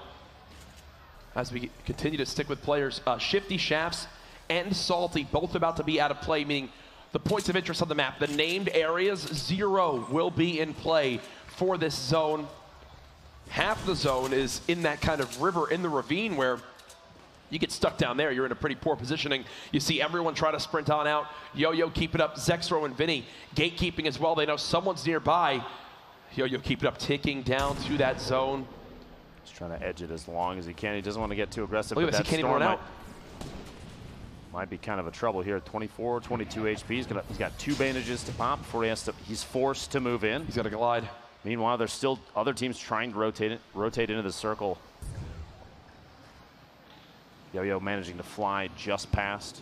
Doesn't realize potentially just yet that this is unoccupied, but he's going to find out quickly. No one else is there, which is solid play. 2 minutes and 20 seconds left in the Make It Rain bonus. And we have our first 2 teams that have earned themselves a point this game. Hysteria with 3 eliminations with Blind will put them on the board with a point, both representing C9, and then ECA, Punisher, and Tendons with 3 eliminations as well. Laser there from Yo-Yo on Dope rotating in. Wanted to take a look at that. His 1 elimination thus far. Donald Gamebro, his teammate, knocked out. Now, folks, just to reiterate, there's 76 players remaining in this game, and that's the entire zone on the top right of your screen. That's where we stand right now. 2v2 here. Sword, two members of Sword, Devious Frosty stuck up above, having the top down on Aiden and Nick. Those stink grenades, you're trying to use those kind of to try and root Nick out of the little structure he's built up in. Any of those ticks of damage, players are going to try and move away from it. And if they're used correctly, you can force opponents to make moves just the way you want them to. Ghoul from Ghost Gaming with a knock on Diggy. And 75 players left, and this is probably going to be one of the last zones before everything's going to go nuts. 1 minute and 10 seconds on the Make It Rain bonus as we keep track of that as well. Cloak in the feed. Cloak and TFUE finally showing up in the feed there. In your elimination feed, remember, this is arguably the most stacked lobby in Fortnite competitive history. Here at the Fall Skirmish Finals, you wouldn't expect anything different, as Devious and Frosty still on that high ground. Are they looking to use the new glide or redeploy? What will the answer be from Aiden and Nick Merckx? Linane and Scratch on the top side of the map too, beginning to move, and there's Cloaksy and TFUE right in the heart of the zone, healthy as ever, looking to strike early in game number 1. Like you said, this is almost at the point where the circle is going to start claiming quite a few Quite a few players time here at the crowd every time TFUE and Cloak show up. A lot of love and for FaZe. Again, to stress, players, for player integrity, skins have been randomized during all these matches. Oh no. Aiden and Nick, oh, no. Nick on the verge of elimination. Aiden just barely holding on, 5 HP, trying to defend against Zexro. They got 3 though. They did get 3, so Aiden and Nick Merckx officially on the board with a point. Might not be the ending they want, but you know what? They're on. They've got themselves one. I know in the bottom right corner as Vinny gets eliminated there, it looks like they might have been teammates, but Vinny and Yo-Yo actually opponents basically in the same box next to each other. The number of teams now that are in line of sight of each other it's going to be insane. You have Funk Bomb, Nate Hill here. We cut across. They're just outside the zone. They're going to have to rotate northwest ever so gently, sharing the ammunition, this little base they built.